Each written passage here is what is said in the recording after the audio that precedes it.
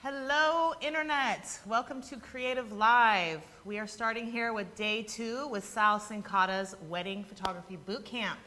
My name is Susan Roderick, and this is my co-host, Kenna Klosterman. Good morning, everyone. Hope you had a good evening. Folks, this is our pre-show banter, so we're going to take about 8 minutes to check our audio and our video. Please let us know in the chat rooms if you're having any trouble with that at all. And how are you doing today, Mr. Sal Cincotta? I'm doing well. I had an interesting evening. I went home, got ready for today. I made some changes, so today would be even more exciting. And then I made the mistake of getting sucked into Facebook, and I started chatting with everybody on Facebook last night. So I had to finally close my lid and walk away from it. You do. You have to do that. I just have to walk away sometimes. You just got to walk away, man. Just say no. Close it. Close the laptop. Down. All right, cool. Well, we have our 5 fabulous ladies. You guys have to come up with a team name, by the way, a Sal team name, so that from here on out we can call you Sal's something or whatever you want it to be. I like it. I like it. Let's work on it. Yeah, we will. We will. Maybe we should take votes from the internet. What do you want these ladies to be called? Yes, that could be dangerous, but yes, I say we do it. Let the internet vote on the team name. They will participate. Trust me, they will Yes. be participating. You do that.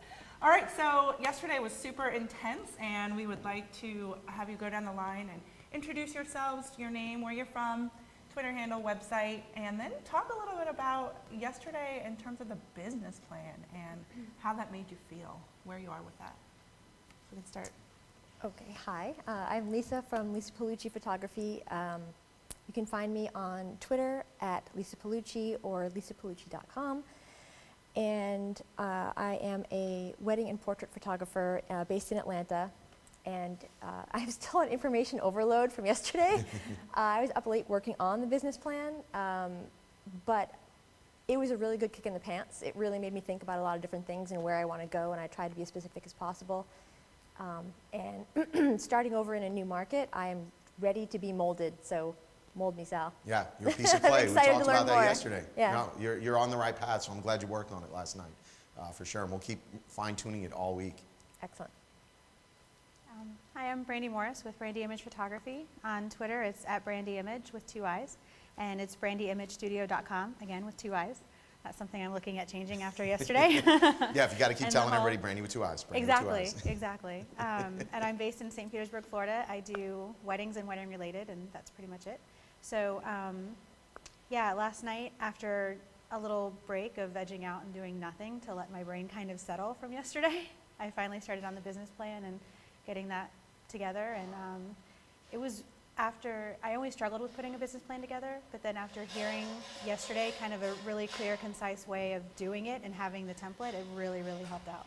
So, So I'm curious, from a business plan perspective, from all of you, do you find that we kind of broke it down into English to make it easy? Because I think people get horrified when they start thinking about a business plan. Yes. But I tried to simplify it so that you don't have to have your MBA to figure out how to put a business plan together. So did you all agree with that consensus? Yes. Good. So now it's just about putting pen to paper, so to speak, and really formulating your thoughts. So that's good.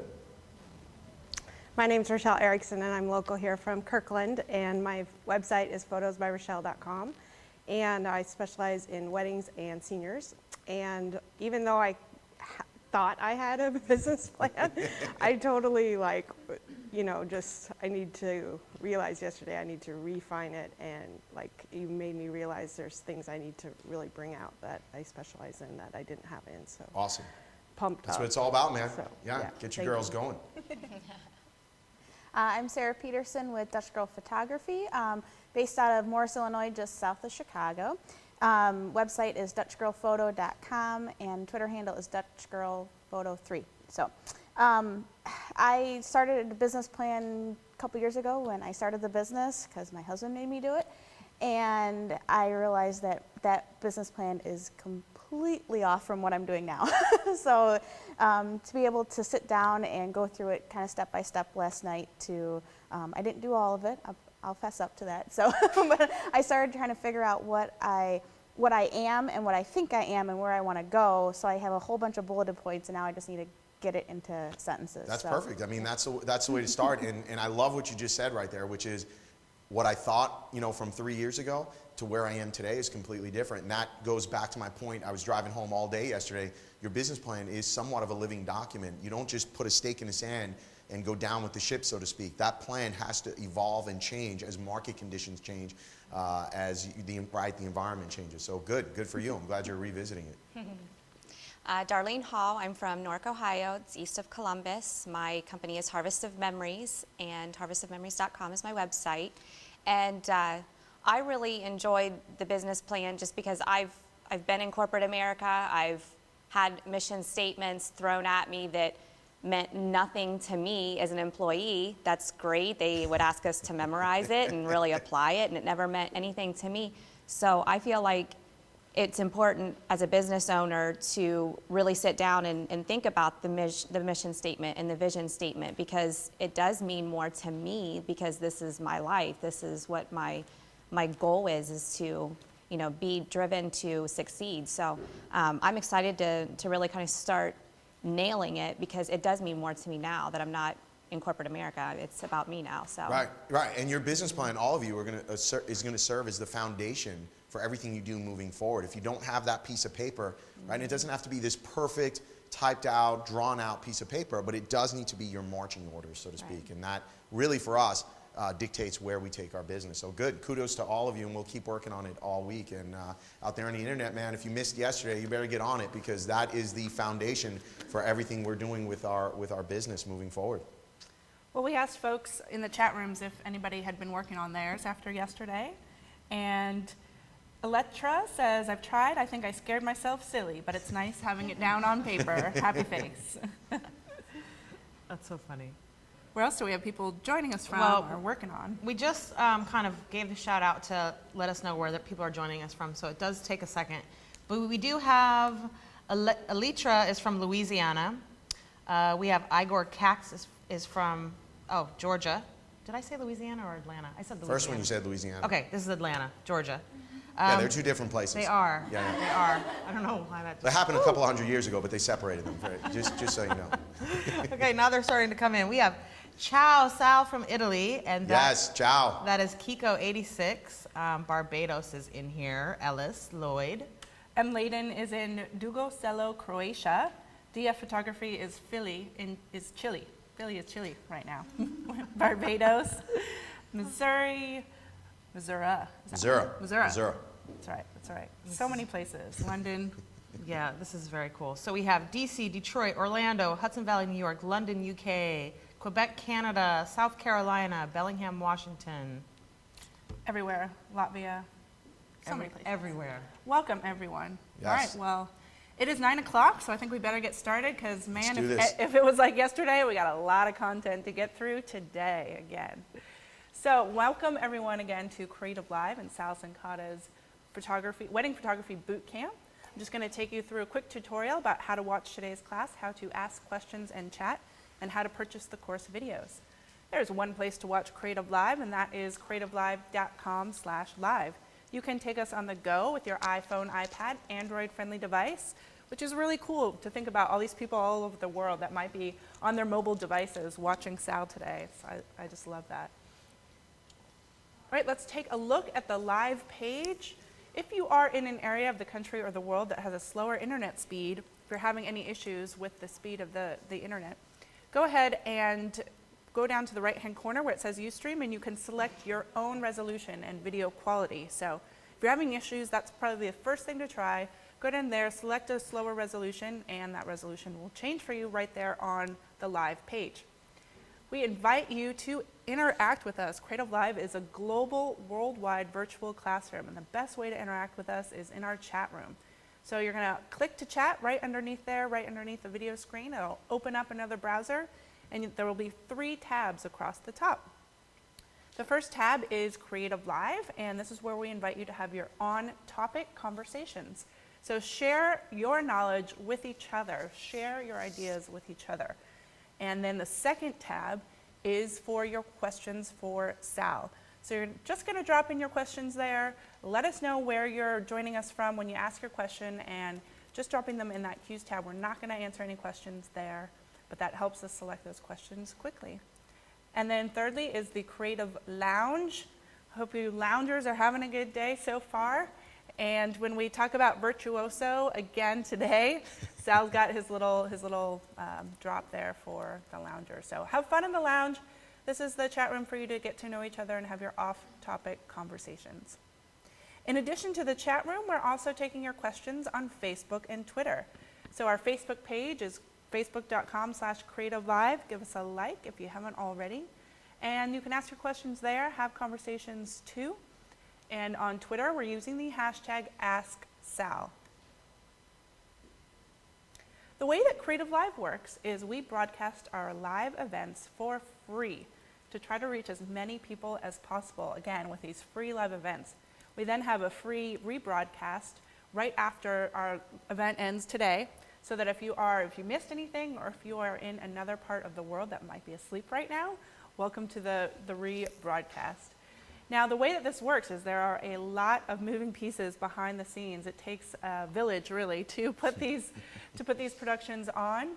And so for those of you who choose to invest in the workshop videos, this workshop is $249 for all 5 days of video downloads. However, when you purchase the course during this week, during the live event, it is only $149. And talk about the value of this throughout the day, but it truly is just a little bit ridiculous that you can get this much information, not just information, but guidance and true actionable plans for you to grow your business, whether it's a wedding business or other type of business.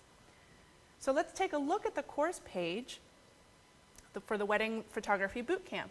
Highly encourage you to enroll for the course. If you haven't already, you just hit that enroll button when you have a Creative Live account. Sign up for an account if you don't.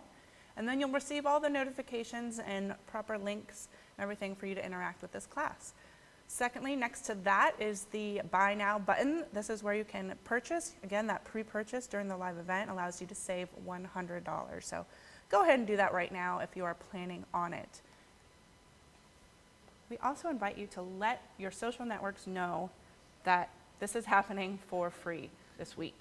The more photographers that we can educate and have business plans and do what we're doing this week, we are raising the bar of the industry, and that only helps everyone. So help us grow the industry and by using your social networks, because the more the merrier here during the live event. Okay, let's scroll down the page and you will see that in addition to all of the video downloads, Sal has brought us so many extra bonus content. Now I'm talking about the contest. I forgot. Yes. Let's talk about the contest, Sal. Why don't you tell us about the contest? The contest is monstrous. We have 2 aspects to the contest. There's 2 contests, so if you missed out yesterday, we'll highlight these again. One is a $15,000 studio makeover, which is, I think, absolutely incredible. I wanted to bring this to Creative Live and give one lucky winner everything they needed in their studio to be successful. And I've got a slide on it, so I'm going to cover all the details on that. But you can enter to win. The details are on creativelive.com. The second contest is 3 days, one-on-one with me at our studio in St. Louis. And it's going to be an intense boot camp working side by side with me at a live wedding, an engagement session, bridal session, whatever you want, whatever you need to be successful in your business. So do not miss this opportunity to win these, I think, 2 incredible prizes for your business. They really are. They really are. So this is where you're going to find, when we talk about it later, the contest entry blueprint, which is the document that you'll use for the contest. Okay, so secondly, here is where you can download all of the additional bonus items that Sal is giving you with the purchase of this course. Album selection worksheets, multiple pricing guides, black label, post-wedding pricing, order forms, timeline worksheets, wedding prep checklist, as well as Sal's keynote presentation. And we'll go through some of these later, but it's just an incredible... Dude, it's loaded. It's your business in a box. It really is. Not just the videos and learning, but the actual documents that you can use to further your business. Okay, so we break out all of the videos into digestible chunks so that you can find exactly what you want to go back and reference when you buy the class. You can download those videos in both HD or low resolution for your mobile devices. And you can also stream those courses when you've purchased right there on the Creative Live website. Okay, so in addition to the contest that Sal just talked about, we are doing our standard giveaways. With our quote contest, there are 2 ways for you to enter this contest. The first one is on Facebook. go to Facebook, you'll see that CL quote contest icon. You're going to click on that. It'll open up with all the instructions. You're going to pick out your favorite Sal Cincotta quote or tip. Put that in there. You can enter the contest once per hour. And then let your friends know that you entered. Let your friends know about that contest on Facebook after you enter. And on Twitter, all you need to do is pick out that favorite quote or tip and use the course URL in your tweet. Copy and paste what you see there, or copy and paste directly from the course page URL. That's how we search for your tweets. And finally, we are hiring like mad here at Creative Live. We now have a San Francisco office in addition to our Seattle office and studios here. So if you're somebody who loves what we do here at Creative Live, or if you know somebody that you think would be a great fit for us, go check out the jobs page and see all of the openings that we have. Ton of opportunity and an amazing environment and people to work with. So that's creativelive.com/jobs. All right, Sal Cincotta, day 2 of 5. Yeah. Over to you. Let's do this, man. Welcome to day 2 of the Wedding Business Bootcamp. And this is, in fact, a blueprint for your business. So no matter where you are in your career, whether you're a beginner, whether you're a seasoned veteran, I guarantee you we have information here that is relevant to you. So what I want to do really quickly is just give you an overview of what we're going to cover today. So today we are going to cover bridal shows, right? So if you're interested in getting into bridal shows, what's our setup? What's our mindset? How do we close business at the bridal show? And I think this is extremely important. We're going to show you a live initial consultation. So we have an engaged couple that will be here in the studio with us, and we're going to do a consultation with them. We're going to show you how to have that conversation, which I know sometimes for photographers is horrifying to even think about. Like, how do I sit down and talk to clients? And some of you are smiling, but it is true. We all freeze. How do we close the deal at that initial consultation? And then we're going in this afternoon, we will do a live engagement session. So we are going to do a live shoot. We're going to light them, pose them, and I came up with 3 different lighting scenarios I want to offer up, right? One is going to be with video light, one is going to be with off-camera flash, and then if possible, we'll try and use a reflector or just natural light. You know, we are here in Seattle, so we got to deal with the weather where it just seems to rain all the time. But we're going to have some fun. So today is definitely an action-packed day. What I want to do is, though, cover, once again, how to use this course. So if you missed yesterday and you missed that intro on how to use this, this is, in fact, the blueprint for your business. We are leaving it all on the table, right? We're not hiding anything from you. If you are serious about being a wedding photographer, if you're serious about being any kind of photographer, yesterday was all business, and we're going to go through the entire process, everything you need to be an established photographer in studio. So I'm going to show you everything we do to run our business. This is a blueprint. There is no other resource like it on the market. I've never seen anyone willing to take 5 years of knowledge and try and drop it into a 5-day window. That's why the girls here are overwhelmed, and I'm sure a lot of you are out there overwhelmed from yesterday. Just a ton of information. But I'd rather give you too much information than not enough. You're going to get our forms, our processes, our communications. We run a successful studio, so we're not just telling you theoretical nonsense here. We are giving you what we do to run a studio. We shoot anywhere from 40 to 55 weddings a year. So I would say we're a pretty active studio, and that's just me and my wife. We have grown our business during the middle of a recession, and our studio is making real money, so we are an active studio. But here's what I need you to do. Do not tell me how this won't work for your business. If you're sitting out there, and the reason I bring this up again is because yesterday, my team is sitting in the chat room, and I guess yesterday somebody was in the chat room. And I love the chat room, by the way, because they'll just squash anything ridiculous that gets said. Somebody was in the chat room yesterday and was like, yeah, this is all great information, but this would never work in my market. Are you kidding me? Like, dude, this will work in your market. Stop talking like that. And the chat room just ignored this person when they said that, because that means you're not getting it.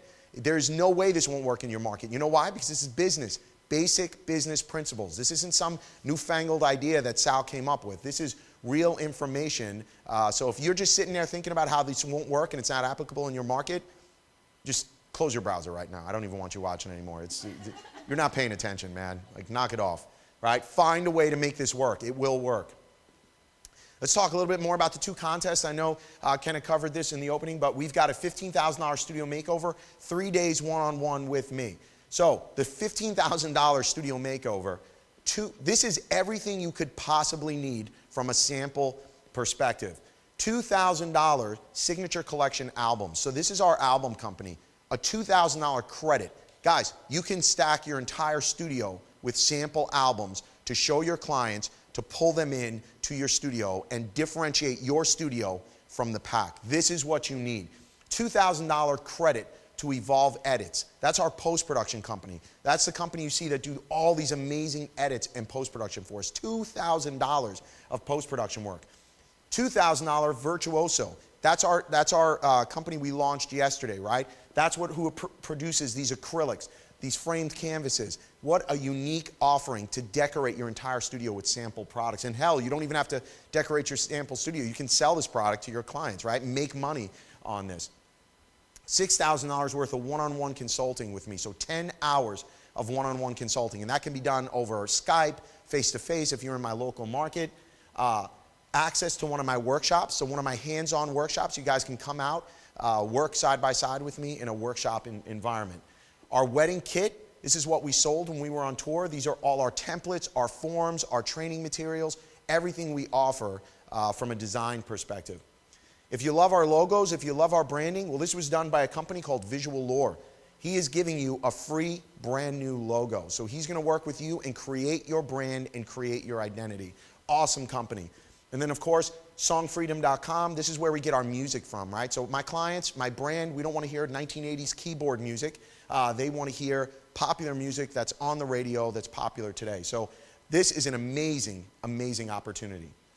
The second giveaway, 3 days with me, one-on-one. So this is one-on-one consulting, work in our studio, customized training to you. So you're going to tell me what you want. If you want to do pet photography, well then come on out and we'll set up a program for you for pet photography. You want to do weddings, you're going to work side by side with me at a wedding, at an engagement shoot. If you tell me you're struggling with posing and post-production, I'm going to help you with posing and post-production. This is as customized a training plan as you can get, guys. So you've got to take advantage of this. And in order to enter, go online. The one thing I need you to do, each one is different, but it's on creativelive.com, and we will cover how to enter this. It's really simple. You take that business plan form that's out there as part of the download. So if you purchase the course, you get that the business blueprint, if you will. Fill out that form, submit that form, and we'll be selecting winners. So one of the winners will be selected this Friday. I think we're accepting entries at noon on Friday. So we're going to select somebody this Friday and announce live on air. So good luck, guys. Let's get into it, man. So we are going to start talking about bridal shows today. And I want you guys out there in the internet, ladies out here, questions, man. I want you to think about questions. Today, I'm ready to handle any kind of questions you have around bridal shows, because if you rewind yesterday, right, you remember brides are telling us, I think it was 60-something% off the top of my head, that they go to bridal shows, right? Somewhere in that neighborhood. They go to bridal shows. That's how they're finding their vendors. And so all those photographers out there who are going, nah, man, bridal shows suck, there's tire kickers, man, you're missing the boat. 50% of our business comes from bridal shows. 50%. That's a lot of our business that's coming from bridal shows. They're inexpensive for the most part. Right? You can go to a bridal show where you can do a table set up for $500. Well worth it. There's other bridal shows that we've participated in where a table, no kidding, this big is $7,000 to $10,000. Okay? So you've got to make up your mind where you want to participate, and we'll talk about how to figure those out. But ultimately, you still need to be there. And the main reason you want to be there is because this is the one room all your clients are in. It's guaranteed. It's a bridal show. So everybody in the room is a potential client for you. Why would you not want to be there? There's no scenario in my mind I can think about where I would not want to be in a building where all my potential clients are, right? I'm not talking about going to a baby show and looking for weddings, right? I'm talking about going to the one show where there's anywhere from 500 to 1,000 of prospective clients in there. And you've got to understand, you've got to change your mindset about bridal shows. The other thing you want to think about is, what is your perspective, right? What is your mindset when you walk into a bridal show? See, I find that the photographers who don't want to be part of a bridal show go in with the wrong mindset. They're thinking, oh, I'm going to do this bridal show. There's 1,000 brides. We're going to book 100 weddings. No, you're not. That's not how it works, okay? When I go to a bridal show, I'm looking to book 3 to 4 weddings. That's a reasonable number. So if you put your mind right and you walk into a bridal show with the right expectations, you're going to be absolutely fine. But if you go in there thinking that you're going to go to one show and now you're going to rule the world, you're going to be let down when you walk out of that show. So it is truly a mindset when you walk in there. And if you remember all day yesterday, what were we talking about? How to find the right clients. So If there's 1,000 brides at a bridal show, and one of the shows I do in St. Louis, they have anywhere from 800 to 1,500 brides at their January show. I can't book 1,500 weddings. I don't want to book 1,500 weddings. I'm looking for my bride. She's a needle in a haystack. There's 4 brides in that 1,500 bride pool that I'm looking for. That's my mission. That's my mindset when I walk in there. Is that making sense? I'm curious. I want to pause here for you. How many of you are actively doing bridal shows? So 4 of you. Of the bridal shows, what is your perception of the bridal show? Do you think it's a good thing to be part of or a bad thing to be part of? I've always liked it, but I get conflicting messages from other people. But like what you were kind of talking about, they want to say that to me. Yeah, they don't want you there. Well. Yeah. But I like talking to people. It's just like a regular wedding day where I'm talking a mile a minute to all these people. Just because I'm bubbly and excited and I want to hear about how they got engaged and when's the wedding day and where are you getting married at and what are your colors and, you know, tell me all the details. So I like the bridal shows because it really is the way I am during a wedding day where I'm excited on the wedding day for them. But are you having success at these bridal shows? I am. Good. I mean, but, you know, I would like to make it, I like the idea where we're going with it on doing less is more. Well, we were talking this morning. Yeah, and we'll cover that for sure. Yeah. But so far, you've had a good experience with bridal shows. Sarah. I've actually only done one. This is my 2nd year in business. So I loved it. I was excited going into it. I didn't expect to get, like I said, 100 weddings, but I only came out with 1. And I was a little disappointed in that. I was hoping to come out with like 3 or 4. So, but I am going to do more this coming year. But same thing with Darlene. I love talking to the brides. I got into wedding photography because I love being part of the wedding day. So the excitement of, you know, hearing their stories, and that's why I do it. Well, and I love the contrast, right? Here we go. You're sitting next to Darlene, and she's had great success, or had success at bridal shows. And here we go. We jump to you, right? Because your stories are all going to resonate with the internet, right? Because we're going to have people out there who are like killing it at bridal shows, and then we're going to have people out there who are like, bridal shows suck. I can't get them to work. So I love that we have different messages here. So you're saying, hey, I'm having mixed results out there with that. So that's perfect. Don't worry about it. We're going to talk more. Shell.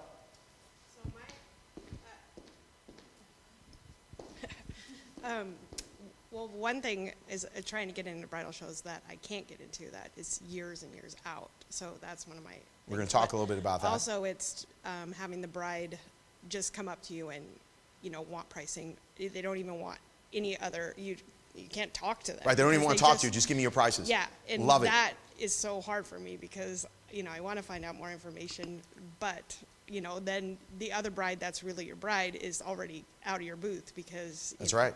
So it's trying to figure out what to say exactly to them. I love it because we're going to cover just that. So that is perfect, Rochelle. Brandy. Does Brandy need the mic? Let's pass the mic to Brandy. Okay, just Rochelle. There we go. Until we talked this morning a little bit, I thought I wasn't doing well at bridal shows because I was only averaging like 2, 3, 4 per bridal show. But now that I understand that's a decent number, I'm okay with it. Right.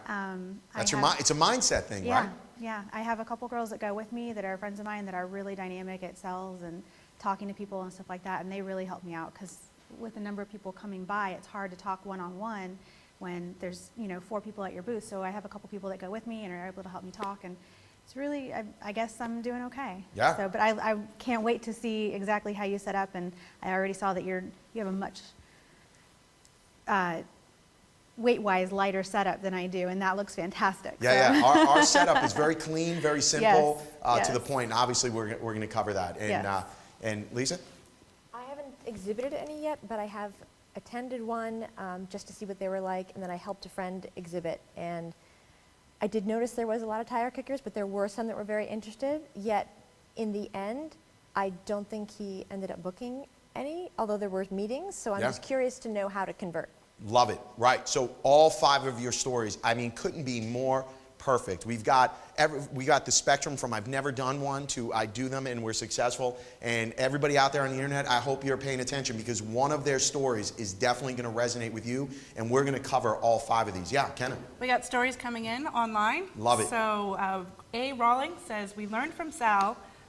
Sal has planned for bridal shows, and we went from booking 1 wedding at a bridal show to booking 7 weddings at our last bridal show. Yes. Thank you, Sal. So it's not just about being there, but we're going to learn what you do there. Yeah, oh, absolutely, right? You don't just want to show up. If you just show up to the bridal show and check out, man, forget it. It doesn't work that way. So, you know, if you're a little more introverted and you don't like having that conversation, you're probably going to struggle a little. So we got to get you to break out of that shell and show you how to have the conversation, which is a little bit about what we're going to cover today. So I love your stories, by the way. So this is perfect, and I'll keep those stories coming in. So how do we decide on what shows to participate in, right? There is a million shows out there, no matter where you are, what part of the country you're in, even part of the world. There are going to be bridal shows of some form or fashion. So how do we decide? First of all, let me tell you guys, we do 5 to 7 bridal shows a year. That's a lot of shows, right? I would say we run a very successful studio. If we're booking, right, on average 40 to 50 plus weddings a year, that's pretty successful. Our name is out there. They know who we are, so how come we still do bridal shows? Right? I run into photographers all the time, and they're like, nah, we don't have to do bridal shows anymore. Okay, the clock's ticking because you're going to go out of business at some point, right? You just basically pulled back. Remember the 5 tenets yesterday. Brides told us yesterday that they are in one of 5 places. Internet search to find their photographers. Internet search, bridal shows, magazines, referrals, right? And there was one other. I can't remember off the top of my head. So if that's where they're telling us, okay, they are, what are you doing to be at each one of those 5 places? I have to be in each place my bride is telling me that she's looking for a photographer. I'm never going to give up bridal shows. Not going to happen. Brides are going there. My mission has to be to convert to those 3 to 5 brides. Find those 3 to 5 brides. So you cannot give up on bridal shows no matter how long you've been in business. That's just bad business. This is a marketing staple for you. So how do we decide on the shows to go to? It is a little bit of a crapshoot, guys. No, I'm not going to lie. We will do almost any show once, okay? And we'll see how it goes. So we did a show a couple of years ago, and there was a snowstorm that weekend. So we only booked 1 wedding out of there. And so that wasn't a very good show for us. So we said, okay, let's go back next year, try it again. It was pretty inexpensive. We went back again the next year, horrible turnout, right? They didn't have brides in the room. They actually had less than 100 brides show up to this show. So we never went back. So I'm willing to try and fail at a show just to see what it's like. Can we get our name out there? Can we meet with those brides? Here's what you need to do. You need to ask for a media kit. Every bridal show should have a media kit that they can produce for you. And what is a media kit? A media kit basically should be able to tell you what the demographics are for that bride. Okay, our average bride is 23 years old, average household income is X, average amount they spend on their wedding is Y. They should be able to give you those numbers. If they can't give you those numbers, I would question the validity of that show, right? That just sounds like more of a little boutique show that somebody's thrown together. And if you want to experiment and go after that, go for it. But you have to know if they can't give you those metrics, that means they don't even know who their target bride is. And I don't necessarily want to be at a show, right, where no one knows who our target bride is. Now you guys out there may be thinking yourself, if you were watching yesterday, like, whoa, wait a minute, Sal. Yesterday you told us that your client is not defined by a number. Your client is not defined by necessarily demographic. Your client's defined as that person who has the money to spend on photography, right? That's what we talked about yesterday. And that is a true statement. But here's what I don't want to do. I don't want to show up to a show where I know right out of the gate 99% of the people can't afford me. That is a bad show for me to be at. I don't want to be there. I want to be at a show where at least I know the people in the room, on average, have money, right, to be with me. Does that make sense? Here's the other thing to consider. In doing those shows, the reason they should be able to produce those demographics is because most shows are tied to a magazine. Whether they own the magazine or the magazine owns the show or they're affiliated with a magazine. If they're not affiliated with a magazine, answer me this. How are they promoting the show? That should be a concern to you, right? If they don't get the word out about the show, then there's no chance of them having brides in the room. That's why it's so important that they're affiliated with a magazine. Now, every city is different, right? Not all cities are affiliated with a magazine. So you're going to have to take a chance or go visit that show. But guess what? There's 2 times a year where it makes sense to be at these shows. And those times are January, right? Majority of engagements happen over the holidays. So between November and December is engagement season. That's just the way it works. From there, January, February, that's when you want to pounce on these shows. And that's when we do the shows. So we will do, now we do some shows throughout the year, but we'll do 4 shows in January, 5 shows in January, because that is bridal show season. So that's when you want to be there. Then you want to start doing them maybe in the latter part of the summer. So like, August, September, in that range. And most cities will have those. I'm not real big on doing bridal shows in June. I'm not real big on doing bridal shows in October. I don't like that. So that's where I'm targeting. Again, how many do we do? I told you guys anywhere from 5 to 7. But I want to rewind here. I want to go back to the cost of a bridal show. We do 2 separate shows. We do one where it's like that $500, $600, $700 a table, okay, for a show. And then we do one up in New York, one up in Chicago, and it's called the Wedding Salon. And the Wedding Salon offers 4 shows across the U.S. They do New York, Chicago, Miami, L.A. So they do 4 major shows. And their tables can cost you anywhere, depending on the city, between $6,000 to $10,000. What I love about this show is that they limit the number of photographers that are in the room. Now, I haven't done that show in over a year, so I know some things may have changed with them. So do some research there. But that wedding I was talking about yesterday, that $300,000 wedding, that wedding was booked at the Wedding Salon show up in New York. And so these are the kind of brides they attract there, right? So you got to pay to play. And they limit the photographers, right? So when I go in there, there's only 4 photographers in the room, and you've got all these pre-qualified brides. So for example, they charge, this is something else you may want to consider when looking at bridal shows. How much should they charge the bride to be there? If it's free entry, you better run, man. Run, run, run. Because yes, 99% are going to be tire kickers. So it should not be free entry. There should be a nominal fee to get in. So some of the bridal shows we do in St. Louis, it's a $5, $10 fee, but it's good because now you know they're at least a little bit serious about getting in the room. Well, the one I'm telling you, these high-end bridal shows we do, entry is $50 per person. So dude, you're serious. If you're spending $50 a ticket, you are serious about being in that room, especially if you're bringing your mom and your bridesmaid and you've dropped $150 to $200 to be in that room, you are serious about being there. So very, very important that you understand all that. What to wear. This is it, guys. This is what I wear. This is my bridal show attire. I don't show up in my booth wearing a tuxedo or some monkey suit because that's not me. I'm not going to show up to your wedding day in a tuxedo. I'm sure as hell not going to work in the booth in a tuxedo. And as crazy as it seems, we still have a little bit of that in the Midwest. I go to bridal shows and I see the photographers there in a tuxedo or in a suit, and they look uncomfortable. And guess what? That's not what your brides expect. We don't live in this formal day and age anymore. Brides don't expect to see you standing there in a tuxedo. You know who that impresses? The parents. But guess what? We talked about this yesterday. The parents are not my target. The parents aren't paying for the weddings anymore. The kids are. So I want to relate to the kids. And when I say kids, I'm talking about 22, 23, 25-year-olds.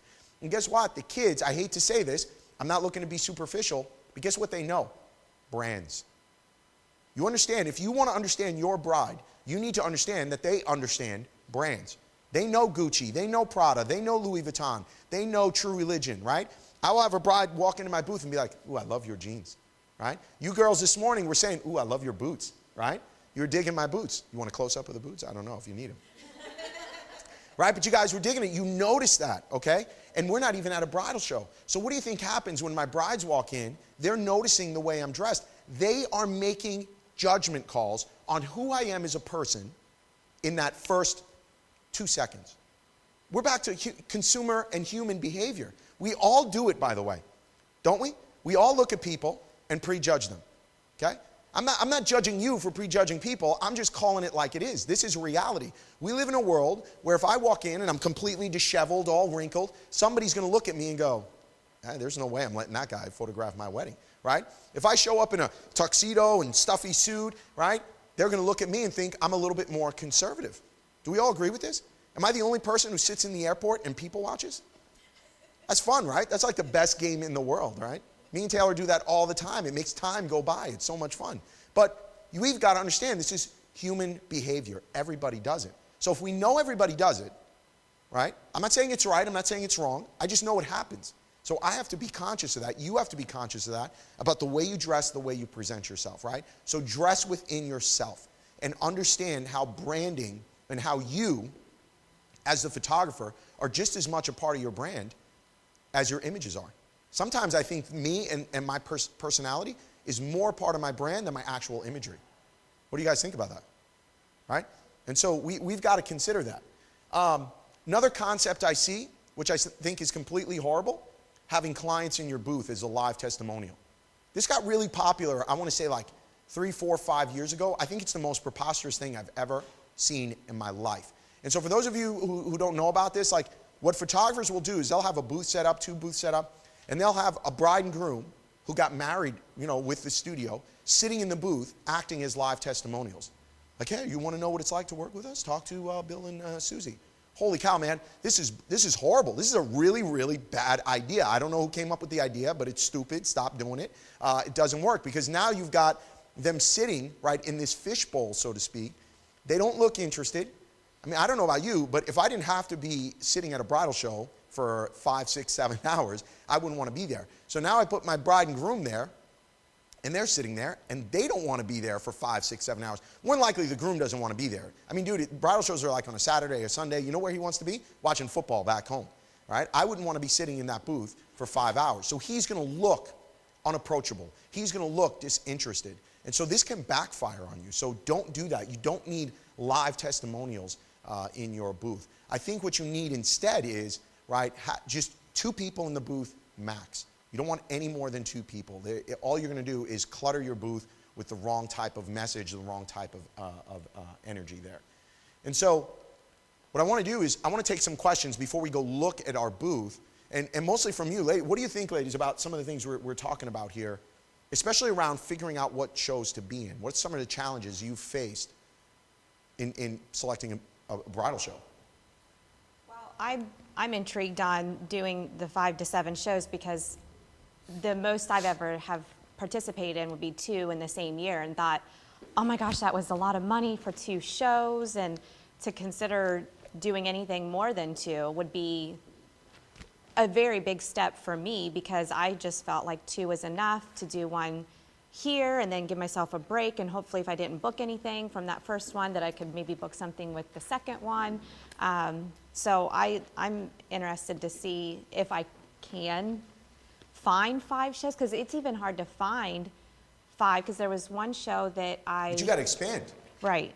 Right, Yeah. so you don't want to just limit yourself to your market. That's actually a great segue. I get asked all the time, Sal, how do I get into destination weddings, destination markets?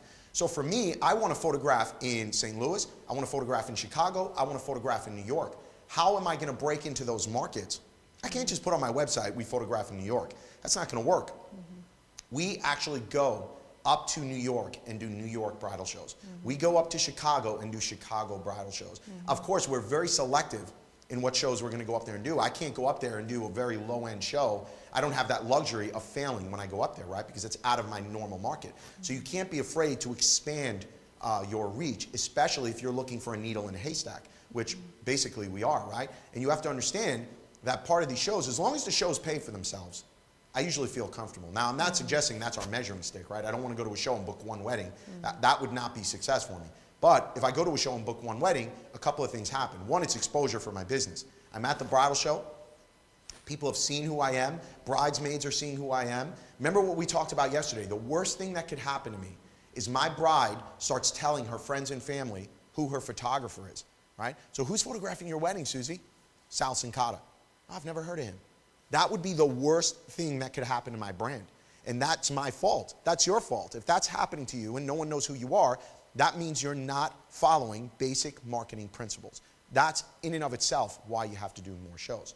And if we go back to the business plan, right, from yesterday, and we talk about how much am I spending on marketing and advertising, well, if you want to do $100,000 in weddings, in theory, you should be spending about $10,000 to $15,000 in marketing. You could do 5 bridal shows and not even come close to spending 10 grand. You with me? Yeah. That's how you have to start thinking about it. Yeah. So that's good. That's good objection. I like this. I thought it was interesting to have not visibility talk about the media kit, because the ones that I've been to, I look at the vendors who've been there, photography and otherwise, and I'm like, I'm not really sure this would be a good fit, but I don't know about the brides that are attending. So it could be a good fit, but then you look at the vendors and you're not sure, because I don't think, no one's pre-qualified. It's just if you have the money, you can get in. Right. So you need that media kit. Right. A media kit's going to give you a sense of who's going to be there, because you will find that the higher end venues, you know, whether it's the caterers, the planners, they're not going to low end shows. So if you don't see that caliber of vendor there, there's a good chance there's a reason for that, right? And so I forget who. There's companies out there. Here's what you got to think about. Look at Starbucks, right? We're in Seattle, so we're in the land of Starbucks. They do a lot of market research, okay? Spend tons of money to figure out where the next best location is to open up a store. Now, we're in Seattle, right? So their idea of marketing and opening up new stores is basically every other corner there's a Starbucks, and that's fine. But when you get outside of Seattle, they do a lot of market research to look at local demographics, traffic rates, all this stuff. So that you realize, rather than reinvent the wheel, and I hope you guys are all following where I'm going with this, rather than reinvent the wheel from a marketing perspective, if you're a new business and you're trying to figure out, where do I open up my location? Just look at where Starbucks is. Just go to follow Starbucks. We already know Starbucks has spent millions and millions of dollars forecasting growth patterns, income levels, demographics. I don't want to spend tens of thousands of dollars figuring all this out, right? Doing traffic analysis, trend analysis.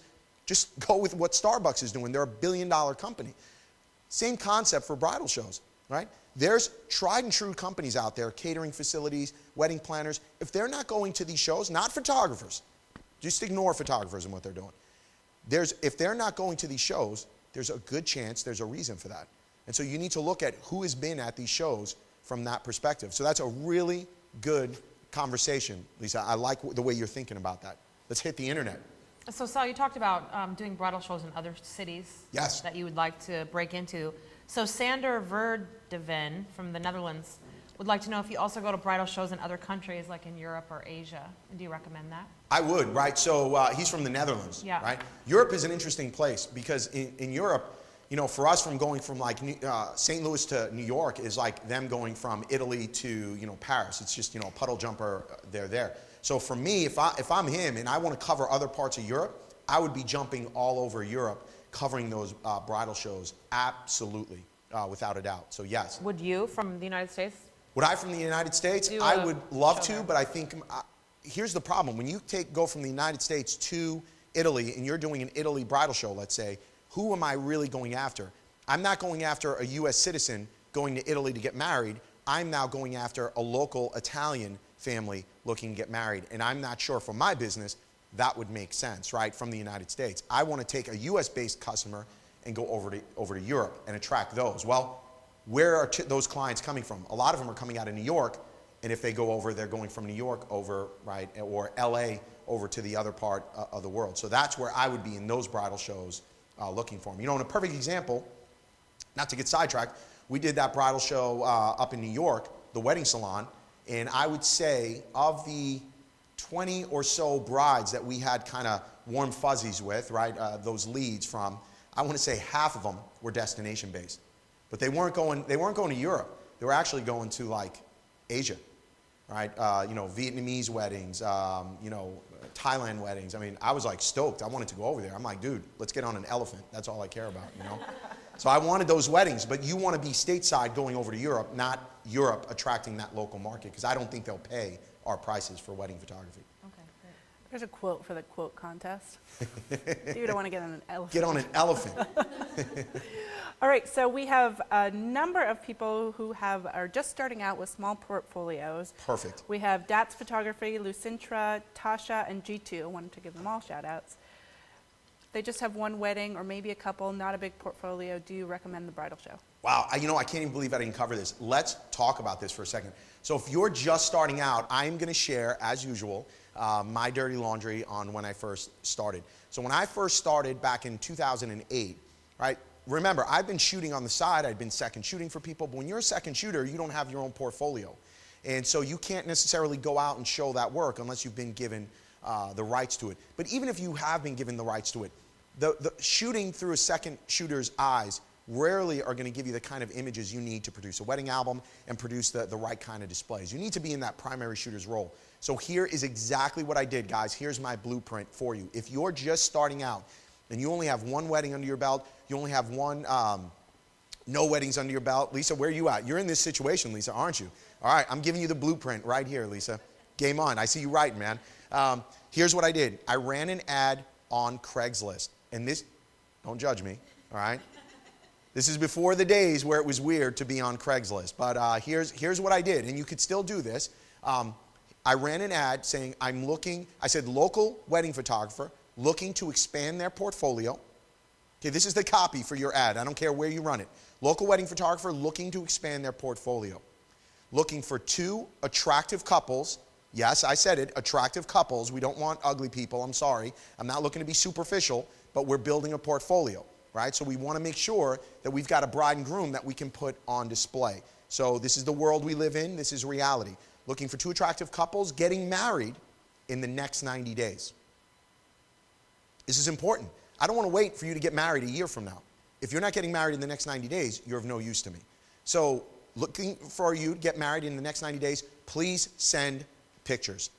I've got to see what you look like. I've got to see if you're going to be a fit for what I'm trying to do. And so with that ad, I booked 2 weddings right out of the gate, okay, at cost. So I charged them $500, gave them their CD of images, and those were my 2 weddings, and I've shot them both in a 60-day window. I went to my first bridal show, and all I had were images displayed from those 2 weddings, and I had 2 albums, one from each wedding, that I designed and printed and had there.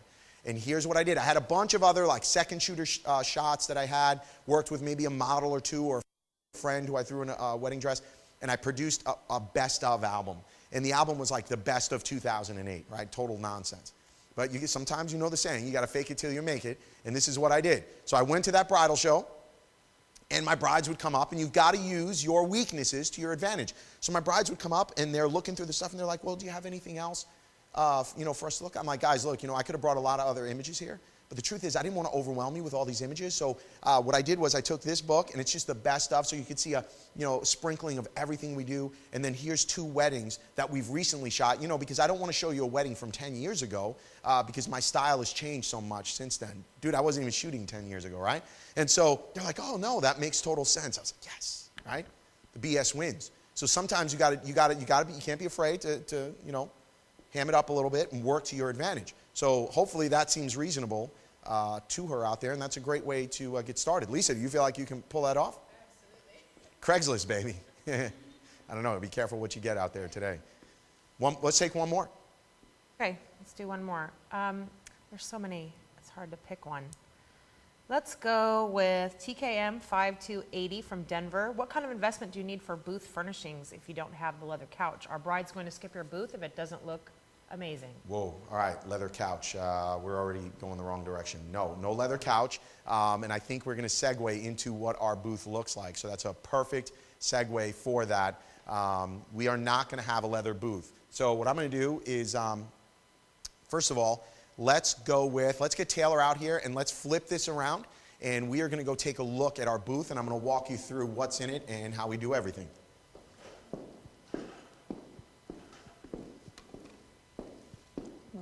Yeah, we're going to go over there to the booth.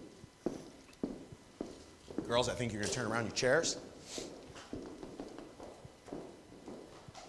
From a camera perspective, let's push this over here. All right, so we are at the Sal Cincotta booth at the Creative Live Bridal Show right now. And so here we are. This is our typical booth. So what I want to do is kind of walk you through and set the stage for our booth. Notice in our booth we do not have no cappuccino maker, no couches, no construction going on in our booth. This booth is set up in probably about 10 or 15 minutes. Wouldn't you say, Taylor? You set it up this morning. Yeah. Notice a couple of things, right? So let me kind of set the stage. We don't sell couches. We don't sell cappuccino. We don't sell tables and chairs and all that other stuff in my booth. And I got news for you. Your brides don't want to walk by your booth and sit down. That's not what they're looking to do. They are there shopping, for their vendors. So I'm telling you, do not decorate your booth that way. And again, just sharing a true story. When we get to our bridal shows, even if it's a 2-day event, there's 30 photographers. So we do one bridal show where there's literally 30 photographers at this show. And on the other side of the booth is typically, there's another photographer there, and this is a true story. He gets in on a Thursday night. He's got the saw going, the drill going. He's building out his booth, right? He's got tables and chairs and everything like that. He's got like 4 pictures in his booth, right? So guess what? Look how many images are in my booth. And this is, of course, an abbreviated kind of booth for us. But you know what? There's no doubt about it. When you walk by our booth, there's no doubt what we do. We are photographers. So when I get tired, you know, and I've had a long day, I go over to his booth and I sit down in his comfortable couch. That's what I do. I'm like, dude, this is comfortable. This is awesome, right? But he's not attracting the right clients. His booth looks beautiful. Don't get me wrong, but I am not selling furniture. I am not selling a lounge area. I am selling great imagery. So a couple of things I just want to highlight for everybody as we go through this so you understand our booth setup. One, it's all about imagery. That's what I'm selling, images. And they're all dramatic images. Notice there's no pictures here of shoes, of bracelets, of jewelry, of flowers. I take those pictures. I don't want anybody to misunderstand. I take those pictures. But we kept talking about this yesterday. We kept talking about it over and over again today. You have to find your bride. My bride is the bride who's going to walk by and see this and be captivated. I mean, this is just a sea of pictures, okay? Even the way we lay these out are very, very simple, right? Vertical, horizontal, vertical, horizontal, vertical, horizontal. We're staggering it. We're creating an art display, okay? Vertical prints across the bottom. Everything is mounted on styrene, right? I'm not selling framing, so nothing is framed in my booth. Everything is big, dramatic, architecturally based pictures. And it's not uncommon during a bridal show. Also notice the table is pushed forward. This is key. So if you take one thing away, this table is a must-have. This is pushed as close to the aisle as we can, because what happens is people are window shopping. They don't want to commit. Brides walk by and they're like, don't make eye contact. Don't make eye contact. They don't want to commit because they know they're going to have to get sucked in and talk to you, and they're used to all these awkward vendors being there. So you have to have a way to bring them into your booth. And that's what this table does, because they don't want to come in and commit to this yet. So, but they can walk by, and this is really close to them, and then they see free. This is what gets them in, because everyone's there to get free stuff. They know if all they have to do is fill out their little card, and they could possibly win something. So that's the whole purpose of this, is to get people to come to the booth, and we're also collecting their names. So now I have their names and email, and the day after the bridal show, I'll call down every single person. I don't want to go that far yet. Okay, Hang tight. So here's what you don't want. Let's get them to the booth first, right? So here's what I don't want to do. I don't want you out in the aisle. Hey, you looking for a photographer? Like, no, right? That's Vegas. Let them do that in Vegas. That's not us. Okay, that's not my brand, right? If they don't want to come into the booth, don't be that weird person trying to get them into your booth. Just kind of chill. Hang back, hang tight. Let them walk by. And what's not uncommon to see is we'll have brides walk by and they'll just stop in the middle of the aisle. They don't want to come, like Taylor said, they don't want to commit. They start getting this close. They know you're going to talk to them. So they'll stand over here and they're like, oh my God, look at that picture. Oh wow, was that in Rome? Oh wow, look at that one with the car. Oh, that's beautiful. Oh wow. Oh wow. And whenever I see this happening, I'm like, hey guys, we're giving away a free DVD slideshow if you'd like to sign up to win. They're like, oh, free? Okay, I Bingo. can do that. That's how Taylor pulls them in. So she just lets them kind of sit here for a second, and then she tells them, hey, we're giving away a free DVD slideshow.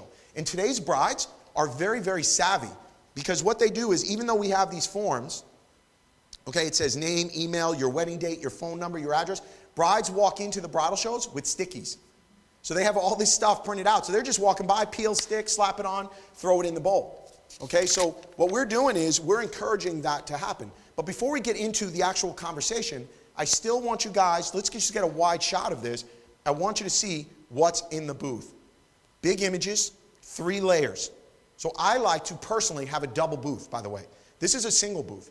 So I would normally have at a bridal show a double booth. Remember, just like the magazine stuff, go big or go home. So I want a double booth, and it would be this times 2. So you'd have this entire sea of pictures, and then all across the bottom. So across the bottom, these are 20 by 30 prints mounted on styrene. Okay? Vertical, of course, because that's what we're going to want across the bottom. Up here, these are all 24 by 36s mounted on styrene.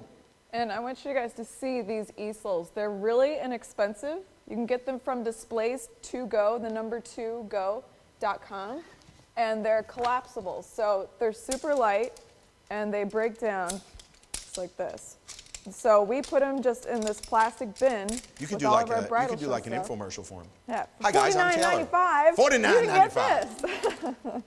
No, it's super easy. So, you know, it makes it easy to set up really quickly, and it's light, so we're not carrying anything really heavy. We bring one for our tub booth. filled with this stuff. And then they go up just like that. Okay? Where's this one? This one leans across it at this level. Yeah, so this just sets on these little legs, which you can adjust the height. And then all the prints along the bottom are just leaning against the legs. So it's really just 3 easels back here. That's all it is. I screwed this up. So, there we go. So that's how easy it is for us to set up our booth. I spend more time obsessing about what images are going to be at what level than I do setting up the actual booth. So this is really easy for us to set up in the booth. Also now notice off to the side here are wedding albums. So this becomes very important because this is what we sell. We sell albums. That's the number one thing we offer our clients to differentiate ourselves from shooting burners. I mean, so again, you've got albums with custom leather cases, right? That clients are walking by and they're going, hey man, I've never seen anything like that. So can you imagine? This is one of our glamour line albums for our photographers, right? So this is like red scarlet leather. You pull it out, custom album, right? Brides are going crazy for that. And then out on this table out in the front, you want your best album, just the one that's the most different, that's going to catch people's eye. So we always put our Pano album out there because no other photographer really carries this size in our market. So whenever they see that, they're like, oh, that's different. I've never seen that before. And then that's how I get them to stay at our table. So once they start filling out the slideshow, what you have out here is really going to suck them in and get them to stay. The other thing out on this table is the engagement guest book, right? So back in the day, what used to be popular, innovate or die, what used to be popular was having the 8x10 matted, right, on an easel where people sign. Okay, that's really cool when you're like 19 years old. But as you get older in your home, no one would ever, I wouldn't want people walking in my home and being like, oh, this is really cool. Look, oh, wow, Billy signed this. What? Right? That's not what I want. That's not a cool product. That's not an innovative product. That's not a high-end product. So what we started doing was producing these engagement guest books. And what they are, as you flip through them, there's going to be one page where the image is full color. The next page, the image is faded, and it allows their guests to sign all around it. And this continues through the book. These are books that we produce. It takes Taylor, because we use everything we do is template driven. So Taylor designs this book 15 minutes. Yeah. There's 10 images in it, easily laid out in a template. 15 minutes max, this is designed. So we're not investing a whole lot of time in it, but yet from a client's perspective, this is gold. They absolutely love this engagement guest book. So this is also sitting out on this table. Fishbowl, free DVD slideshow. So this we're using Animoto, right, as a slideshow. But guess what? If you win the free DVD slideshow, I can't deliver it to you unless we photograph your wedding. It's impossible. You see what I'm saying? What am I going to give you a slideshow of? The wedding I did last week? Right? If I'm going to give you this, you're going to end up having to book me. But I don't know if anybody remembers how much this was on our a la carte price list yesterday. Anybody remember? Oh, man. It's tough being in the audience. I call them all the time. $399. So this has a $399 value. So you could even enhance this, win a free DVD slideshow, $399 value. So from a bride's perspective, she's going, oh my God, this is worth $400. I'm signing up for this. So now we're collecting all these names. From a typical bridal show, we'll collect anywhere, it depends on the show, anywhere from 70 to 140 names in that range. That's our lead list. And then if there's a really special bride that you had a great conversation with, after she leaves, you just take that name out and you write a little star on it. We put a star on it. And you put it in your pocket. Because that's someone you really want to follow up with. If they showed a lot of interest, you want to make sure you give them a call, say their name like, hey Sarah, I had such a great time talking with you. I'd love to set up a meeting where I can walk you through everything. Is that making sense? And so Taylor, I hope everybody caught that. If we connect with that bride, rather than throwing her name into a list of 150 names that we won't be able to find her again, we're going to write a little star there. We're going to make a little note. Petite blonde, had a great conversation with her. Her dog's name is Pluto, and they want to go to the moon, right? Whatever. So we're gonna take those notes, write them there, so that when we have that conversation or follow up with them via phone call, we have all that data there because we're calling down all these names. Now we will talk about, before we end here, our strategy with a bowl of names. So just before I keep going, because now what I want to do is get to the point where Wait. Flyers. Yes, These sorry. are not on the table. You do not have these laying around. Whatever you're giving out brides, you hold close. You don't just give it to them. So what happens? Yeah, put it out there. Okay. So what happens, they're just going to walk by and grab it, and they're not even going to stop in. And you're going to get hammered because then other brides are just going to keep coming through Yeah. and grabbing it, right? And so you don't want that. And you're like, I can see you right now, Rochelle. You're going to be like, wait, what? No, what? Right?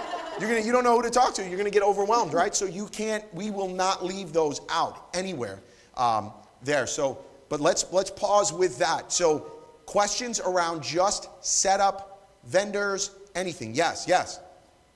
What are your thoughts on where to set up? Because a lot of times there's like an inside ballroom where there's a show going on and everything's happening, and then there's like booths outside that area. Yeah. And I hear mixed things on to be set up in the main ballroom or to be set up on the outskirts. What are your thoughts on where to be set up? So great question, by the way, because that is experience we've had either way. I find, personally, I don't know what your opinion is, we've never really talked about this, that when we're inside the ballroom and that show starts, you can't have a conversation with anybody anymore. Lights go off. But once you're in the outside rooms and you're not in the main ballroom, once that show starts, everyone disappears. So it's a catch-22, right? So if you're outside the ballroom, once the show starts, that usually empties out because everybody's going to watch the show. But if you're inside, even if the show's starting, even though you lose those brides, no one can have a conversation anymore. Yeah. So I'd almost rather be outside knowing that there's going to be a dead moment, right? Usually it's about a half hour during the show, and I'm okay with that because they're going to see me on the way in and they're going to see me on the way out. But our best bridal show that we do every year is in just a big convention center. So it's just one big open place, but we always want an end cap in the middle aisle. So they'll have rows broken up into two with a main aisle going in between, and we always have an end cap close to that center aisle. Okay. So by having an end cap, let's say this were the end cap here, right? I hope everybody understands what that means. You're at the end of a row. Yeah, brides would be walking by right next to your booth, and then they come down the aisle, and then they see it this way. So you're getting maximum exposure if you're on an end cap. Okay. That's going to cost you a little bit more money, Right. right? Now, I do want to do a major investment piece with the album, the calendar style opening album, but I've done the variety where I've done an album of just one wedding or a collage.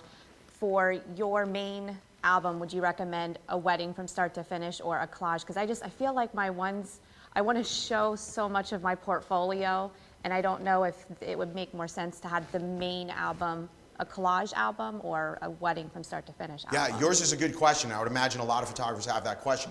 When you're starting out, you can go with the best of, right? And that could be your collage style album. But man, every image in there better be like impact style imagery, okay? What you don't want to do is have, one album in your booth.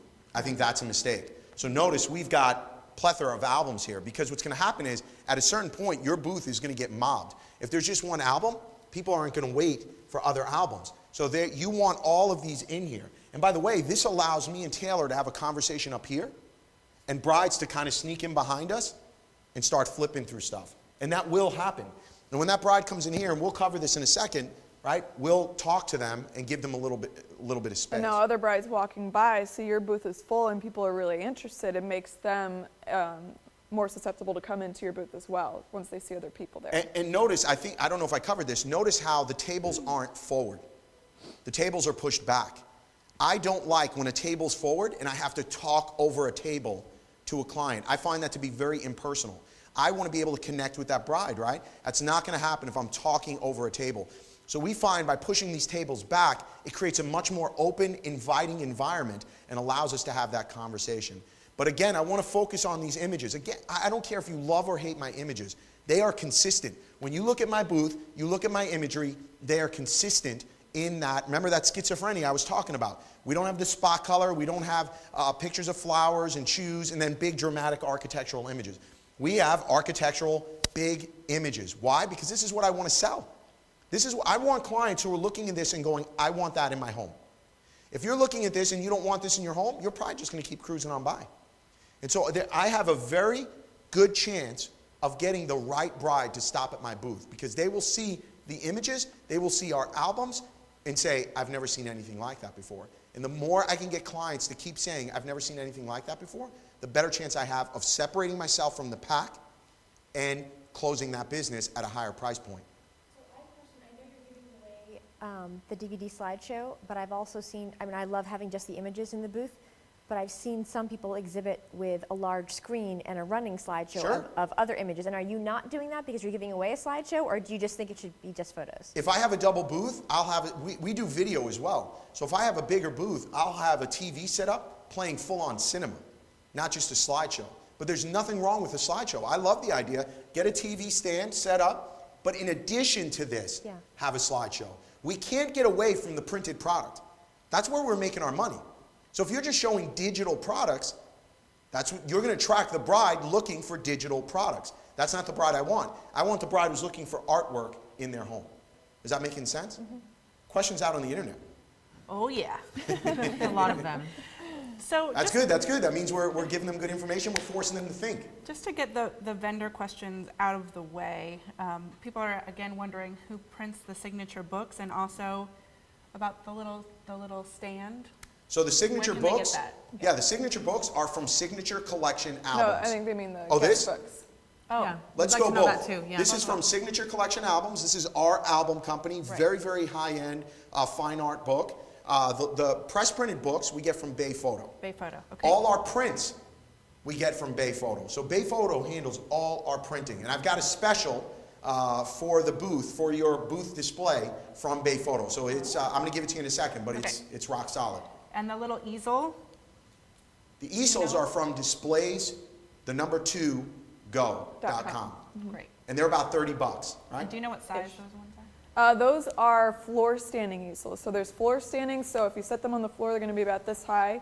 And then over here we have tabletop. So for if you want a low level print, that's So the these are the tabletop small version. tabletop versions, and then those are floor standing Right. versions, and we just put them on top of the table. Thank you very much. You're welcome.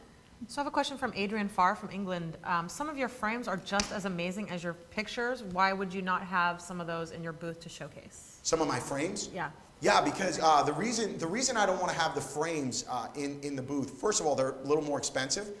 In your bridal show booth, when you do 5 to 7 shows, they are going to get destroyed. We refresh these prints every year, so we have new images, and you want to keep that refreshing every year, and with that kind of stuff we can afford to, and it's going to get beat up. So if we're using it for displays at our studio, we don't want like chips in it or anything like that. Remember, in our studio, we're going to have those displayed, Right. maybe framed and canvas and framed acrylics, right? But from a bridal show perspective, I want quick, easy polish.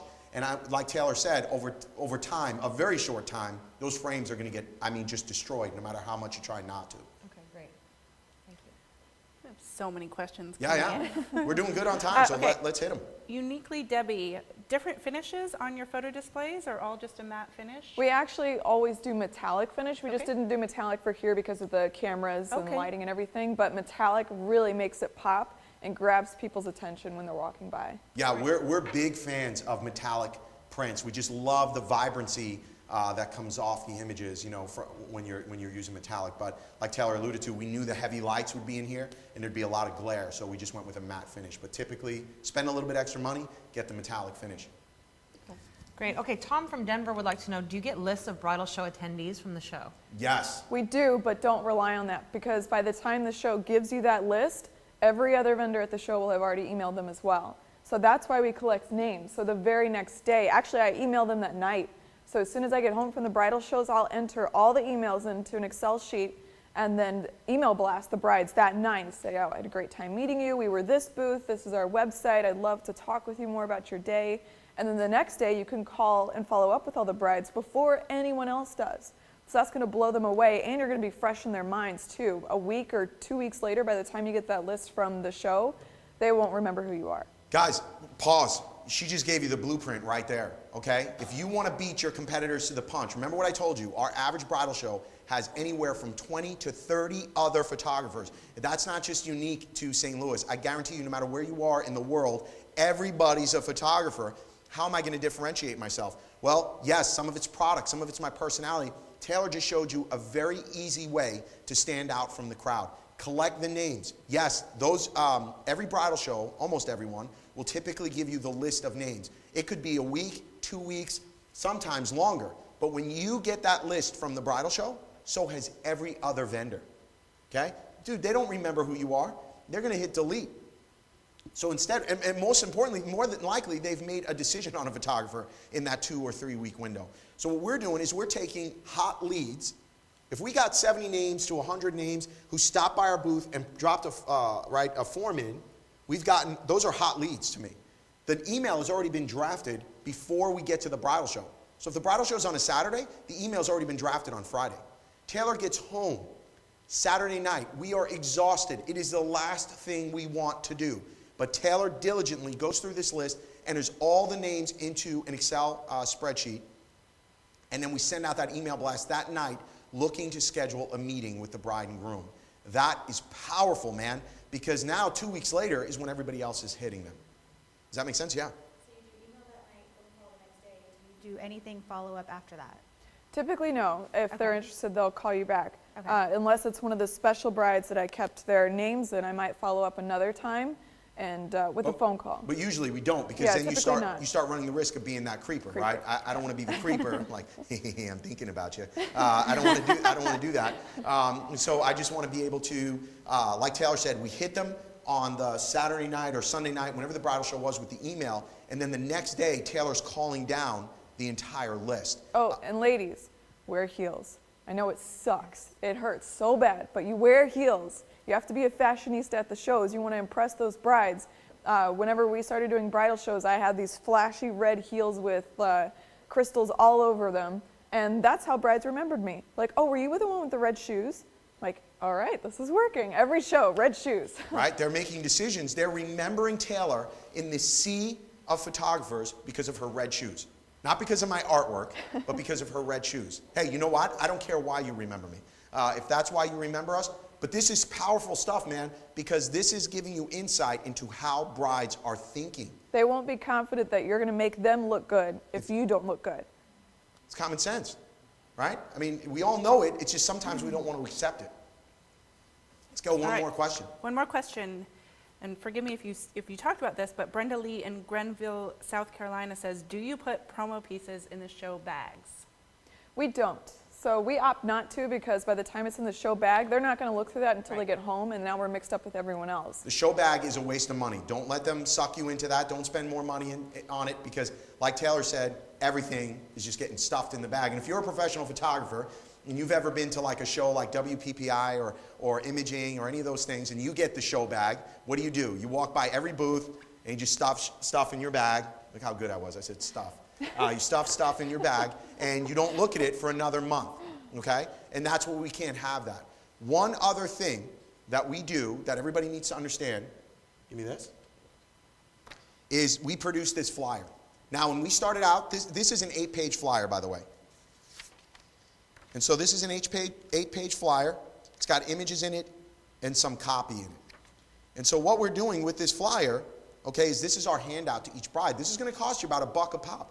So it's not inexpensive at all. But want to talk about making a statement, right? Big impact image on the front, big impact image on the back. So on the front, okay, it's real simple. New York, St. Louis, Chicago, because those are the main markets we're shooting in. My logo's up top, and then I've got a picture of a bride standing in the snow inside of Busch Stadium. Busch Stadium is the home of the St. Louis Cardinals. So in St. Louis, they are fanatical. So when they see an image like this, they're like, is that Busch Stadium? Are the lights on? Is that snow on the field? You know who's got an image like this? Nobody. I can honestly say there's no one in St. Louis or anywhere else that has an image with a bride standing in the middle of the outfield in snow. So that's an impact piece. You may not like it, but my brides go crazy for this, because to get the lights turned on at the stadium, just to flip the switch, is about $5,000 to $8,000.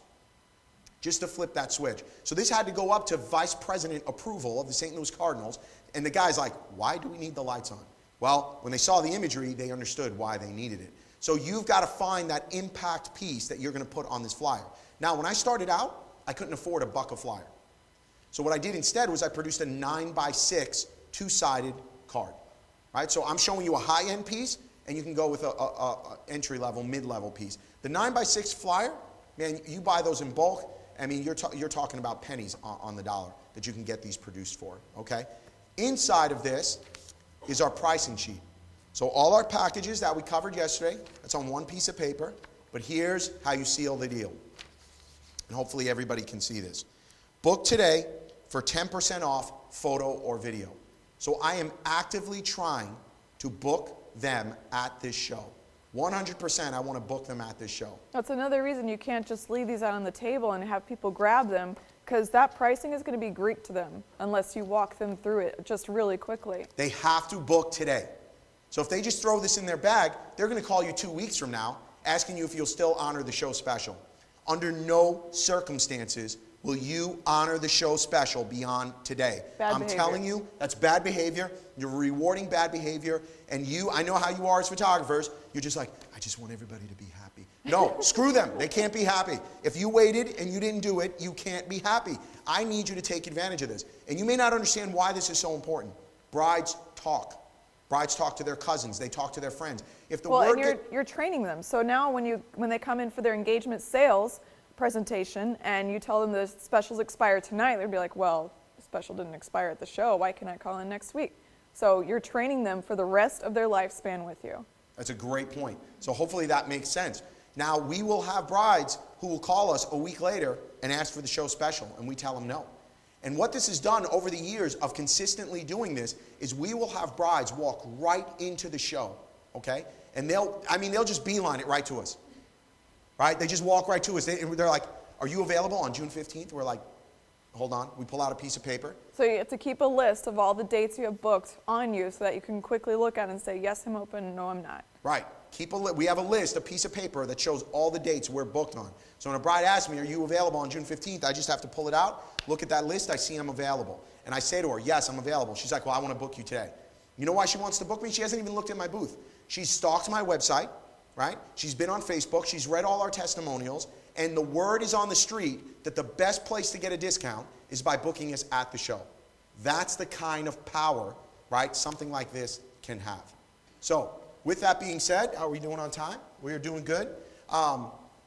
Questions about this specifically and running show specials.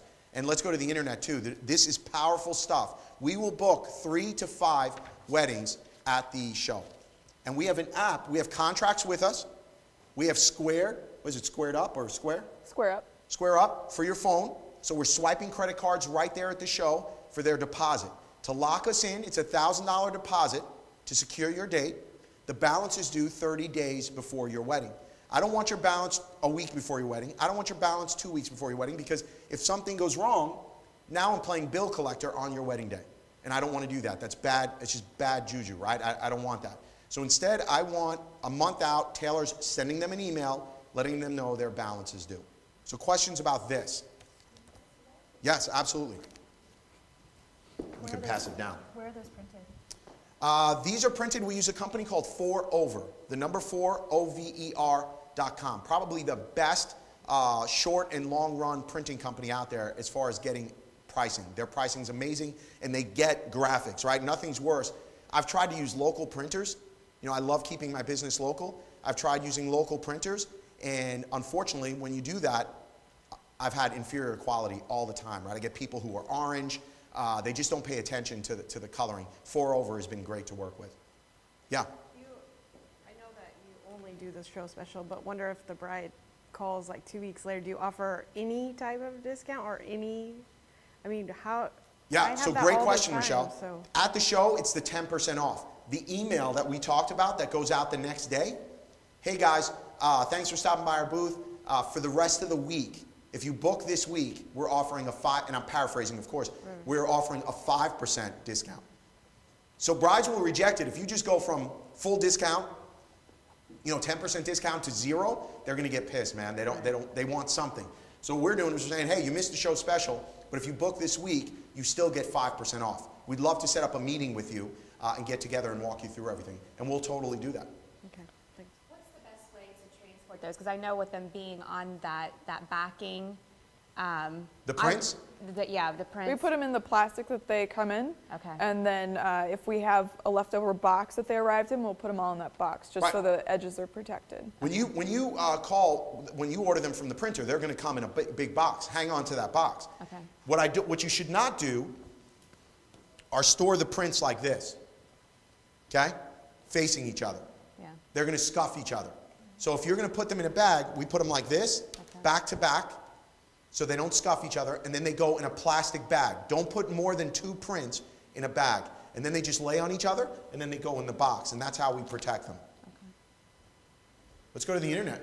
So Sal, somebody in the chat room, I know we've talked about people walking by and you kind of like luring them in, and you have this brochure that you're showing them, but can you talk us through, once a bride's willing to talk, what the dialogue is from that point forward? Perfect. Perfect segue. It's like they're reading my mind. Yay. All right. So let's do this. You want me to be the bride, or you be the bride? You be the bride. Me be the bride? Hey. All right. So let's do this. How about you be the bride? Come on, Lisa. Sorry. Come on. You can do it. What are you like at stage fright right now? Come on up. Come on. You can do it. Come on, Lisa. You can do it. You're the bride. I have faith in you. Come on. You can do it, girl. All right.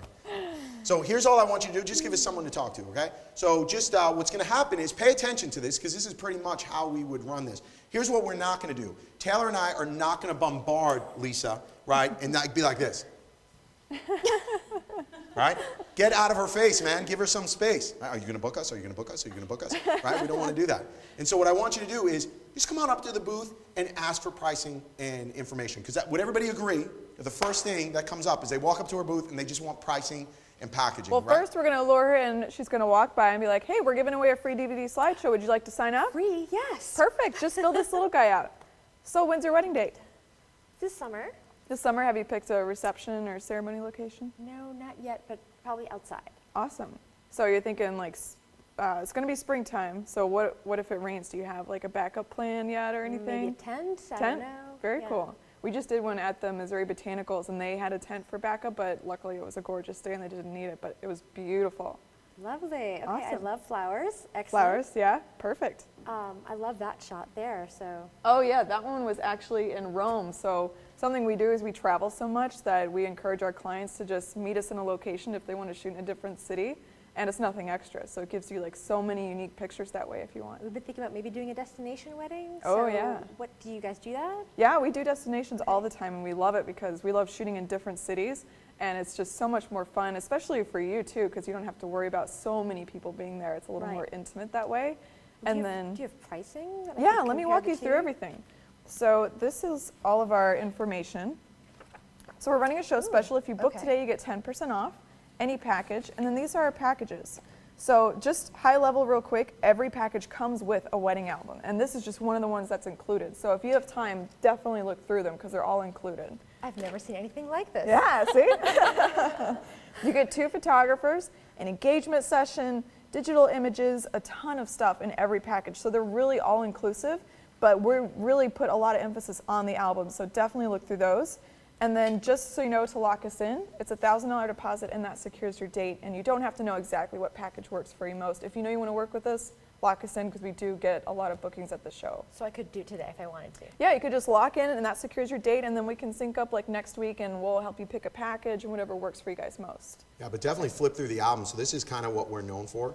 And if you notice, very unique lining. So feel this. This is crushed velvet. That's nice. It's very nice. And then this is design calendar style. So some people like it, some people don't. You either love it or hate it. And we have regular albums as well. But this becomes very much a signature piece for our studio. But go ahead, feel free, flip through and enjoy the day. And I don't know if you guys caught that, but I stayed off to the side. That's exactly how we run it. We'll never come in at once. So the way we run it is, you can sit down now. Thank you so much. Good job, Lisa.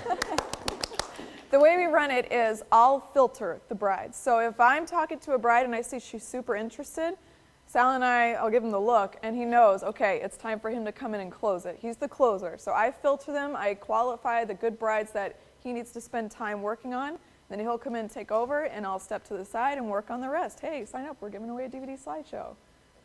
Now, so, but let's role play a little bit, right? Let's have, because Lisa was the good bride, I would say. We read her energy, and she wanted to have the conversation, right? Not every bride is going to go that way, but you know, maybe you picked up on it, maybe you didn't. Taylor, did you notice Taylor didn't give her pricing right away? Taylor was talking to her about, okay, and you need to rewatch that over and over again because the way she ran that is how we run it every bridal show. She didn't put pricing out there right away. Instead, what Taylor did is she started asking her questions about her day. Every bride wants to talk about her wedding and what they're doing, so now she's interested in the conversation. But she's going to remember that conversation. She didn't just grab the sheet and stick it in her bag. She actually had a conversation with us. Now, is that the way every single one goes? Of course not. But I'm looking for that needle in a haystack. And when I see Taylor has had enough conversation with her, now I know it's my time to come in, right? So if Taylor just had this conversation and the bride's like just completely disinterested, not your bride, let her go. You've got to figure out who to talk to, who not to talk to. So in the other scenario, you might have a bride, and this is realistic, right? They might walk up and they might say something to the effect of, and they'll do this, right? They're like, do you have pricing? Yeah, let me walk you through everything.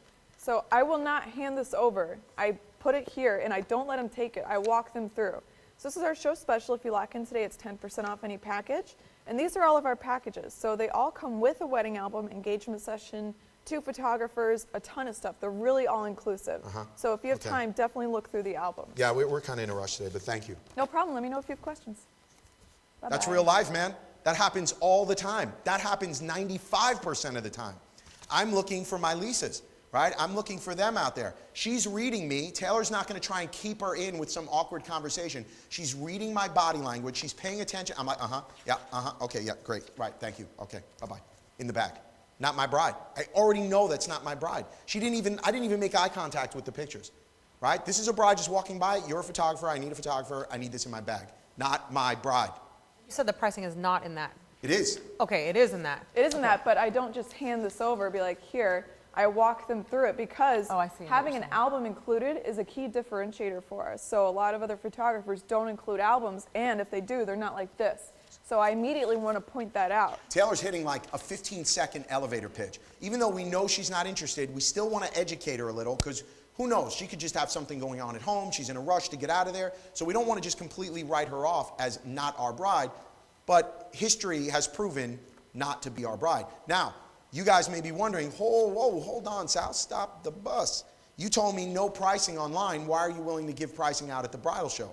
I'm willing to give pricing out at the bridal show because here, I'm not necessarily rewarding bad behavior.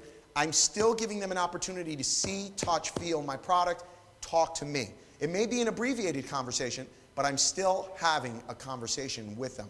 And that's why I'm willing to give them pricing at that stage of the game. Does that make sense? Yes, the two of you shoot together, so I understand you guys. Never. Or you don't? Starting out we did. Sal trained me, so everything I learned was from him, but now we shoot totally separate. But you still shoot as part of the company, so, yes. So it makes sense for you to kind of divide and conquer, but what if it's one person and then you have someone else in your booth helping you? Is it odd that the main shooter would be off to the side and not be the person talking to the bride initially? No, I mean, you shouldn't just be there, you know, like this, like, that's right, I'm judging you. I'm looking at you up and down, right? That's not what you want. Do something. Stay busy, okay? So, and just listen to what's going on. But it's not uncommon, like for maybe Alyssa, who's our studio manager, she might be up at point, just filtering, because what's going to happen here is at some point, Taylor is going to get overwhelmed. We've had a situation where there's 5 people gathered around listening to Taylor. So she's hitting this one-to-many situation where she's walking 5 people through the packages, explaining the benefits of the album to 5 people, and then she'll hand out each one of them 5 questions and say, let me know if you have any questions. And maybe 1 out of that 5 is shows a little bit of interest. We'll peel off with that 1. I'll be like, Sal, can you help her out? She had a couple of other Sal, questions. she's got a couple of questions. Can you give her a hand? And then I'll come in and just walk over here with that 1. So tell me a little bit about your day. How'd you hear about us? Is there anything in the booth? What drew you into our booth? That's a great icebreaker, man. What drew you into our booth? And that's my opportunity for the bride to go, you know, I really love this picture. Well, let me tell you the story behind this image. He proposed to his fiancée in Italy, and we were there, and we photographed the event. Oh, you travel? And then that starts a whole other conversation, right? And that's how we do it.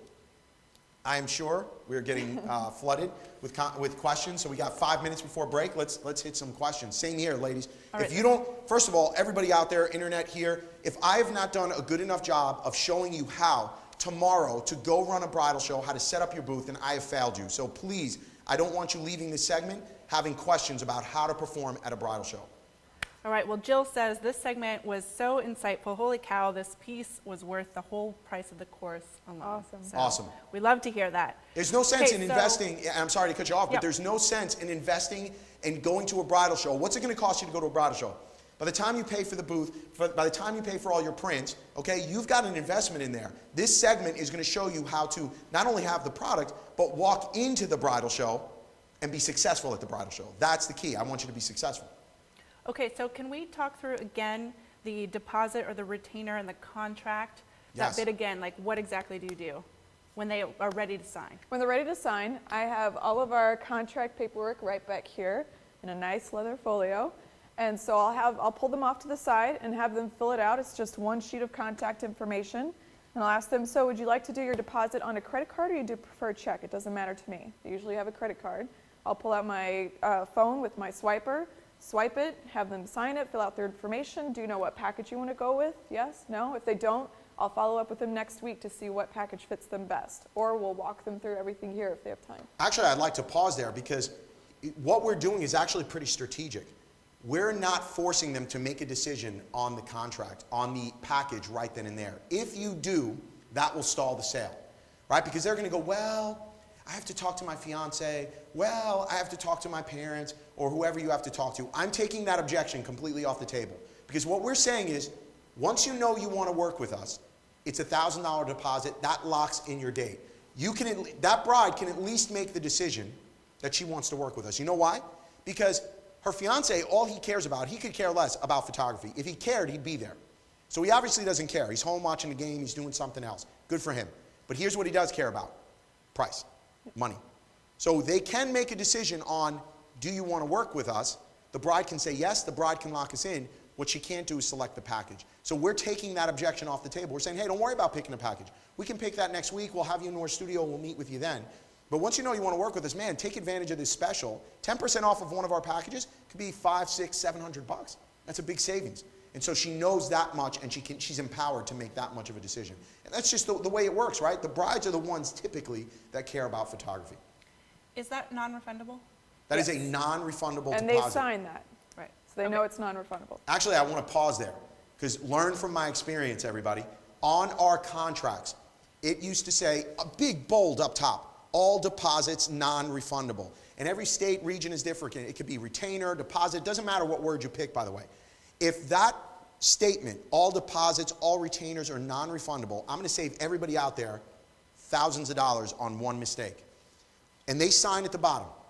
According to the credit card company, 99.9% of the time, if they challenge that charge, right, they change their mind, 99.9% of the time, the credit card company will issue a full refund. True statement. I've had this happen to me. So instead, the credit card company says basically, if it's more than a thumb's width away from where they sign, then they may not have seen it. Dude, it's big, bold, like giant font. There was no way they missed it. But those are credit card company rules. So what we did now was all deposits are non-refundable. Actually, all monies paid are non-refundable. I don't care. If you paid me in full a month before the wedding, and now 2 weeks before the wedding, you call it off, that's your problem. I can't resell your date. All monies paid are non-refundable. And they have to initial right next to it.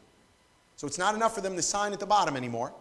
They sign at the bottom and they initial right next to it. So there's no chance at all they're missing it. Great, great question. Another great question Yes. from Fashion TV in Singapore.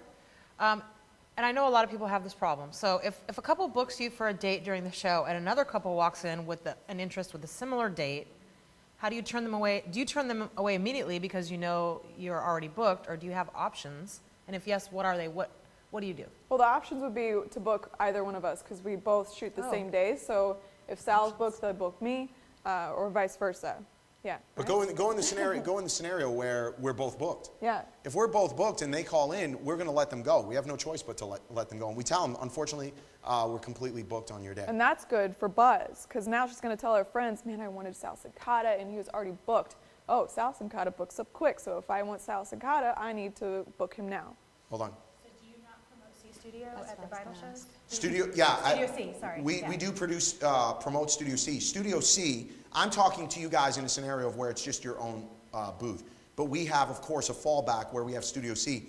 Studio C is right next to us. They have their own booth set up. Okay. So we would push them to Studio C Okay. for that, yes. Okay. Okay, Lisa. What is the agreement that they sign? It's not a full contract? It's a full contract. It is a full contract? Yeah. Okay. What- Do you get any pushback on that? Like, oh, I have to talk to my fiance before I sign this? or- Typically not. Typically not, but if they did and they had to talk to their fiance, I'm not holding your date. I can't hold your date. And I'll Unless look they her- give a deposit. Right, but if they don't sign the contract, the Right, deposit they is could- useless. Right. Right? So they have to sign that contract if they want to retain us. I don't know why you're concerned, Lisa, but let's talk about it. The reality is they have to do the same thing with the florist, the caterer, and every other vendor. So you wouldn't be out of line expecting them to sign that contract. Okay. All right? Yeah? How Sean? do you recommend getting into shows that are 7 years out? You have a problem. I would pull your specific scenario, your advertising in their So I magazine. just started, so I might not be like, I mean, I just started advertising with them a month ago, so I might Right. not So like, maybe really count, maybe but- you talk to them now. Maybe that conversation has changed. If 'Cause- you're doing like a full page ad in every issue, or spending a lot of money with them and then offer them free headshots, free promo material for their events or whatever, now they love you. If they love you, you just move to the top of the list. But I would say to them, look, guys, I'm advertising with you. What do I need to do to be in your show? I'm not waiting 7 years. Okay. I would actually say that to them, right? Because I would say to them, I can't keep advertising in your magazine if it's going to take me 7 years to get into your show. Right. So what do I need to do? They might come back to you and say, well, Rochelle, if you were to run a 2-page ad, we could probably get you in the next show. Okay. It might be worth it, right? Any show that's got a 7-year wait list is a show I'd want to be in. Right, You with me? So try that strategy, see if that works. great, thanks. Yeah, go for it. Oh, I was just gonna say, I got allowance for a few more extra minutes Yes. before break, because there's so many questions. Awesome, that's good. I was worried about this segment because I know bridal shows is that subject where people are like, no, I don't want to do bridal shows. But guys, I'm telling you, 50% of our business is booked at bridal shows. And I want to pause here for 1 second. All of you out there, again, if you were with us yesterday or if you haven't watched it yet, watch yesterday because we did all our pricing and packaging. Every one of you in here, I'm encouraging to raise your prices to separate yourself from the minutia. Here's the first challenge you're going to have because we went through this. When you raise your prices, you're going to lose your referral base. Do you know what I mean? Those brides who could afford you when you were $1,000, $1,500, suddenly now can't afford you, which means all the referrals they're going to send you, their friends, their family, they can't afford you, which is probably a good thing. Bad brides refer more bad brides. We all know how this works. So what happened to us, think about it, 2008, you could have booked me for $1,000 in my base package. Fast forward to 2010, 2011, our base package is $4,500, $5,000. Those brides can't afford us anymore. That's okay. If you want to separate yourself, you've got to raise prices. Especially if you're a new studio, that's the best way to get in front of the clients you're trying to book, but also with vendors. So the other half of our referrals come from vendors, so the reception halls, the florists. So now you're able to meet these people in person and connect with them. Then you can offer them free headshots, free shots of their flowers for their website. Their venue. Yeah, free shots of their venue for their website, for their marketing material.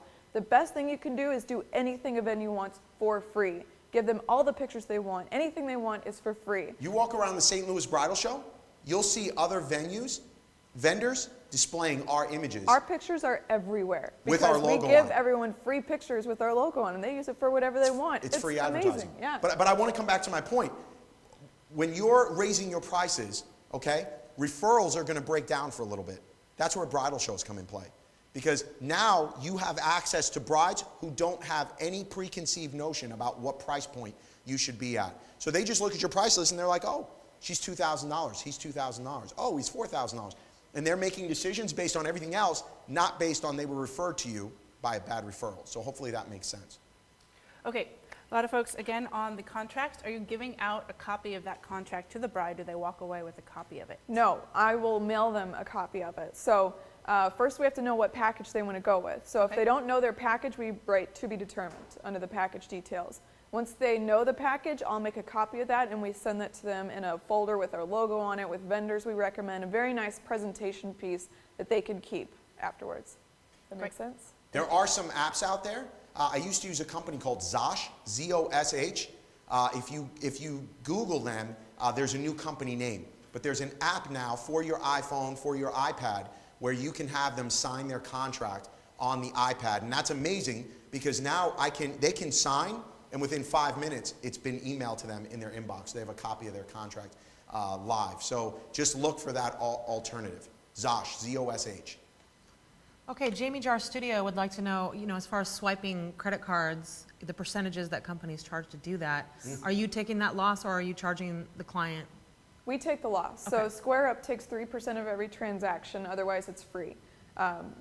So you can either do SquareUp and process it right at the show, or you can key it into your credit card processor when you get home, which the rate should be lower. Ours is about 1.5% when we don't use SquareUp. So sometimes if they write it down, I'll just process it later and save the 1.5%, but we always absorb that cost. I'm gonna save you from the world right now, because you just said it was free. For SquareUp, other than the 3%. For every transaction, they don't charge you for the swiper, they don't charge you a monthly fee. It's Right. just 3% for every transaction versus other payment gateways like Authorize.net. You've probably got a monthly fee, a per transaction fee, a per batch fee, and a Right. processing fee. Right, so SquareUp is a great solution from that perspective. You're just paying that 3%. And guys, it's the cost of doing business. So, the caterer, everybody else, think about if you went to buy a pair of sneakers and the sneaker store tried to charge you the credit card transaction fee. So raise your prices 3%. I just had a visual of, here's your $10,000 wedding package, that'll be 50 cents to swipe your card. Yeah, Yeah. right. No. Yeah. That No, looks that- really like, good. We're what? really high end know. now. Yeah, we're super high end. And we're gonna charge you for tape next. Okay, maybe a couple more questions, because there are so many. Question from Lori P. Do you gift them anything like a swag bag or a gift besides the 10% discount when they book that day? No, we don't give them anything that day, but something we do is if people book our Black Label package, which is our top package, we actually mail them a bottle of our favorite wine. So we try and spoil our Black Label clients, and we've gotten amazing feedback on that because they want that luxury experience. They get a thank you note immediately. A Thank you for handwritten booking thank you us. note on this amazing cardstock with our logo. Yeah. And then the bottle of wine. So that is a great way to start a relationship with your clients. It's well worth the investment. If you want to, again, separate yourself from the pack, you've got to find a way to differentiate yourself, and that's an easy way. Guess who's not doing it? The caterer is not sending a gift like that. The florist isn't sending a gift like that.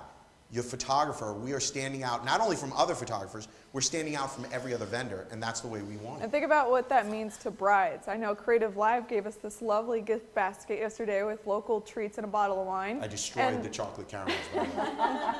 And I Instagrammed a picture of it, and I tagged Creative Live. You think your brides aren't going to do that? They just booked $10,000. They want to brag about that. They want everyone to know how much they spent and what they got and how special they are. They're telling their friends, their Yeah, family, think all about the that social stuff. media aspect of it and the promotion for your studio.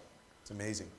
And one thing I want to do before we go to break, and maybe I'll take a couple more questions, but I worked with Bay Photo, and if you're about to set up your photo booth, can you guys put up my slide and forward it to the next one? Bay Photo has a special for you guys. It is your entire booth setup with prints in it, right? So these aren't the acrylics. These are printed on styrene. You're going to get 2 15 by 30s, 4 20 by 30s, and 6 24 by 36s, and they're giving you 25% off, okay?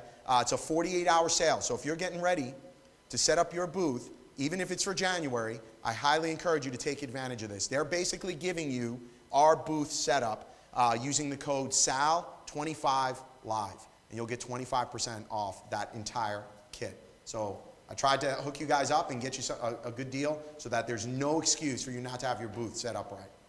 Wow, sweet, that's fantastic. Okay, we gotta go to break, but a couple more things because I've seen several people ask about your logo. We see that it's on the tabletop there. Yes. But people are asking, why is it not more visible? Because Or that's taking up picture space. Our logo is on the flyers, which is really all that matters. There's a logo on the flyers and it's on a tablecloth. Right. We want to use as much space as possible for pictures. We're letting our imagery become the brand. The imagery is the brand, right? I don't need to have obnoxious Salvatore Cincotta everywhere. Don't get me wrong, I love our logo, I love our branding, but you find in a lot of ways when we display our work, we're all about simplicity, subtlety. I think it is much better. Trust me, man, there's no mistake when you walk by our booth, right, that we are standing out from the crowd. Okay, one final question from AJ Photo. Where do you get the table coverings with your logo? Where would you find that? Those This you can get displays- from any trade show company. I think ours are from displays2go.com. And the cheapest way to go about it is you can have them print your logo on it when you buy it from the website, but that's going to be more expensive. If you just buy a black tablecloth and take it to a local printer and ask for like silk screen printing with your logo, it might be $10 versus like an extra $150. So that'll save you a lot of money when you're going to purchase the table throws. Wow, Sal, people are loving this segment. Awesome, awesome. If they have more questions for you about this, what would you recommend? Do not email me. That was bad. Last year I put my email on the screen and I got like, seriously, I was getting about 500 to 1,000 emails a day. Right. I love you guys. I just can't answer all those emails. If you have more questions, let's keep the dialogue going on online. You know, and I'm super stoked, by the way. I went home last night and reworked this segment to make sure we hit a home run with everybody. So I didn't know how it was going to go, so I'm really glad this is resonating with people. Guys, I told you, I promised you yesterday, if you do what I'm telling you to do and follow this course and implement it, you will run basically the franchise of Salvatore Cincotta Photography in your local market, and you are going to win, man. You're going to be successful. I tried to give you everything I have, heart and soul, to be successful. So I'm glad this segment resonated. Well, speaking of that, Yaz made a comment that said, I took what I learned from Taylor and did my first portrait sale. The client spent double their budget. Nice. Good. So Yes. we like to hear that. Yeah. So we're going to take a 15-minute break, everyone. What are we going to do when we come back? When we come back, we are going, I think this is probably one of the most important parts of everything. I guess everything's important. But when we come back, we are going to cover the initial consult. So when you meet with that bride and groom, how do you have the conversation? How do you close business? So we're bringing an actual bride and groom into the studio. This is the same engagement couple that we're going to photograph this afternoon. So they're a true couple, and we're going to have the conversation with them about booking our studio. So we're going to give you the blueprint once again, how to have the conversation. Watch it over and over again. Use it as like a motivational video before you go into the consultation with your clients. And I'm telling you, you're going to close real business. So we'll give you the blueprint once again. Well, Abby Lynn in the lounge says Sal is rocking it. Awesome. And yes, you are. I mean, I love that you guys said, I'm going to leave no stone unturned. And that's really what this is. And, you know, people talk about photographers being control freaks and that we want to be able to control everything. You're basically handing this over, no stone unturned, and, you know, giving it to all of us so that we don't have to worry about things falling through the cracks or the I's aren't dotted or the T's aren't crossed. You're basically getting the whole map here in this workshop. Very incredible. It's only $149. You're going to save $100 if you buy it now. So go ahead and buy it at the break, and we will see you guys back here in 15 minutes.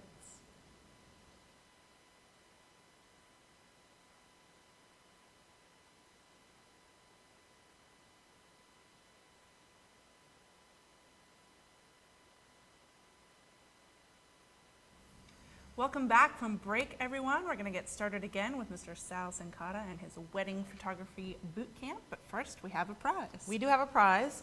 First prize today is a Bay Photo Bridal Show Kit. So Sal, I know we talked about that, but what is in the full Yeah, bridal that is show kit? everything we have in our booth. So I don't want to screw up the sizes here. I believe it's two 15x30s mounted on styrene. What is it, 6 24x36s, and 4, I think, 20x30s. Is that right, or did I just make this up? Yes. Wow. Yeah, so that's your entire bridal show booth right there for free. So there's no excuse for you not to go there and put images together like I showed you and kill it at your next bridal show. What an incredible prize. Okay, the winner is Beth Telo, and that was a quote came through on our Facebook page, and the quote was, "Get your clients to say, I've never seen anything like that before." Bingo, you're getting it, girl. So And go they're for going to it. say that. Yeah, and they will say it now for sure. So yeah, throw an album in that mix, and you're going to be good to go. Wow. So awesome. All right, well, congratulations to Beth. Thank you to Bay Photo, and over to you, Sal. All right, so welcome back, everybody. We are going to start talking about the consultation. So this is what happens when you get to meet with the bride and groom, but I want to cover some details first, right? Before you can meet with them, typically you're going to get an email, you're going to get a phone call, and we've got to understand how to handle that email or phone call. So, right, do we put pricing online? Some of this we covered yesterday, and the short answer is no, right? No pricing online. However, what we can talk about is prices starting at, right? Everybody comfortable with that? So, and I can't remember, did any of you have pricing online? No, but everybody has pricing starting at.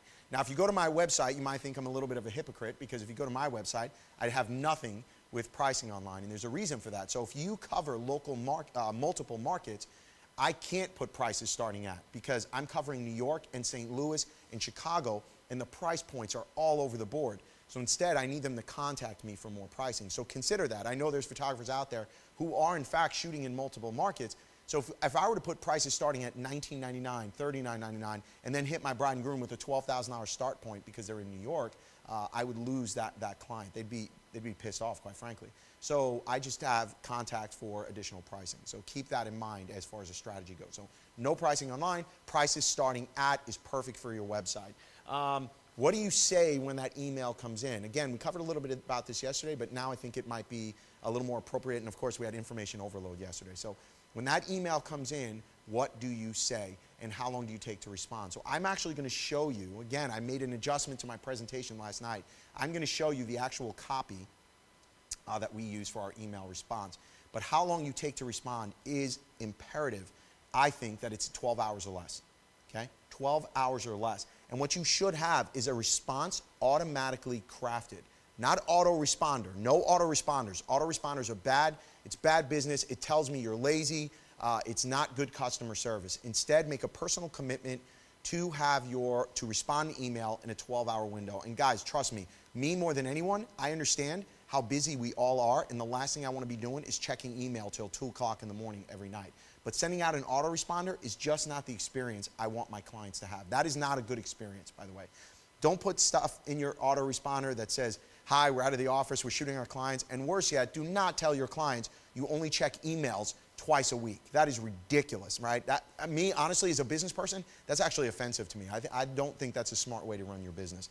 So instead, right, get rid of those. The goal has to be to get to the meeting, and that's what we're going to do right here. We are going to get to the meeting. So we're going to show you a live consult. But first, what I want to do is put up on the screen how my email reads. And I'm going to switch seats here. Hopefully I don't screw anything up so that I can read this to you. This is in my inbox, okay, as a template response. Congratulations on your big day, and thank you for reaching out. Salvatore Cincotta Photography is an international award-winning studio offering a more personalized and boutique experience for your wedding day. With limited availability, you'll be working directly with Sal or Taylor. We are highlighting our strengths, right? So don't just copy this email and use it in your business. That means you don't understand the template, the framework. Excuse me. So coverage starts at $44.99. Packages are all inclusive, including plenty of time, an engagement session, a wedding album, digital negatives, and a host of other options. So notice, I'm going to dissect this for all of you so it makes sense and you can customize it to your own business. I'm letting them know that where coverage starts. So I'm establishing a base price point. I'm also giving them enough information to whet their appetite. I'm letting you know, hey, this starting price, okay, includes plenty of time, an engagement session, a wedding album, digital negative, and a host of other options. Does everybody understand why I've chosen to include those items? Because those are the items my brides are most concerned with, right? So what I'm doing is allowing, I guess, for that second email not to come in from the bride and groom. Because if you don't put that information in there, what's going to happen next? The bride's going to say, well, can I get more information? What's in your packages?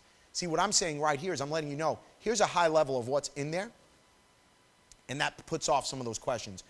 This is the next statement that drives the point home. We find that presenting you with a bulleted list of pricing and packages tends to create more questions than answers. If we are within your budget, we would love to set up a meeting to walk you through our options and hear all about your big day. Please let us know which option works for you. We would love to meet with you. Okay, so we're already driving that point home. In addition, we offer full cinematography services starting at $39.99, discounted when you book our photography. So we're also letting them know where our cinema starts. Adding video coverage to your day can provide the perfect balance to your coverage. I'm telling them why they should want video, right? I'm giving them as much information without overloading them with information. Don't send them a 3-page email. No one wants to read that. I'm giving them a sample to a video, and then I'm giving them a sample to my customer testimonials. And so I'm driving them to those pieces of information. If I wanted to offer Studio C, if you're one of those studios out there that have multiple studios, multiple price points, all I would do is add another paragraph in there that highlighted what Studio C was. But the wording, the concept, the framework would all be the same. Is that making sense to you, ladies? This is sitting in my inbox in the draft folder. When the email request comes in, within a 12-hour window, I'm able to copy and paste this and send this out to the client. And that's how I'm able to respond so quickly. What I'm not doing is customizing every email. That's a waste of time. Right? I'm going to spend a ton of time. However, I want you to keep in mind, if the bride says something like, hey, I'm getting married at the XYZ ballroom, you were referred to me by my cousin, you did her wedding, don't just drop this in there. Tweak it a little bit. Congrats on your big day. Thanks for reaching out to us. We love your cousin Susie. We had a great time at her wedding, and you are going to absolutely love getting married at the XYZ ballroom. Salvatore Cincotta Photography is an international award-winning studio, right? So we're tweaking it just a little, but this takes me 30 seconds or less to drop in there. Questions on this? Does this make sense? It's simple, right? Simple to do, and it's so much better than those automated email responses. And it's also better than writing a custom email for every request that comes in. And I will tell you again, 9 out of 10 requests that come in via email go dark on me. There's no follow-up after this. Not my bride. She's telling me by not responding that she can't afford me or isn't interested in me at this price point. I'm okay with that. Let her go. But when I get to that consult and that bride writes back and she says something to the effect of, yes, you're within our budget. We would love to sit down and meet with you. When can we get into your studio? That's when we start scheduling that meeting to get them here at this point. Yes? What do you think about, I've heard different schools of thought, people saying, instead of just saying, please let us know what works for you, actually giving them an action item like, how's next Thursday at 3 p.m. or Friday at 2? Because then they can That's say too yes much or work for me. Because then you have to keep track of who you sent next Thursday to. Are you with me? I've got 300 to 400 photo shoots a year. I'm in active studio, very busy. So if I were to send out to her, how does next Thursday at 3 p.m. work? And she goes dark on me until Thursday at 8 a.m. and says to me, yes, we can meet today. There is no way that time slot is still open. So I don't like doing that. I want to hear back from her, okay? Because the next thing you know, you could have 5 emails out there offering up different dates that nobody's confirmed on. And I don't want to do that, right? I want hard meetings. Does that make sense? Yeah. Okay. Good question, though. Anything else? You ladies good? All right, I'm going to keep going. Internet, keep up. The consultation. Where do we meet? Up until about 2.5 years ago, 2 years ago maybe, we met out of our home. So we didn't have a studio. And I probably make the argument that as a wedding photographer, you don't need an actual studio space, right? Because all your weddings are on location. You're not hosting the wedding in your home. But you might be doing portrait photography, stuff like that. Well, we worked out of our basement. So the first 2 years of our business, right, no matter where you are in your career, we were growing from our own home. And there's nothing wrong with that. Now, there are some ground rules that have to change if you're going to meet in your home, right? Your home has to be clean. That's first and foremost. And you may not want to do that. You may have little kids running around, dog running around. So it introduces a host of issues. But Taylor and I, we're married, we don't have kids. So it's very easy for us to meet in our home. And we dedicated one room, to be honest with you, that wasn't much bigger than this couch and chair. I mean, you're talking about a room that was maybe like 10 feet by 8 feet. That was our dedicated room. And it was set up just like this, for the record. We had a little coffee table, one couch here, and a chair here. We didn't even have a full like love seat. We just had a chair there. And we brought our 30-inch Mac monitor, and we had our 30-inch Mac monitor sitting there, and the other side was a laptop. So we were working our laptop, and then the client was sitting here, gathered around this 30-inch Mac monitor. And it was absolutely amazing. Let's go before that. 2008, our gross sales, I told you guys yesterday, $50,000. Not very good. Average engagement sale, about $100, $150. Again, not very good. And I got so tired of hearing about other photographers talk about projection sales, projection sales, projection sales. You got to bring them in. You got to bring them in, right? We all hear that all day long. So one day I told Taylor, I'm like, this is ridiculous how much money we're leaving on the table. We got to try something different, right? I'm real big. If you're going to run into a wall, just find a new wall to run into, right? If you keep running into the same wall, right, that's the definition of insanity. So I got tired of running into this wall. I said, we're going to try something different. Brought him into our home studio. We found the right client, right? We said to him, hey guys, you know what we'd love to do, we got a lot of great pictures today. I'd love to bring you into our studio, okay, and walk you through all the great images we have so we can show you different product. And we're like, okay, that's cool. We're like, yeah, we'll have wine, beer, we'll have you guys over, and we'll walk you through that. And they're like, that sounds great. And they came over. We had no idea what we were doing. No idea. We hadn't changed our sales process. We didn't have a whole bunch of samples to show. We just fumbled our way through the entire process. Our first engagement sale ever in our studio, we went from $100, $125 sale, $1,400. We didn't even know what we were doing, right?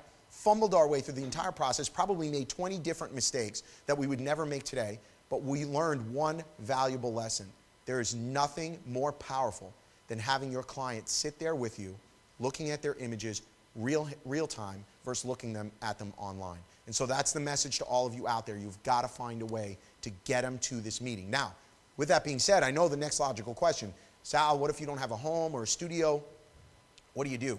Well, if you're stateside, okay, the U.S. government, right, offers what's called incubator space. Okay, so business incubators are available everywhere, all across the country. So SBA.gov. You will be able to find that. And if you're a female, you have access to a bunch of different options through the SBA, okay, that others don't have. And that's great. Take advantage of those opportunities, those options for your business incubator. These are typically warehouses, commercial space that have been converted, right, for the U.S. government for small businesses to get up and running. They have, in them, they have conference rooms, small meeting rooms, projectors, screens, whiteboards, anywhere from $100 a month to $200 or $300 a month. Some of them you can actually rent by the hour. That is incredible to be able to rent that kind of stuff by the hour. And I know for a fact Atlanta has these. And there is a site you can go to, and I apologize to everybody, I wish I knew the site off the top of my head. I'll try and get it to the Creative Life staff. But if you Google Sal Cincotta, home-based business, so again, Google Sal Cincotta, home-based business, an article will come back that I wrote for Rangefinder probably about a year ago. And in that article will be a link that you can go plug in your zip code and find access to these business incubators no matter what state or region you're in. Now, of course, my internationals, that the U.S. government is not funding business incubators in Italy. I wish they were, because I'd probably have a business over there. But you're going to have to find something similar. Find some inexpensive space that you can set up. It can be shared space, it can be artist space, loft space, and have them come in to showcase their pictures. But what about the initial consult? Where do we have that? And I know, Lisa, we were talking about this, and probably all of you have different spaces you're meeting. But you know, the first 2 years of my business, I met at Starbucks. For the initial consultation, I met at Starbucks. And I used that to my advantage. And so I want to give you, all of you, the answer when you're meeting with your clients there. So when I would meet with my clients at Starbucks, right, first of all, buy them a freaking cup of coffee, man, right? Don't be so damn cheap. And I get photographers all the time. They're like, but Sal, what if they don't book? It's $3. Buy the cup of coffee. It's goodwill with your client. And so we would meet at Starbucks, and I would meet with the client, and I would say, hey, guys, let me get you a cup of coffee here. What do you have? And almost 9 out of 10 times, you know what they would say? No, we're okay. We don't want anything. And I would stand up. I would say, are you guys sure? I'm getting a cup of coffee. What do you want? And when they'd see that I was getting something, suddenly they would change their mind, and they would opt to get something. It's real good. It's a real good icebreaker with your clients. So don't be afraid to buy them a cup of coffee or hot chocolate or whatever they're selling there. So that would be one of the first things I would look to do. Meet at Starbucks, have that meeting. And what I would say to them, because after the meeting, they would all say the same thing. Like, did you guys have a good time? It was a pleasure meeting you. I would say, you know what? This was awesome. I love how relaxed it was. And, you kept it real casual. And I would say to them, guys, look, we're not a real stuffy photography studio. My job, I just wanted to get to know you guys, keep it real casual, and get a cup of coffee. I mean, I'm going to be spending the next year with you. And so I just want to have a good relationship, right? And they would love that response. Well, now I have a studio, okay? So now my answer has changed with them a little bit, because now I got to use that to my advantage. And I say to them now, I go, look, guys, I said, we're a real business. We're not weekend warriors. So I want you to come to my studio so that you know we're a bona fide photography business, right? And so now I'm trying to thwart against you who don't have a space, right? So either way, I'm giving you the answer on what you can say to use your situation to your advantage. Does that make sense? All right. So what do we show? Right? We're showing albums. So you've got to have albums to show. If you are going to implement my process and everything I'm showing you, it is album-based, album-driven. That is the #1 keepsake for our clients. So you've got to be able to showcase albums. So if you're on location, I would have a little, roller bag. And in that roller bag, there'd be 3 to 5 albums that I would bring with me. Now that we're in our studio, of course, right, we have those albums with us at our studio. We're not bringing prints with us and any of that other madness. How do we run it? We're going to see there in a second. My attire, this is it. Again, this is me. I'm going as me, right? So I love the way all of you are dressed. I feel like this is representative of each and every one of you and probably your brands. And if it's not representative of your brand, you need to step away from here and make that adjustment, right, and to the way you're dressing and the way you present yourselves. The goal of the meeting. What's the goal? What's your goal when you step into that meeting? I want to book them. You want to book them? I want to get to know them. What's your goal? To book them. To book them, all right, Michelle? Book 'em. Are you all saying that because it seems like the obligatory thing to say? Well, of course I want to book them. Is that truly your goal, though? Now, it's one thing to say that's your goal. It's another thing to walk into that meeting and have actions towards that goal. So of course we all want to book them, right? But are you taking the steps necessary to book them? So here's the number. When I get to this meeting, 9 out of 10 times, I close right then and there. 9 out of 10 times, I will book right there. I will kill it right there. That is because by the time we get to this meeting, they've seen my testimonials on my website. They've gone to my website and seen all those impact images. They're pre-qualified, right, because of that email that went out. So by the time they get to this meeting, it's really up to me to blow this meeting. You guys agree? So you've got to take the steps necessary to close this deal. So let's go into a live consultation. Hold on, though. Before we do that, I want to take some questions from both the internet and you ladies. Don't ask me anything about the actual consultation, because we're going to have a live consultation. I want questions around getting to this meeting, the email that went out, anything like that. Any questions around that? Or you feel pretty comfortable? Oh, can I ask a question Yes. in regards to, I have a studio in my home and I'm very satisfied with it because I've put some investment into the TV and a couch and a chair and, and I have work, in front of them where, the look, touch, feel sort of thing. My only drawback would be it is in the home, but I also live not in town. Right. We live out in the country. You're in the burbs. Yeah, we're out there. So How far away from your clients are you? The market that I'm trying to get into, 45 minutes away. So we're in Illinois, O'Fallon, Illinois, which is anywhere. We are 20 to 25 minutes just from downtown St. Louis, which not a lot, in St. Louis, not a lot of people live in the downtown area. Our average client is probably driving about 40 minutes to an hour to get to us for in-studio. So I shouldn't be bashful when it comes to Nope. having them drive 45 minutes. You have to sell the advantage. And by the way, the issue you're raising right now is probably the same issue a majority of people are having out there. Like, I'm nowhere near my client base. Right. It doesn't matter.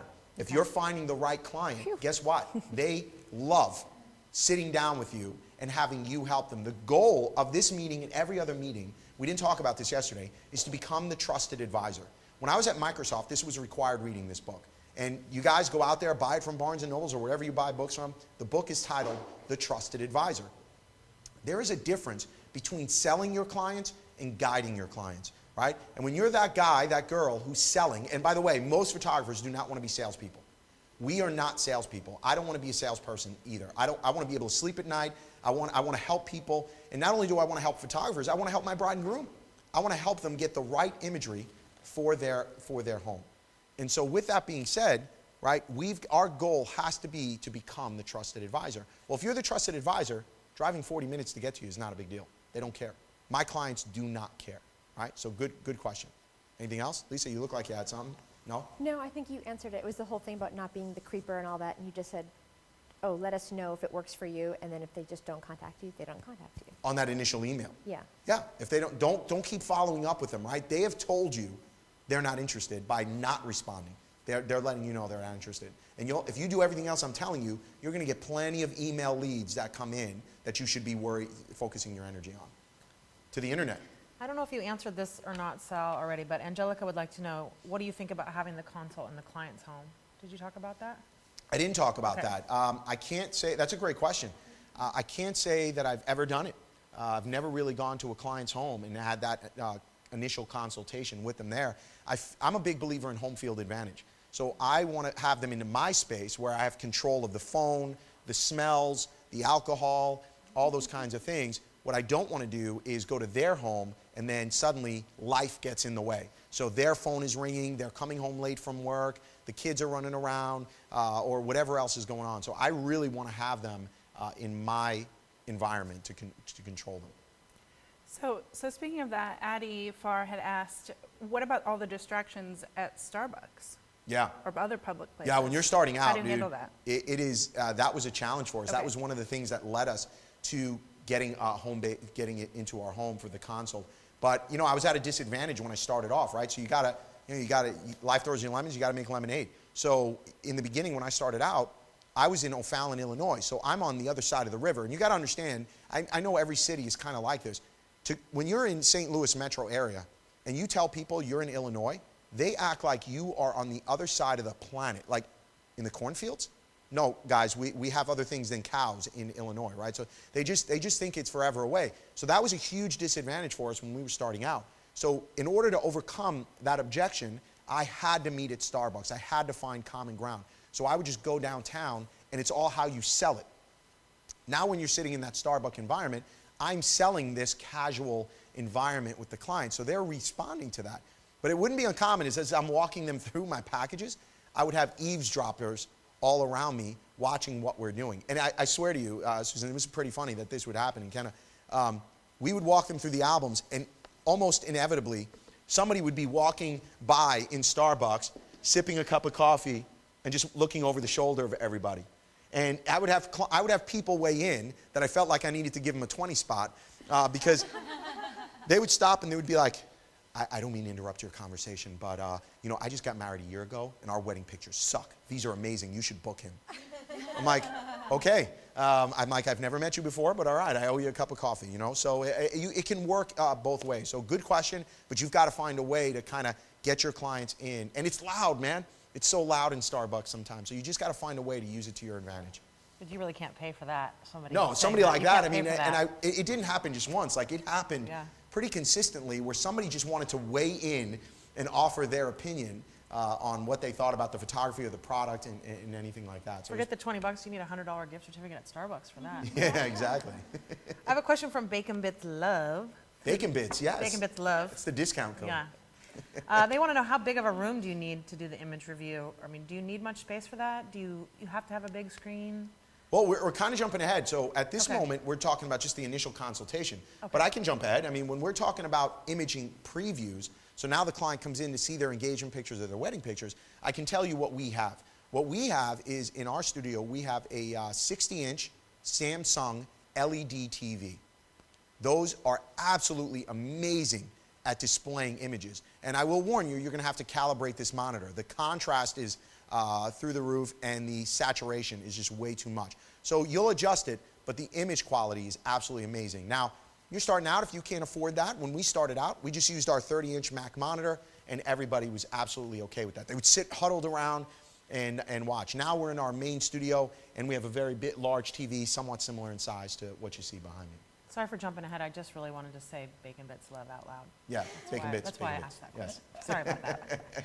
So a question from Philly Photo. Do you meet clients during business hours 9 to 5, or do you meet clients when they want to meet? For example, Tuesday night at 8 p.m.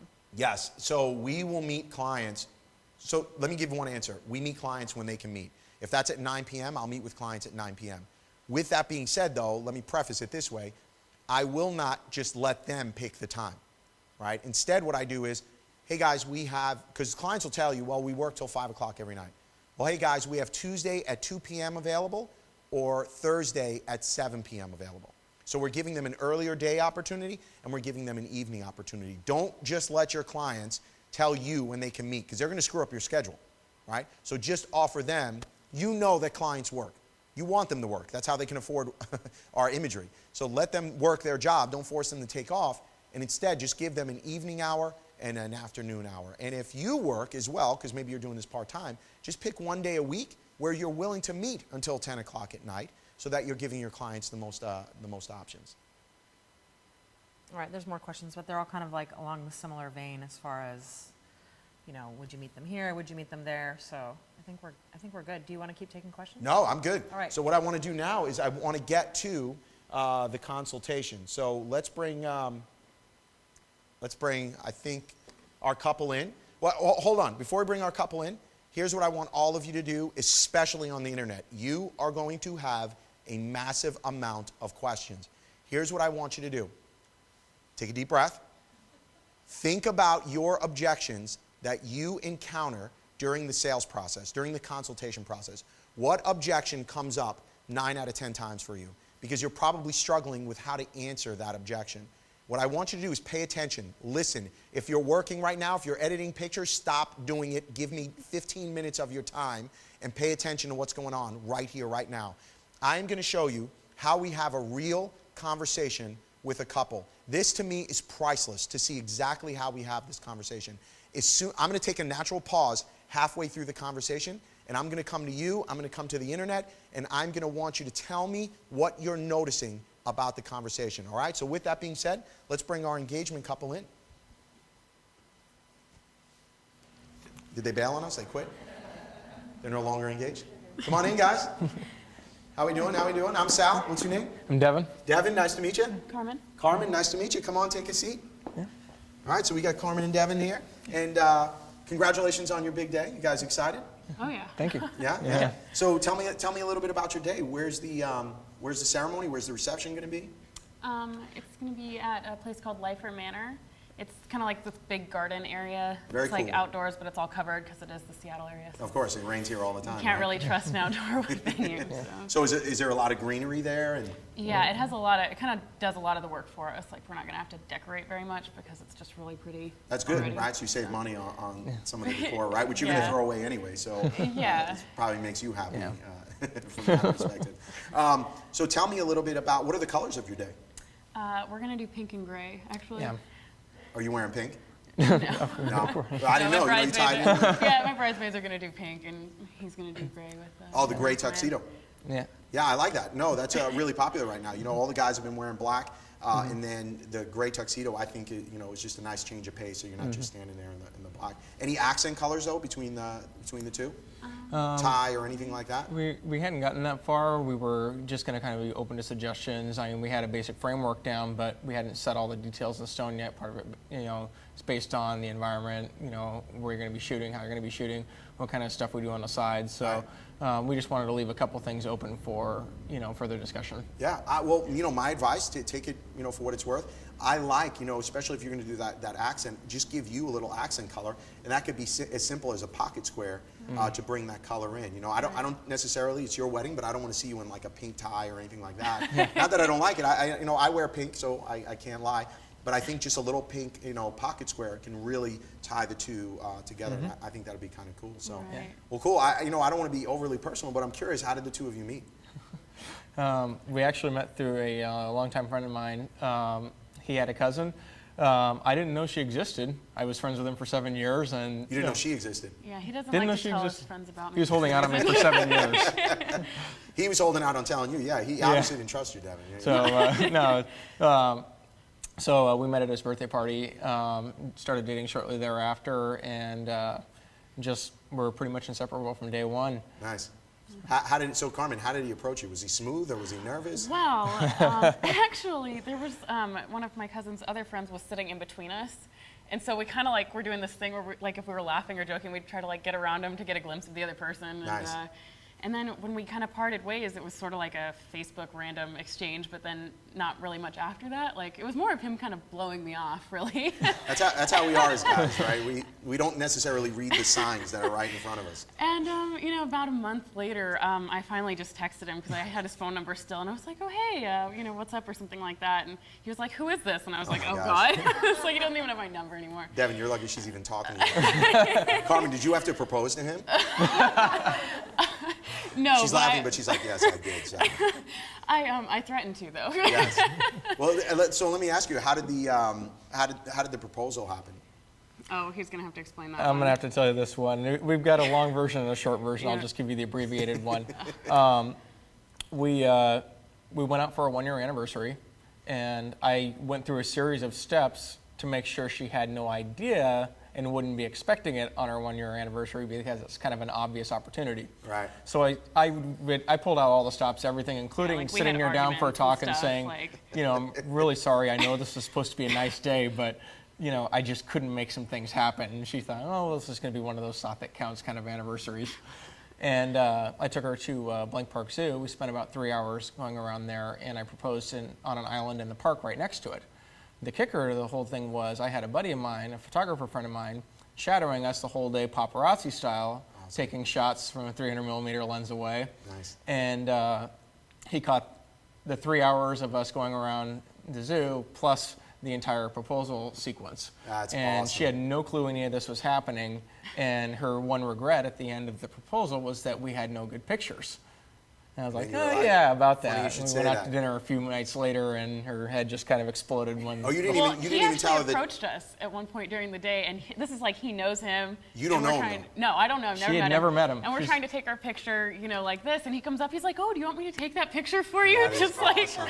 and Devin's like having a heart attack. He's like, "Get out of here, man!" Like, Stop, don't make eye contact. Don't make eye contact. So yeah, that- she had no clue. That's awesome, dude. And you know, Taylor and I, my wife, we kind of went through the same thing because we're photographers, obviously. And we're always taking everyone's pictures. And so I proposed to her during an actual photo shoot. So she wanted professional pictures of us done. So here we are. We go to San Francisco, and we're taking pictures by the Golden Gate Bridge, and you know, we're doing our thing. And then my photographer at the time, his name's Mike Corsentino. He I didn't tell him, right? Because at the time I didn't even know Michael. He had been working with Taylor directly, so I didn't trust him, right? Being a native New Yorker, we don't trust anybody for anything. So I was worried about he would like slip and just say something. And here he is, you know, I show him the ring like literally 2 minutes before, and he's like, oh my God, dude, no, it's hard enough shooting other photographers. I'm like, dude, just breathe, man. Don't miss the moment. So he gives me the nod. I pull out the ring, and I get the ring to here. I don't even say anything to Taylor because she had no idea at all that I was going to propose. And her family was like guessing every holiday. They're like, oh, he's going to propose. Oh, he's going to propose. So at this point, they'd given up on me. And I get the ring to here, and she's like, I do. And I didn't even ask her the question yet, right? And he captures the whole thing. And these pictures are so important to us at this point. So that is a really, really cool story. So, you know, when was the moment, you know, Carmen, that you knew he was the one? oh gosh. Was there anything he did? We went to California for his birthday in March, and it was kind of like that was his this birthday past present. March. Mm-hmm. Yeah. Yeah. And We just decided to go on how a road much trip. time did we spend together? It was nonstop? 120 hours over 2,600 miles driving, where we wow, were dude. constantly broke in down, contact like, the it was entire awesome. time, no breaks, you know, no time off, no nothing. Yeah, if you can And- survive through that, you can survive through Well, we about came anything. back, well, and both of yeah. us had to go back to work, and at the end of the day, we were just kind of like, we want to spend time together again. Yeah, This we were is- like there's having something withdrawals here. or something from like having spent all that time together and then having to like not be together. It was like, You just both knew at Yeah. that moment. Yeah, it was- Yeah, that's that was awesome. really the indicator. That was when we started having conversations. And that's how it should be, man. Well, that's really cool. Well, I'm glad you came in. I'm excited about your story. And what I want to do now is just kind of walk you through all our albums and packages and stuff like that. So all our packages come with an album. This is your first family heirloom. This is the one thing you're going to run in your house and grab right when it burns down. I mean, this is how we keep track of all those great images we're going to get from your wedding day. So what I want to do is just kind of walk you through this and show you some of the key features. So this is 12 by 18, very significant in size. And what this is going to allow me to do is take some of those dramatic images that we'll get on your wedding day, and rather than putting a bunch of little small pictures in the album, I can put some big images across 2 pages. Right, so I can really tell the story in a dramatic fashion. I hate putting tiny little pictures in an album. The other thing is our clients, you know, the last thing I want to see happen with a book like this is I don't want it to be underneath the coffee table, right? That defeats the purpose. If you're going to invest in something like this, I want you to have this out so people can see it, enjoy it. And what a lot of our clients will do is, you know, they'll put it on the center coffee table, or they'll have it sitting on a small tabletop easel, just out so people can grab it and enjoy it. yeah. That being said, I want you to show you some of the key features. I want you to feel this. This is crushed velvet. Oh, Okay? wow. So you won't see anything like that out there. So it makes it very unique to you. And all our leathers, we have 40 different leathers that we can completely customize to whatever you want. So even from a coloring perspective, although I don't have pink leather, we can do something that really captures your essence of who you are. And as you look at this, notice how thick the pages are. Right. Extremely durable. Right. Also notice that there's no gutter here. And so with this lay flat design, this allows us to go across multiple pages and really showcase your images. So flip through that and just notice how we're telling the story of your day. If I can get the page here. I'm scared to hurt it. You won't hurt it. They're thick There we pages. go. Yeah, that's nice. My sister's wedding book, the pages are just the normal thin, and now she has 2 kids, and so of course, It's you know, destroyed. pages are. I mean, it's Yeah. pretty gnarly looking at this. No, point. and I love that you're saying that, because the truth is, you know, I meet with a lot of clients, and I really try to instill the value of the book, because this is, you know, we can't put 1,000 images on your wall. Right. This is the way, and you notice we're telling the story of our bride getting ready, of you getting ready, of the ceremony of the reception, and this becomes a great keepsake. And those little flimsy books, I think they're garbage, right? And so I want to give you something that's going to stand the test of time. Your grandchildren should have this book. It's really cool. Let's pause. Okay, great job, you two. Awesome. What did you guys notice? And I'm going to you on the internet. I want to know what you noticed because you have to understand what just happened here. What did you notice? You're directing. What's that? You're directing. I'm directing. I'm directing the conversation. Right. Okay. What I else? left the personal connection too. Yeah. How much are my packages, by the way? Anybody We know? talked about it. We don't know, right? Nobody has any idea how much our packages are. Did everybody catch that? I've been sitting here with them for about 15 minutes, and I talked about what? Their day. Them, right? Guess what they don't want to hear about? Me, okay? You know, I'm an international award-winning photographer. You'd be pretty lucky if I photographed. Who gives a crap, man? Nobody cares. It's their day. It's all about them. How to Win Friends and Influence People. It's an oldie but goodie as far as books go. That is foundational to our customer experience. What's the number one thing people want to talk about? Themselves, right? And that's what they did. And I love hearing their story. Did you feel like it was genuine? Yes. It's very genuine. I'm not being phony here. This is who I am. I want to get to know my couples, but I'm not going to get to know them. Lisa, we talked about this yesterday, in a random email or some random phone call. This is when I'm going to get to know them at this point in time. What else did you notice? The details of how you explained your album. Like you pointed I sold out the all- album. What is the album, by the way? What is it? There's a word. It's a family heirloom, right? Even she's like, this is an heirloom, right? Right? So did you notice her expression? For the record, I've never met these two before. I met them this morning for the first time. I said hi, shook their hands, they went off and got ready. So I've never met them before. They've never seen my product before. Did you guys catch her reaction when she felt the crushed line? Right? Yeah. She was like, oh my God, right? So that's the kind of product I want to have for my clients. When they go like this, they're like, oh my God. Dude, I'm corrupting them. You gotta think about it. This is, I hope they go meet with other photographers because they're gonna go to other photographers and they're gonna open them, they're gonna be like, oh, this is crap. What is this? How's this gonna last? Right? Notice she hit on her sister. She's like, my sister got married and she's got an album with thin pages and it's been destroyed. Oh, she is screwed right now. She is mine, right? Because she's selling this album for herself. And guess what? Devin can't walk out of here and not get an album. You know why he can't get out of here and get an album? She's gonna be like, what do you mean you don't want a family heirloom, right? Devin would be in a world of hurt if he tried to get out of here and not want an album. We do not have clients who tell us they don't want albums. Guys, this is key to running a successful photography wedding studio. You have got to offer albums. This is their family heirloom. This is how you're going to start charging more. You can only charge so much money for a CD of images. You can't do it. This is what allows us to differentiate ourselves. What else did we notice? Internet.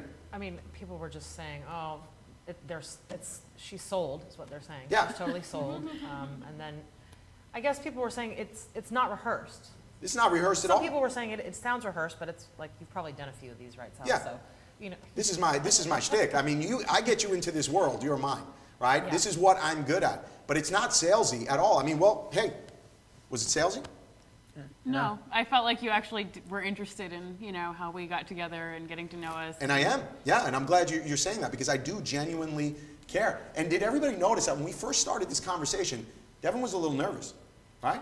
Right? That's pretty normal, by the way. I get into these meetings and the guys are extremely quiet. They don't care. Now, Devin does care because he's into photography, but the average groom could care less about pictures. So I go out of my way to make sure I engage both of them, right? I don't know if anybody caught that. I was engaging with both of them. Kenna? Jenna Michael Photography said, notice that he ended on letting them see and touch the book, not starting with it like it's a portfolio. Right. Yeah, because I don't want to just jump into this. The minute I jump into this, I'm in sales mode. They don't want to be sold to. So what I do is I want to have a conversation with them, get to know them as a couple, okay? Have them tell me their story, then we start talking about the product. But did you notice what product I'm showing right out of the gate? This is my Mac Daddy album. This isn't my baby intro album. So I'm screwing her, man. I want her, not literally, of course, right? Sorry, I say stupid things all the time. They're used to it by now, right? But what I'm doing is I'm corrupting her in a sense of I'm creating an educated bride. This is where I mean by really what I'm doing is I'm screwing other studios. Because what's going to happen is she's now knows what she should be looking for in a book. And by doing that, I've established myself as an expert. That's very, very important. That's what I was going to say too. I love how you asked about the colors, and then you kind of asked about if he was going to incorporate anything, and you're already establishing yourself as that trusted advisor by talking about the pocket square. Right. So Exactly. What else? I just have a question just because I have mom brain a lot of the times that I want to try to remember specific things about them. So I might just be kind of jotting things down. Don't do it. No writing down. It's so hard though. I want to try to The remember minute you things start about writing them. down, this conversation changes from Okay. being two people having a conversation to now you're interviewing me. Yeah. No writing down. Okay. Fix your brain. Okay. Start remembering things. Okay. Okay? I'll do it. So I remember their colors, right? I remember their story. Now when they leave from this meeting, now I can jot all that stuff down. Okay. But what happens if they do start asking you prices? Do you kind of just Oh, we're go not there around yet. it? We're going to get there. They're going to get their prices for sure. Yeah. I'm No, just I mean, pausing at this moment. But if they, like they didn't ask, because you're very good about, Right. So you mean if they sat down and they were immediately how much? or just in a few minutes into the conversation. Yeah, That's- absolutely, guys. I'm going to walk you through all our packages, but what I want to do first is just kind of showcase our albums and everything we have to offer. Cool. Redirect, Redirect. because that will happen, Yeah, right? that's a question here from M. Colton. You just asked, how do you redirect the conversation when the first thing they asked is, how much are your packages? But that question should have been answered in that email that went out, right? They already know sitting down here, prices start at.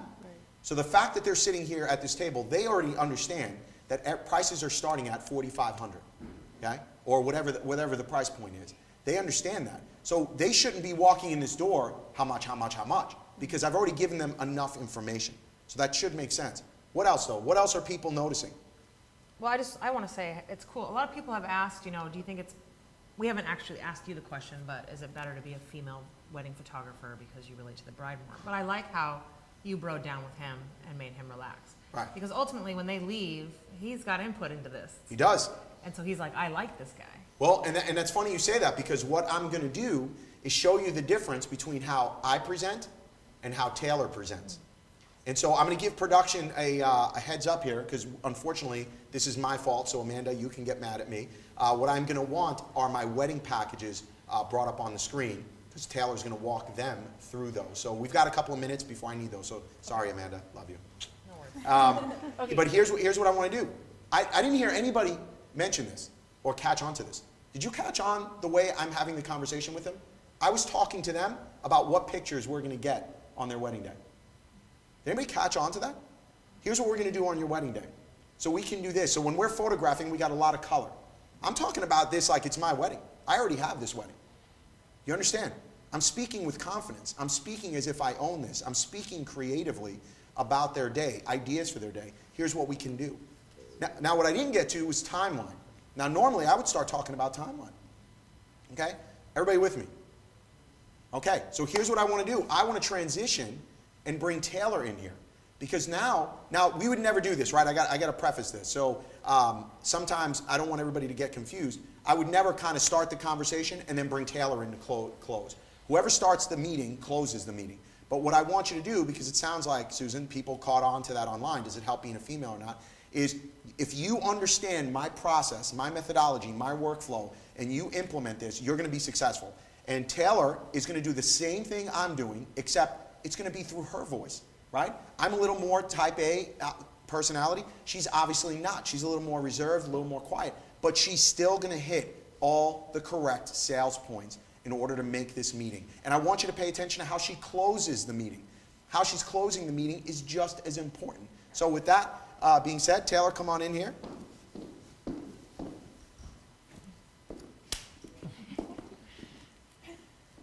All right, so you guys like what you're seeing so far? Yeah. Awesome. Well, let me walk you through our packages. That way I can make sense of everything for you. And these will be yours to keep. Now it starts off with our bios and all that boring stuff, so flip through that later, but here's our packages. There you go. So I'm just going to start at the top and walk you all the way down, so if you have any questions, please just stop me.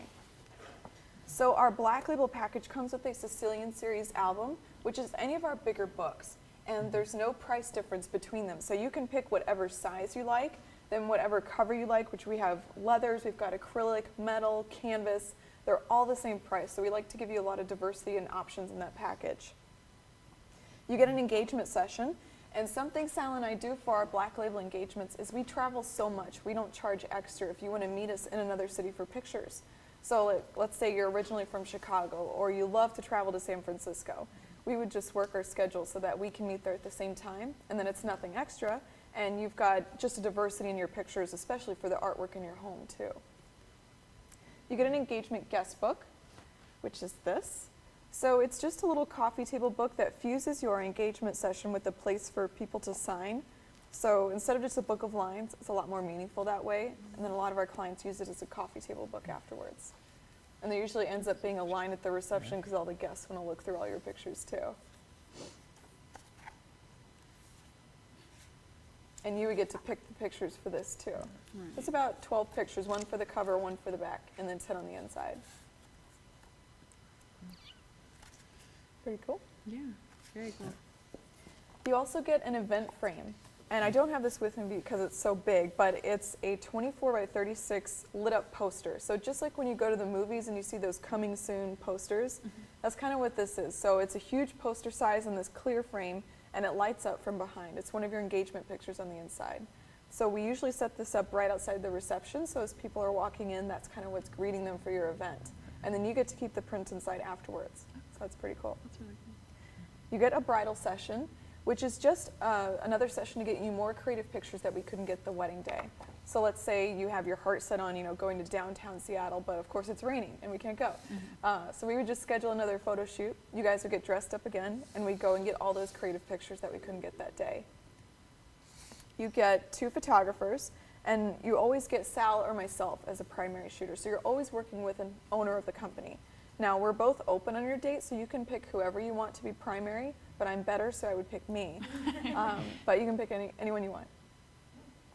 You get your high resolution negative, so all the unedited pictures on a disc, so if you want to go print them off at Walmart for little sizes, you can.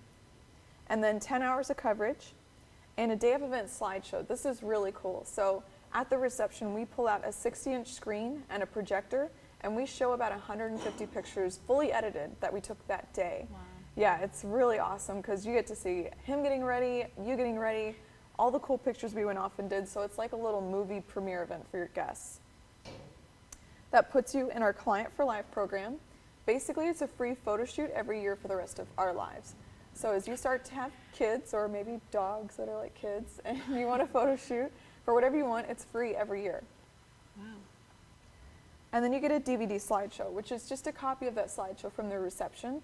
We burn it in a format so that you can burn copies for family and give it out as gifts if you want to. And you could put it on your iPhone and Facebook too.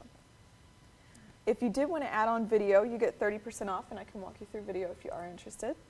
And then all your wedding pictures will go online for 60 days. Does that make sense?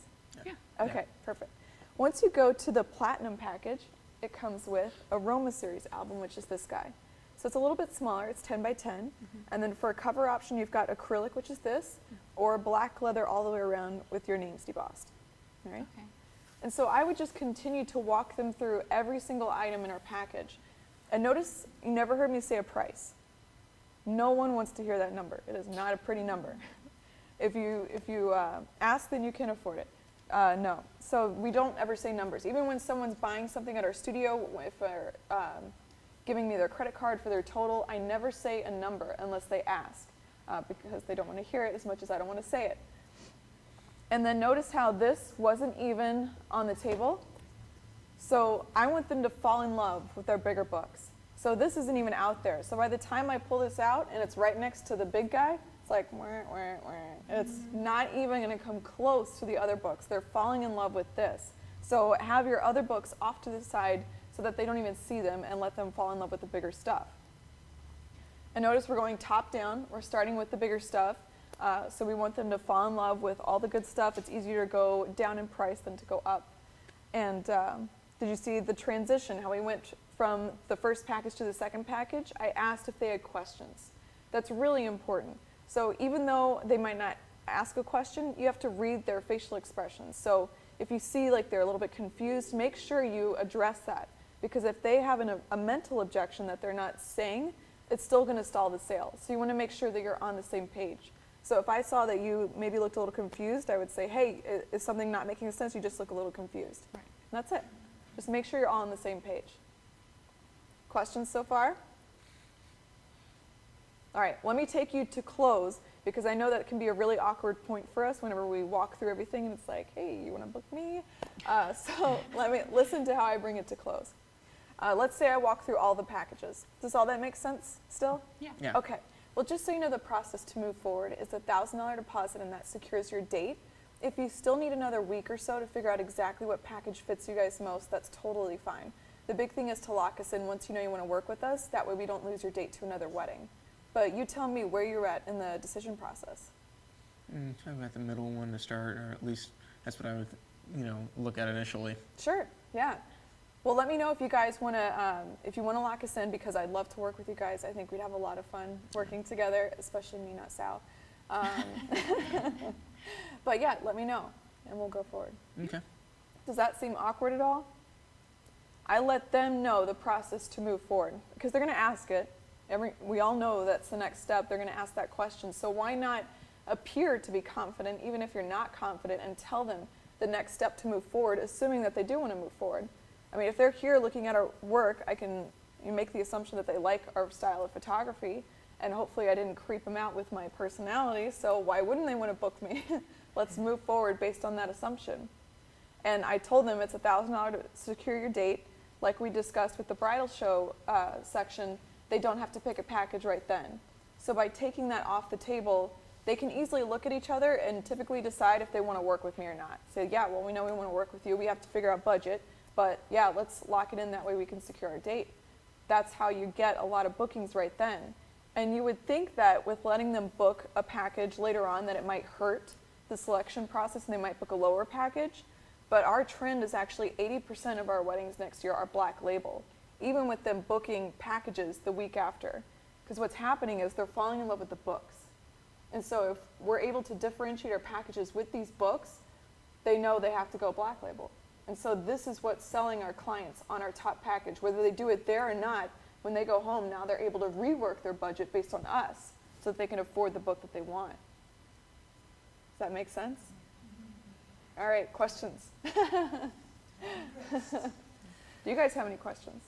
Do you ever have that opportunity or a situation where they are in love with that book? Mm-hmm. How do you handle those conflicts where like we really want that book? The platinum package, but the black label book. Yeah, right. That comes up quite a bit. So people, let's say they like the price of the middle package, but they want the book from the larger package.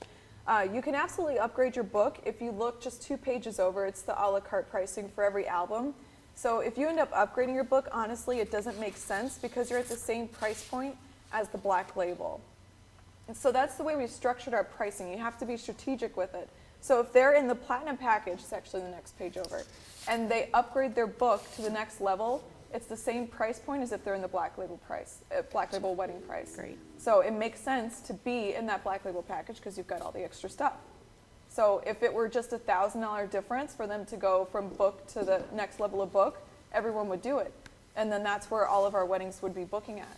Okay, that's great. That's actually a great question, right? So the key there, this is where yesterday, remember what I told you, your a la carte pricing is strategic to all this working. If you don't have your a la carte pricing right, none of this works. Because money is like water, it will follow the path of least resistance. So as you see from our platinum collection, most clients are going to want to hit that price point and then upgrade the album.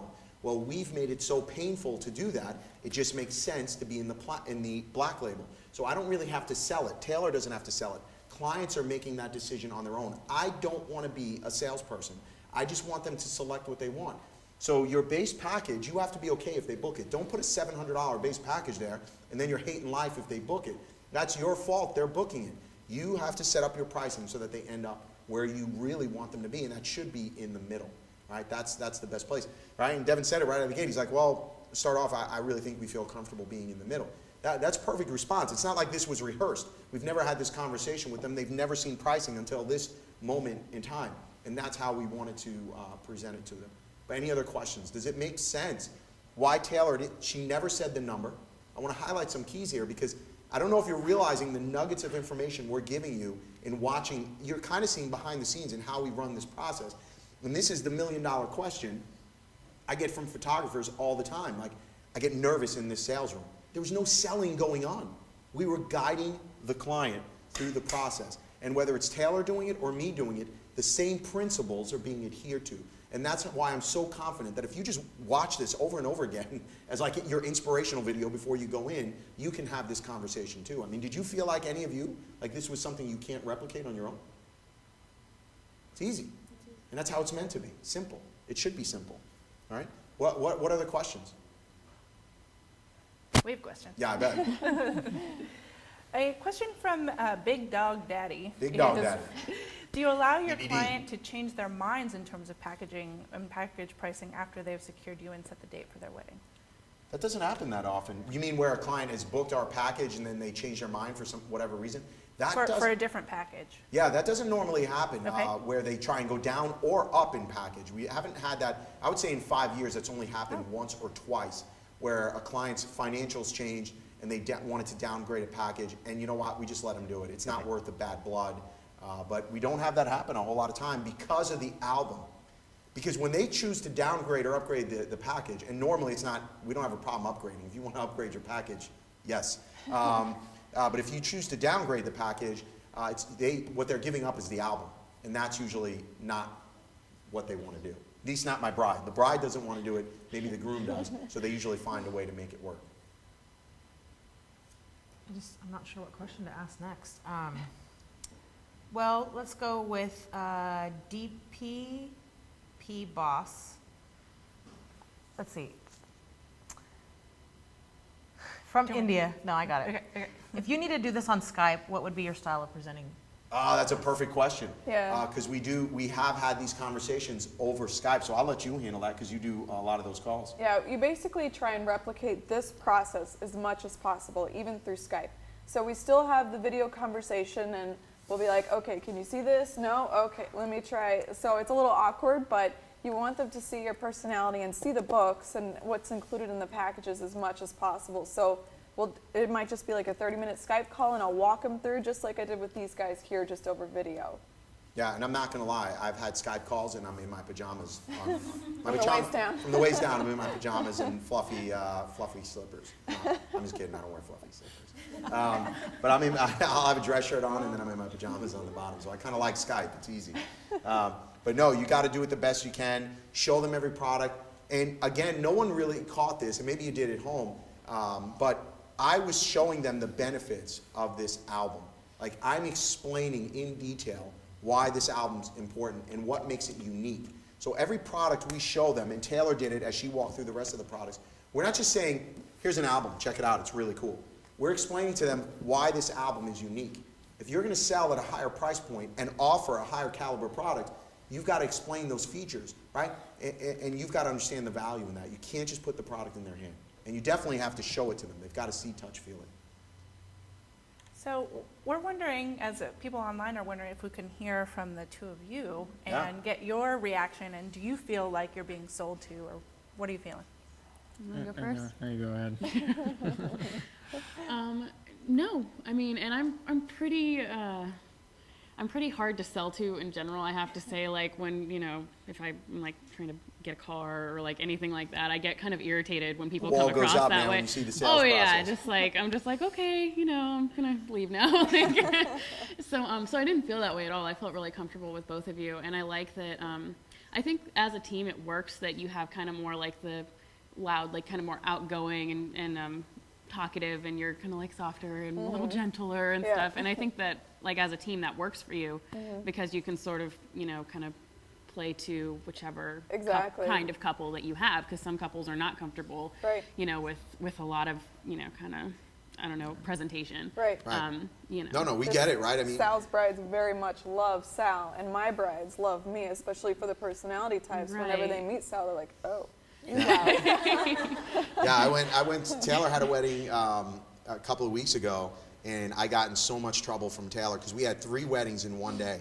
So my wedding wrapped up probably about a half hour, 40 minutes before Taylor's, and I went to her wedding because we were all in downtown St. Louis, and I just kind of walked into the wedding and I started like talking to the bride and groom, and I was like hijacking the event, and I'm like, all right, we're gonna go over here, we're gonna do these pictures, and she's like, you are pissing me off right now, because I was hijacking her event. So definitely you've got to understand your own personality and the dynamic in working together. Yeah. But good. So you didn't feel sold to it. You're used to it, right? We didn't give him the $49.99. Act now, right? I can't do this all day, right? We didn't give you the infomercial spiel. We're letting you decide what's important to you. Mm-hmm. That's good. What else? I mean, Devin, how'd you feel? Well, I work in politics, so I can smell a sales pitch coming a mile away. But we've dealt with this. I want your vote, Devin. But the thing that we've come across is we've been meeting with a bunch of different people, not just necessarily pertaining to photography. You know, we're meeting with the venue people, you're meeting with people that are going to design Wedding your gowns invitations. You have people who are doing web work for you. The number one thing that you look for is people who are personally invested in you, not necessarily just trying to get you to the finish line.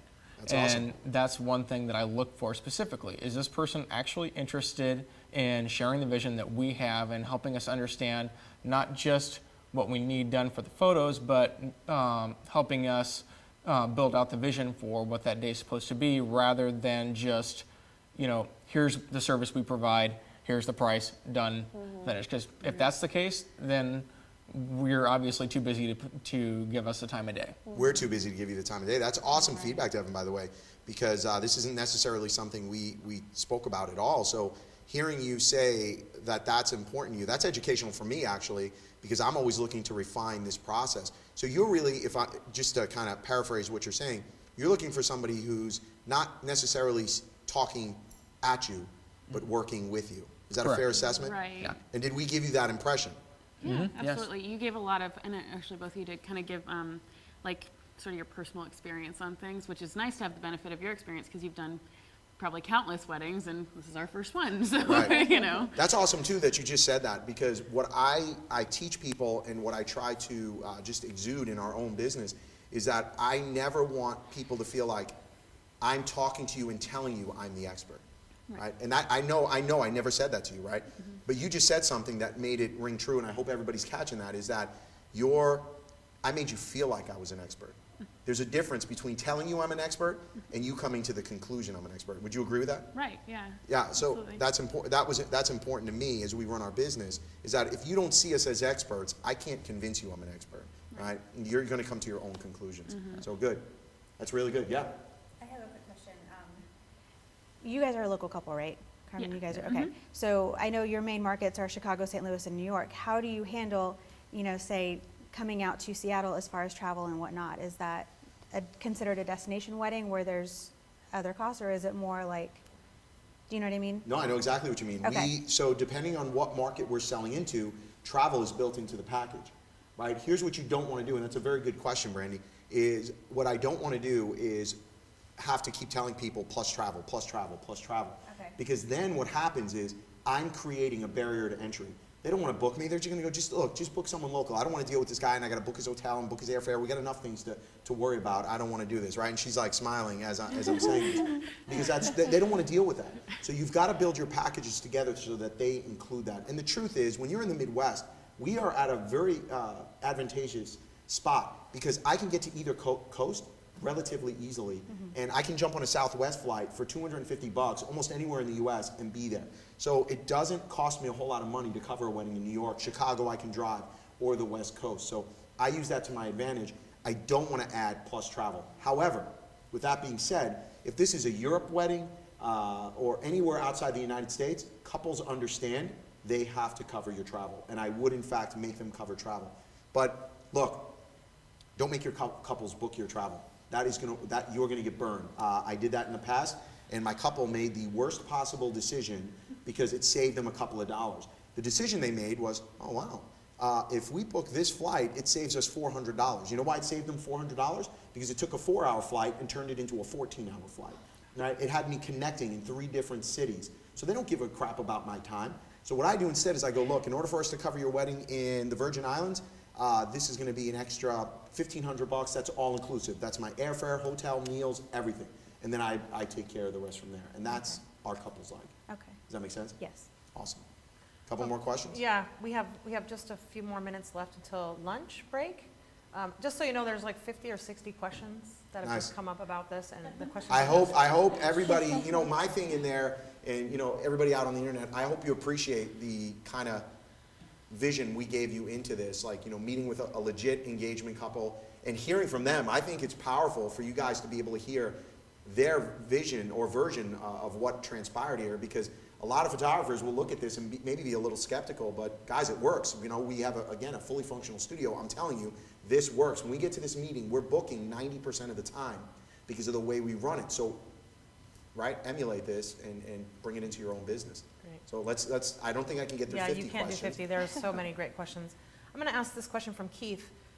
What do you say about the lowest level album? Do you point out the shortfalls or talk about the great look of this album? No. And so I'm wondering, I know we've talked about that, it's so easy to sell the best album, but how do you sell a low album without, or how do you not talk down about that? Oh, I do. I do talk down about it. Oh, do you? Just Yeah. literally? I don't want you to have this. Right? So let's do it, right? Okay, wow. Okay, as you can see in our Capri Series album, this is more of a coffee table book. So this isn't quite going to stand the test of time. It's got thinner pages, you know, so they can be bent. It's still a beautiful album. You still get 30 pages in it.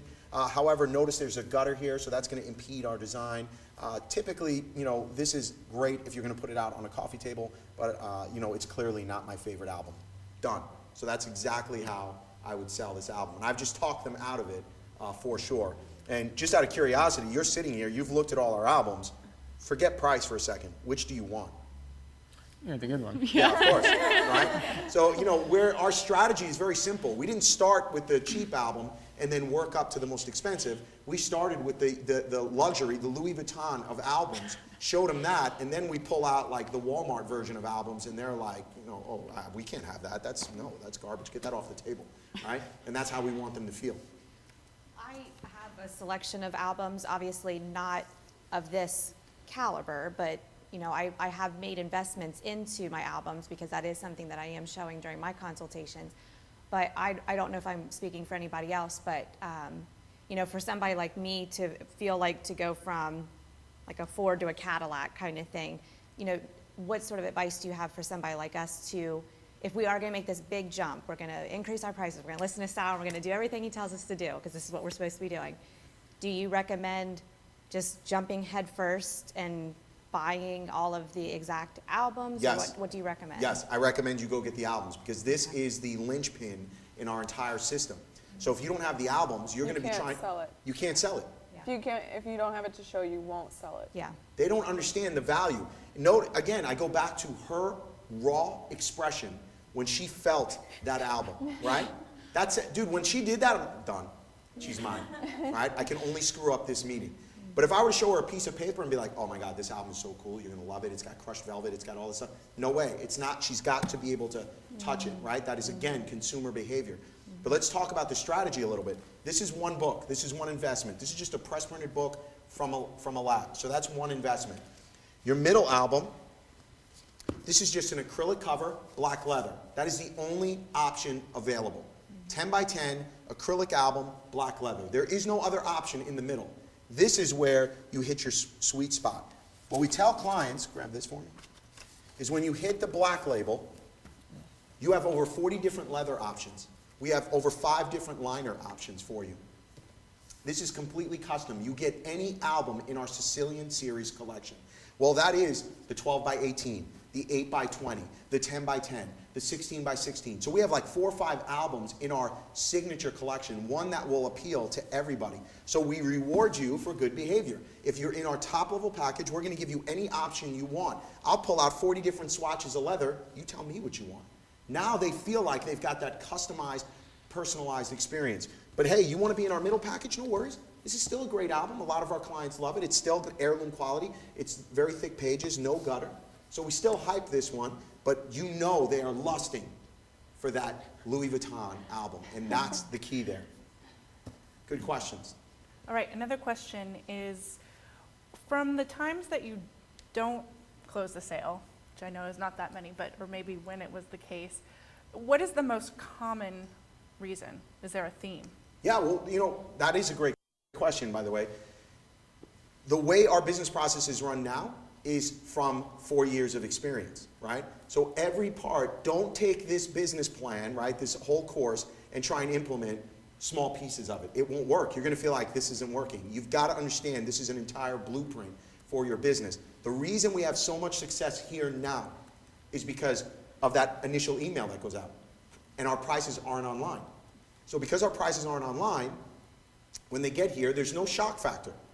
When we first started out, right, there was a shock factor because they would walk into our studio and not realize how expensive we were. So everything has been refined over time.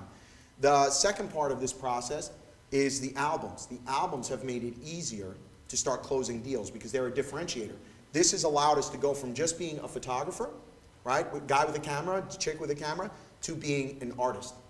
So now the clients coming in are seeing the value in these books, whereas before some clients would come in and say, I don't want an album at all. We don't need an album. We just want a CD of images. We don't have that problem anymore. And so those two pieces working together, and of course our testimonials on our website. So you guys may want to hit my website and go look at our testimonial page, because not only do we put words up, we put the couple's image up. That's powerful, because anybody can say and put words up and be like, Sal's the best photographer in the world. No, that's garbage. Put the couple's picture up and their wedding date up there, and suddenly you're bringing identity to that testimonial. All right. Lots of folks are asking about the lifetime client. For life. Yes, Yeah. client for life. Thank you. And how that works. How does it work if your clients aren't in the same location as you? And also then for a couple, is that an added bonus that you were drawn to? Yeah, let's talk to them about it first. What are your thoughts on the client for life? Pardon? On the client for life. I don't even know if you remember that. It's all blurred right now. We do want to feel like we can come back to you at any time for anything. Kids. That's something that we do in our business. It's something that we value in anything anybody else gives. So I wouldn't say it's initially a selling point, but it's just one of those reassurances that you need over a long period of time, especially for her. If she feels like there's something that she wants to come back to, we need to feel like we have the ability to do that. We don't want to just be cut loose. Right.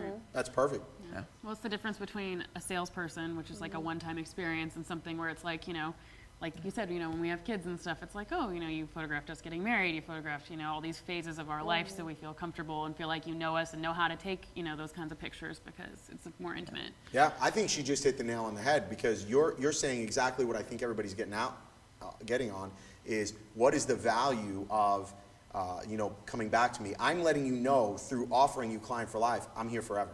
Right? Or I'm here to be with you beyond your wedding day. And I think that makes you feel more comfortable in knowing that I don't want to screw up your wedding day. If I screw up your wedding day, you'll never come back to me. Right? So I'm letting you know I've got skin in the game, so to speak, and I'm invested in you guys being successful.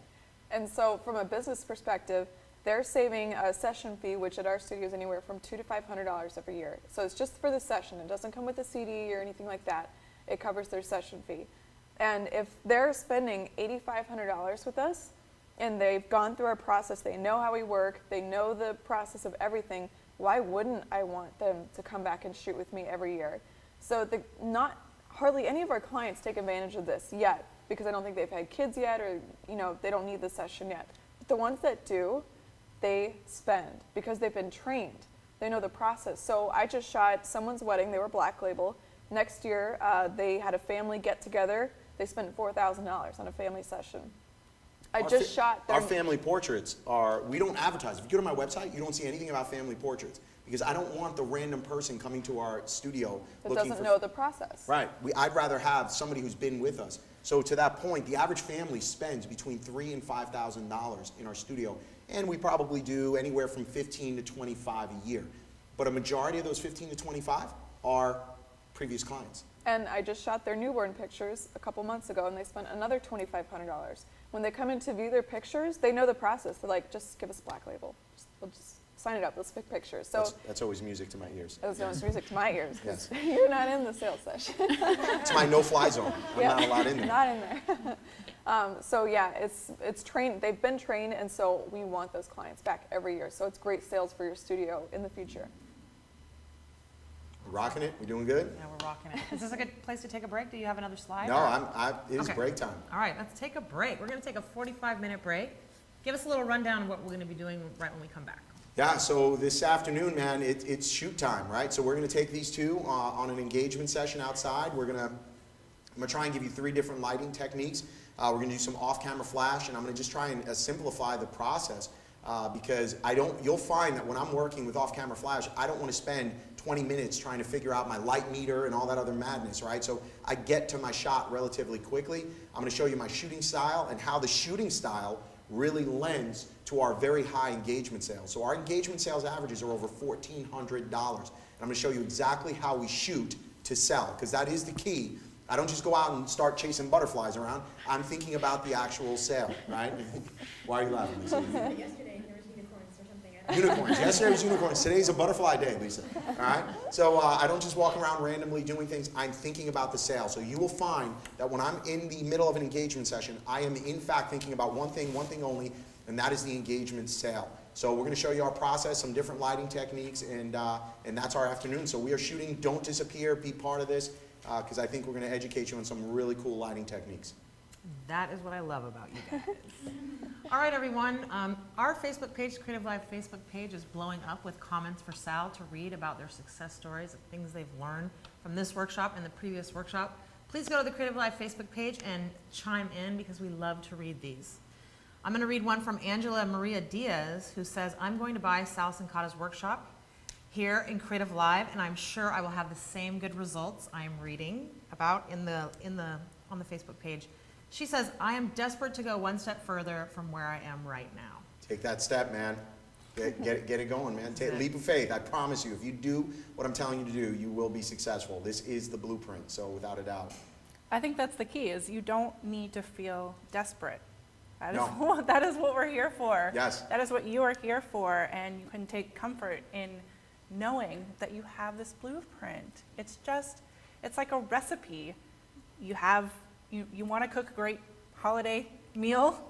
Yes. You got the recipe there. This is the recipe. You go through the recipe and you're done. Do this and you will make great meatloaf. Yeah. Can we go with that? Yes. Let's go with that. Yes. Meatloaf. The meatloaf course. All right. No. So that meatloaf is only $149 when you buy it today, and with so much more extra that you get that we went through earlier. So just incredible, and thank you to both of you. Thank you to you too. We're excited to see the photo shoot later. This is great stuff. And so we will see you all back in 45 minutes.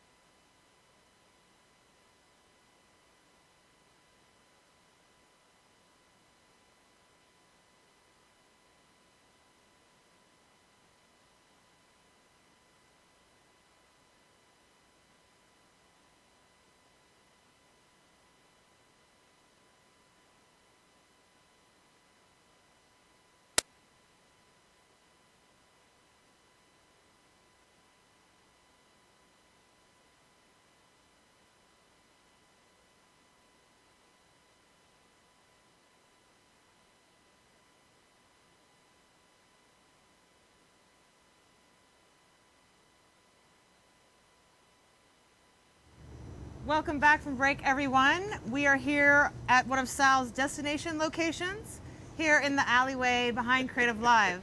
This is Sal Cincotta's wedding photography boot camp, and we're going to give away a prize before we hand it over to Sal. All right, the prize is the Song Freedom 10-pack, 10-song pack. It's a $250 prize. Tell us about Song Freedom. Yeah, so Song Freedom is our music of choice. So we use Song Freedom for all our music. You know, just like the products you carry, the images you take, the way you edit your imagery, all lend to your brand. So does the music you're using on your website, the music you're using in your slideshow. So I don't want to play keyboard, generic music. I want to play legit music that my brides are hearing on the radio. Song Freedom is that solution. All right, fantastic. So the winner is Sid's Designs Photo at Sid's Designs. And the quote was, "Speak with confidence. I already own this." Nice. So love it. Love it. Speak with confidence. I didn't even know I said that. Sal, back over to you. All right, so let's do this, man. Welcome back. So here we are in the alley, and you might be thinking, oh my goodness, why are we taking engagement pictures in an alley? So the ultimate goal here I want you to understand first and foremost what I'm seeing when I walk on to a location and what my mindset is. So for me, when I'm going on an engagement session, I want 2 different locations, 2 different outfits. That is my ultimate goal for the engagement couple. And you know, we send our clients out an email that has what we tell them to wear. So we're telling them what to wear. We want 2 different outfits, something casual. Don't make your clients dress in you know, a suit if that's not them. That's the worst thing you can do. Also, don't not give your clients guidance. If they just show up wearing whatever they want to wear, you run the risk of having your clients, and you know what I'm talking about, show up in like a, you know, Go Cards t-shirt. Well, guess what? You're not going to sell wall art in your home if they're showing up like that. So we control the wardrobe, and that's very, very important. The next thing is my style of photography is very much urban. I love the urban architecture, the elements, and yes, I'm going to take tight pictures of the client, beautiful pictures of the client, but I try to give them diversity. So maybe we're going to go to a park, maybe we're going to go to an alley, but we definitely always do 2 locations, and of course, 2 different outfits. That is going to give them the most amount of diversity. Now, how many pictures will I take from a typical engagement session? I will photograph anywhere from 300 to 500 images from a typical engagement session. And what you guys will find out there, if you followed me on my senior program, my methodology, if you will, the method to my madness, is tight, middle, wide. So I am photographing today. I'll tell you a little bit about my gear. I'm using a Canon 1DX. All right, that's what I'm using. I shoot RAW. I'm not shooting JPEG. That's ridiculous. I don't want to have that conversation at this point in time. But you should be shooting RAW. There's no reason for all of you not to be shooting RAW at this point. I'm using a 7200 2.8 lens. Doesn't matter if you're a Canon or Nikon shooter, but 7200 is my favorite lens. I'm using that 80-90% of the time. I will switch lenses during the shoot once or twice, but mostly this is what I'm working with.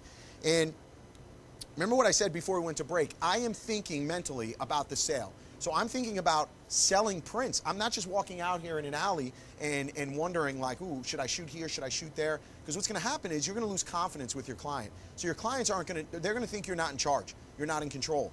And so what I'm looking to do is control the situation and think about the sale. That being said, I'm going to photograph at 70 millimeters, 130, 120 millimeters, 200 meters. I'm going to shoot both vertical, and then I'm going to shoot horizontally. Right? So I'm going to go tight, middle, wide. I'm also going to instruct the client. So you guys out there, this is what you should pay attention to, because I know a lot of photographers have trouble directing the client, right? How do I pose them? What do I say to them? How do I make them look, right? Because we can make our clients look bad. If you don't pose correctly, if you've ever struggled with posing, pay attention to this segment, because I'm going to show you how I easily control the client. There's also different looks I'm looking for. I want the girls, I want that sassy look, right? You know what I'm talking about. Those girls. You got that sassy, right? You all have it, right? And then I want them smiling, of course. And then from the guys, I don't want them being sassy, right? I want what I call their mean mug, right? That's their badass look. That's what I'm looking for. And then, of course, I want to smile. So not only am I giving them diversity in the vertical, horizontal, in the tight, middle, wide, okay? I'm giving them diversity in their expression.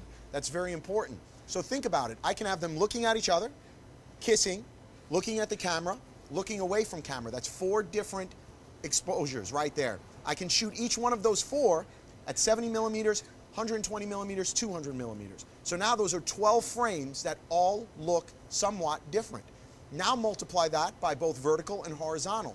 So very quickly, just on a simple wall, I can capture 24 very unique and distinctive images. And you might think, right, I don't want to shoot everything tight.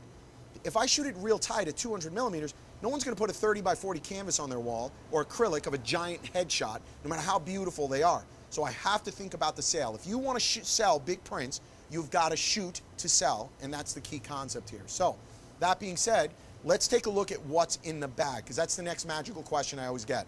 So this is my bag. I didn't prep a special bag to come to Creative Live.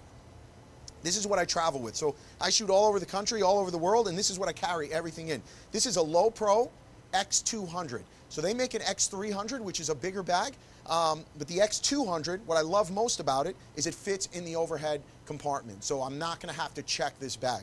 And as we get down into it, I'm going to zip this up for a second. The one thing I want you to notice about the bag is it's got a kickstand, right? Who doesn't love a bag with a kickstand? So this allows me to work right at a level where I'm not bending all the way down to the ground. But this, in my opinion, is probably the best feature of any bag I've ever seen. Let's say you're traveling, you're working, Okay, and now you, if you're like me, I bring too much stuff or I buy too many souvenirs, and then what I need is extra storage space. So this bag converts to a backpack and now a suitcase, right? So that's amazing. So this, when I saw this in this bag, this sold me. So I'm real big on making the investment in products that are going to make it easier for me. So for example, I was just shooting a beach wedding about a month ago. Well, guess what? You're not rolling through the sand in this. So my team just immediately unzipped it, put it on their back, and now we're walking with a backpack. So very, very practical. And Alyssa, I'm not going to attempt to zip that back up. So let's come back into the bag. All right, so in the bag, this is everything I travel with. So what I've got here, this is my 1635, and if you're a wedding photographer or want to be, this is the equipment I think you have to have. You have to have a 7200 2.8. You need fast glass. I think you need a 2470 2.8. You need a 1635. That's how you're going to get those wide angles, 2.8. And then the next must-have is a 50 millimeter 1.2, and that is an expensive piece of glass. Nikon, I don't think they make a 1.2 for Nikon. I think they make a 1.4, which is still a good piece of glass. You need fast glass, as you'll see tomorrow. I don't want to photograph everything with flash. I want to be able to go into a church and photograph with no flash. I don't like the way it looks.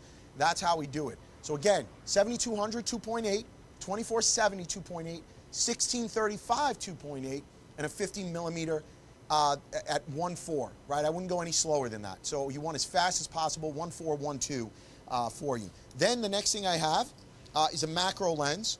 And this isn't a must-have, I don't think, as a wedding photographer, but definitely as you start adding to your equipment, you're going to want this macro lens to take pictures of the details. And we'll cover that tomorrow during the wedding coverage when we're shooting details. Next thing I have in my bag is a flashlight. Seems ridiculous, but we work in dark corners all the time, right, when we're shooting weddings and things like that. So this is like a $5, $10 purchase from, Target, Walmart, wherever you go. Next thing I have, always extra batteries. That's common sense there. I use these battery packs. So for off-camera flash, right, this is what I have. Notice we're not running around with strobes and all that other madness. We have off-camera flash here. I power it with this Cyclone Bolt. So this is a Bolt battery pack. It's available at B&H. That's where I get it from. And this powers, right, my speed lights. So again, it doesn't matter if you're Canon or Nikon. Your speed lights, you need some off-camera, you need battery power.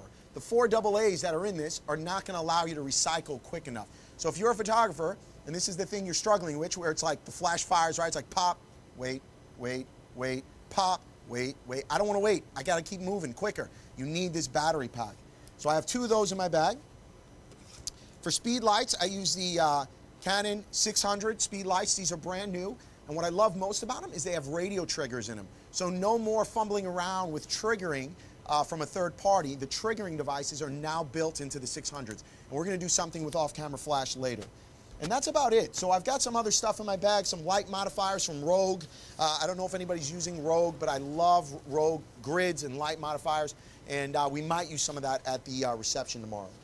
And that's about it. So what I want to do now is I want to actually start shooting. So that's what's in my bag. This is what I carry around with me 99% of the time. I'm not carrying studio strobes and all that other madness. I'm real efficient. I want to have a small footprint, but have as much in my bag as I possibly can to accomplish what I need to do. So that being said, Alyssa, I will let you have fun with this. Thanks. Zip that back up. Yep. All right. And what I want to do, let's get these guys back out here. You guys ready? All right, let's rock this out. So remember, we've met them already for the consultation. We've probably had a phone call with them to discuss some creative ideas. We definitely want to have that conversation with them. Being here at Creative Live, we don't have too many options around here, so you're stuck with my idea of creative pictures. So we're going to do this alley, and I'm going to give them some coaching instructions. So pay attention to how I'm guiding the client, because they're not professional models. Most of our bride and grooms, if you go to my website and you look at my work and you look at our couples, they all look beautiful, right? Not because they're naturally get in front of the camera and they're superstars, but because I've coached them every step of the way. That's the key. And what I notice when I go to your websites, we all do this. Have you ever seen those pictures? Come here, be my model for this, right? Where you have the bride and groom hold hands, right? And they stand like this, and you're shooting from this way. Look at her, right? She doesn't look comfortable, right? There's no There's no connection. That's on us. Thank you for being my model. That's on us to make them comfortable.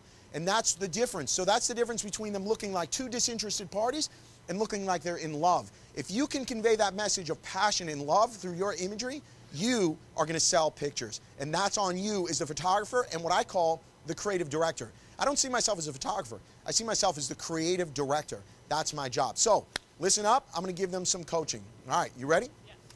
All right, so here's my guidance for you, okay? I'm going to give you a couple of tips and tricks. Models know this already. They know how to do this. But here's what I want you to do. Never push your hip into the camera. All right? So if you push your hip into the camera, you're going to gain 10 pounds on camera, okay? So we don't want that. That would be bad. All right? The other thing we're going to do is all people like to bend their necks here. You see what happens to my chin as soon as I bend it that way? I start getting heavy. A lot of photographs of myself like that. Okay, good. Yeah, and we don't want that, right? So here's a little trick. Models know how to do something. I call it turtling. So what you're going to do is you're going to push from here and push your chin out. Exactly. It's going to feel completely ridiculous, by the way, but it's going to make you look good, okay? So trust me on that. It's going to look good. Talk to me about your hair. About my hair? Yeah, do you wear it one side or the other, half and half? I don't know. You don't know? You don't care? I don't really care much about it. Okay. It looks good. Well, let me see. Can you push all your hair to one side? One side? Yeah. Okay. Let me see. Yeah, I don't like it. Let's go the other way. That's not too bad. That can be okay, but I think your best look was with a clean split. So half and half, and I like the way that looks. But what I want you to do is when I ask you for a clean split, is reach back and pull it all forward because I don't want any of those crazies on your shoulder. Those make me crazy, all right? And then if you see me doing this to you, that means you've got hair in your face or your eye, so just sweep your bangs for me, okay? There you go. That's perfect, all right? So you're good to go. All right, Devin, what I want from you is I don't want you, don't worry about your hips so much, right? You just be you. But I am gonna want two looks out of you, okay? So for you, I want to smile, right? I love your smile. You as well, right? So Carmen, you've got a beautiful smile. Let it happen. If you start being cheesy, I'm gonna call both of you out on it, right? I want real smiles. The next thing is, out of you, I want what I call a sassy look, okay? So do you know what I'm talking about? Let me see a little sass. Okay, good. Don't cheese it up too much, though, right? All right, but I'll coach you on that, right? And then for you, I don't want sassy. I want a mean mug, right? This is your badass look, okay? So, yeah, that's all right. We'll work on it, okay? I just want you to know what I'm looking for today. And other than that, guys, this is about you. Have fun with it. Be silly with each other, and just enjoy each other through this whole thing, all right? Does that make sense? And the airplanes. All right. So, ladies, before I start going, what do you think about the way I coach them and talk to them? This is the conversation. I'm not having it through the shoot. I'm having it right now up front. I'm prepping them. Because if I don't, you know what your couples do? And they may not tell you this, but they stand there and they're like, well, do we look good? How do we look, right? I mean, they don't know. And so it's on us to tell them. It doesn't mean we're insulting them by, like I asked her about her hair. She put it one side. I'm like, that doesn't look good. Don't do it, right? Does that make you trust me or angry at me? No, it's trusting. She's saying she trusts me. So that's very, very important to earn and build that trust. All right, questions about this? We feel good? All right, because I know all of you have this conversation with your couples. All right, so here's what I'm seeing down this alley. Yes, there's a bunch of garbage here, but our job is to move around it. I love architectural elements. So what I want to be able to do is utilize some of these architectural elements. And remember my philosophy. I'm going to go tight, middle, wide. I'm starting with my 7200, and we're just using the available light at this point in time, okay? So it's an overcast day. It's a great day for photographing, right? No hard shadows, none of that stuff. So let's go this way.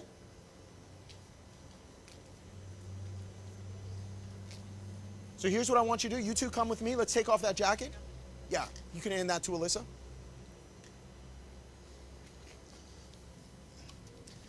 And for everybody back home, all right, in here, what I want you guys to do is pay attention to my direction with the client, okay? And then you'll see on screen what I'm capturing so that you understand my methodology of tight, middle, wide. So the two of you come on over here with me. I'm going to utilize this part right here. I'm digging the architectural elements, okay? And here's what I want you to do. For the ladies, come with me, Carmen. So for the ladies, what I want you to do is look at her part. I do not want to shoot, look that way, this way, into her. If I shoot this way into her, I'm losing half her face. She's not going to like those pictures. So wherever a woman is parting her hair, she is telling you that's where she wants to be photographed, right? Whether she realizes it or not. So as we turn her this way, now we can see more of her face. And from a side profile, I may have her pull this hair off so I can see more of her face. You guys with me? All right, here we go. So we're going to switch. Okay? So Carmen, you're going to be right here, facing Devin. Come on this way, brother. You're in this. You can't get rid of it. We don't have to worry about parting your hair. All right? So look at each other. Okay, let's get that off there. What I want you to do is face each other, holding all 4 hands. Yeah, good, good. We got a camera behind me. Perfect. So this is exactly what I was talking about. They do not look like they belong together, okay? She's not standing the right way. He's not standing the right way. They look awkward. They feel awkward. 99% of my couples do this as soon as they get into the pose. That is my job as the photographer to correct this. All right, you two. So here's what I want you to do. Face each other. Square up. Yes, you love each other. Get closer to each other. Pull her in, Devin. Get a little something. There you go. Good. Now, Carmen, I want to show you something here. The way you're standing, okay? Focus on this. You're standing like a dude. I don't want you to look like a dude. What I want you to do is give me a little S curve to your body. There you go. All right? So that naturally gives me that S curve in her body, okay? And I'm building trust every step of the way. And what I will do is I'll spend 5-10 minutes at this stage of the game over-correcting them to get them perfect. This way, when we start flying, we can start taking just amazing pictures. Good. Let me see you two looking at each other. Yes, and you are not going to be able to see each other, so don't try and focus your eyes. You probably haven't been this close to him ever, maybe. Maybe in that road trip that you were on. I don't know. All right, and Devin, be careful, because when you turn your head away, I'm losing the entire side of your face. So try and stay square to each other. There you go. And now let me see you looking at each other. Perfect. Good. And I apologize, Carmen, if my hands are cold. All right, good, good. And Carmen, what I want you to do is maybe put that left hand around his neck. I like that, Carmen. And put your right hand on his chest. Beautiful. There we go. Good, good. Devin, you liking this, ain't you? Devin's like, I'm digging pictures now. Yes. All right. So here we go. Let's see if I can do this. I feel like I'm at the end of my cord. All right. Hey, Alyssa. Just because of where we are, I'd probably like my, can you give me that 35mm lens? Just because I'm so close to the couple, I'm going to switch lenses, but I'm going to still start off with my 7200. I'm going to start off with my 7200. Now listening, I'm going to start off with my 7200. All right, you two just looking at each other, smiling, talking, beautiful. Awesome, guys, having a good time. And all I'm doing is letting them be them.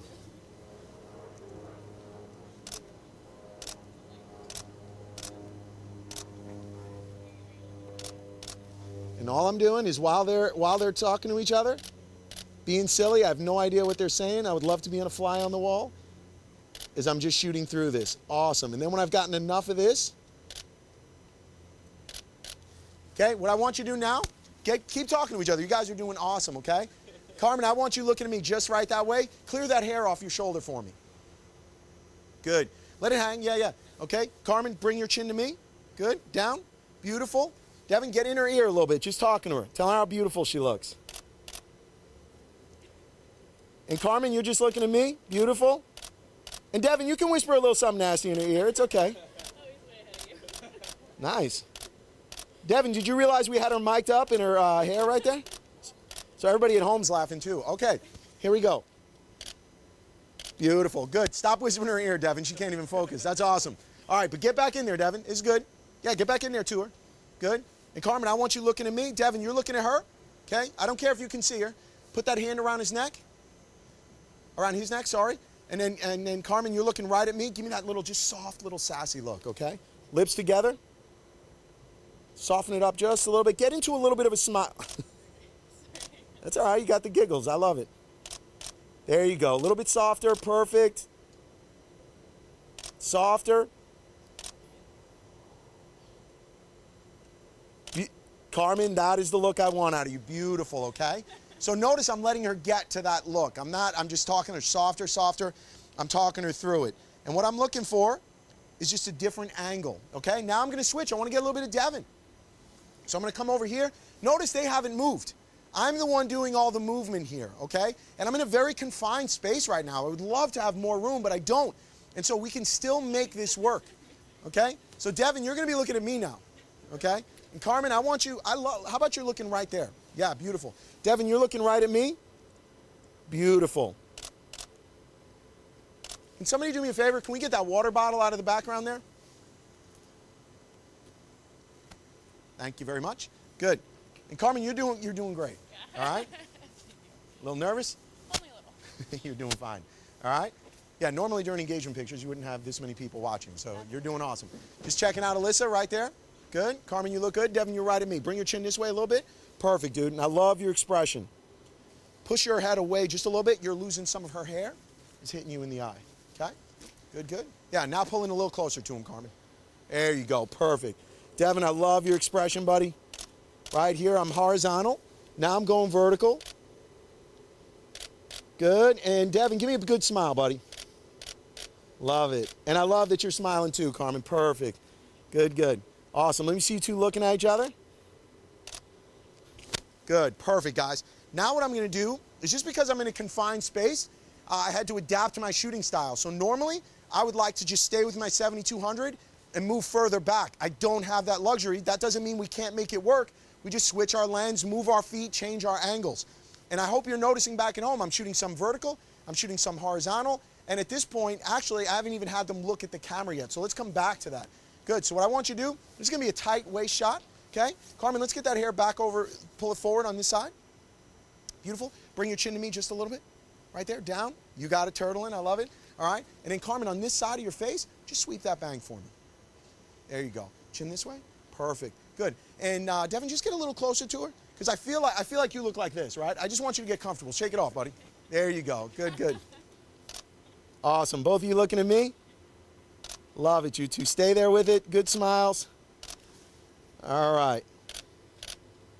Good job. All right. So, I don't know what you guys are not. Hang tight. You guys are doing good.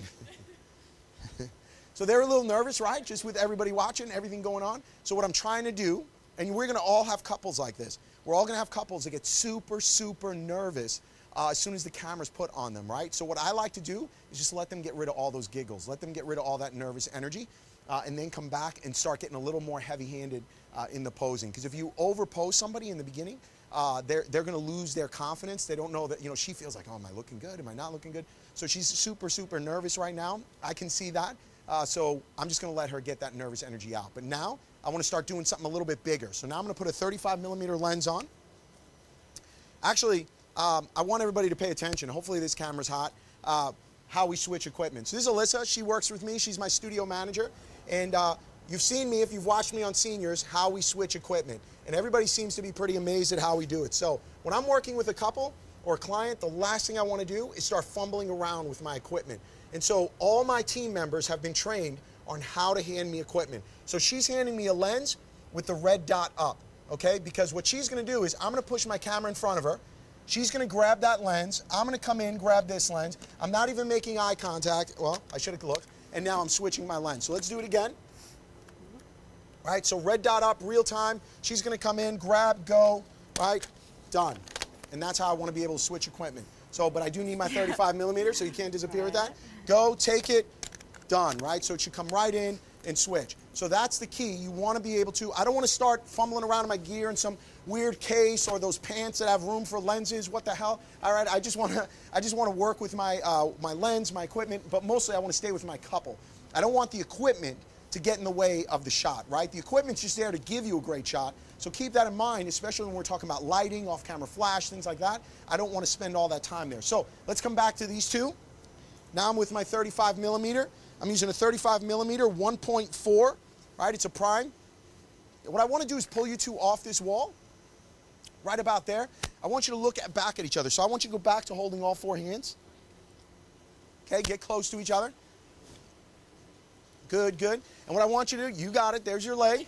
You're rocking it. All right, get that hair off your shoulder for me. Just on this side. One more. You got one more chunk.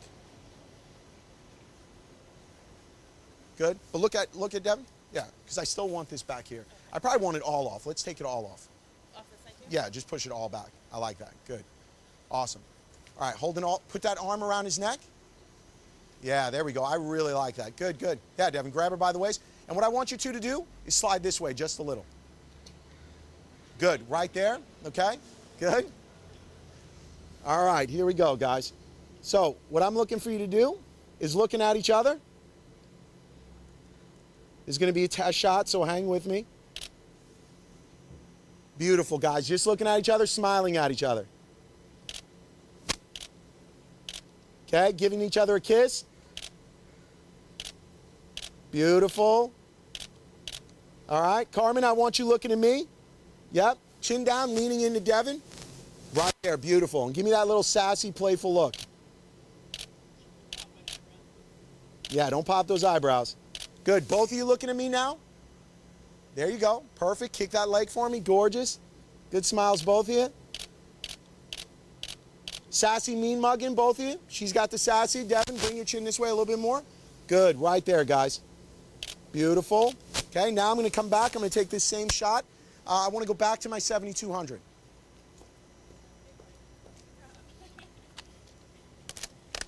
Okay, so let's go back to that. All right, stay there. Both of you looking at me. Both of you smiling. Awesome. Both of you looking at each other. And a kiss, guys. I hope everybody's paying attention to that rhythm that I'm going through, that progression. That's what I call it.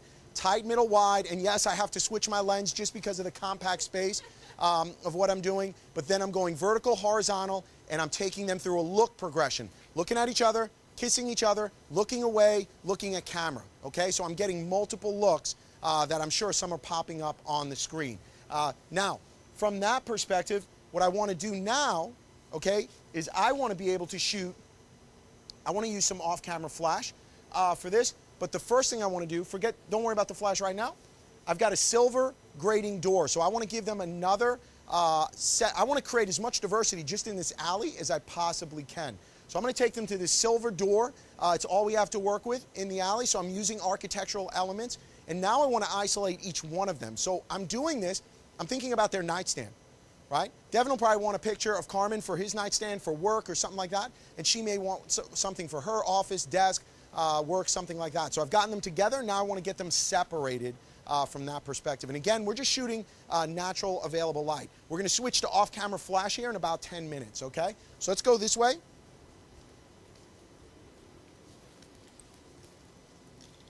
We'll go slowly.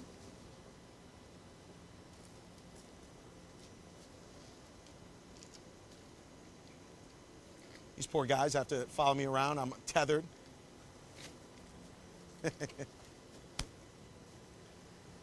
So do we have I'm assuming we have a wide shot of the alley. You can see we're surrounded by dumpsters. The average person would not select this location to photograph in, but here's why I love it.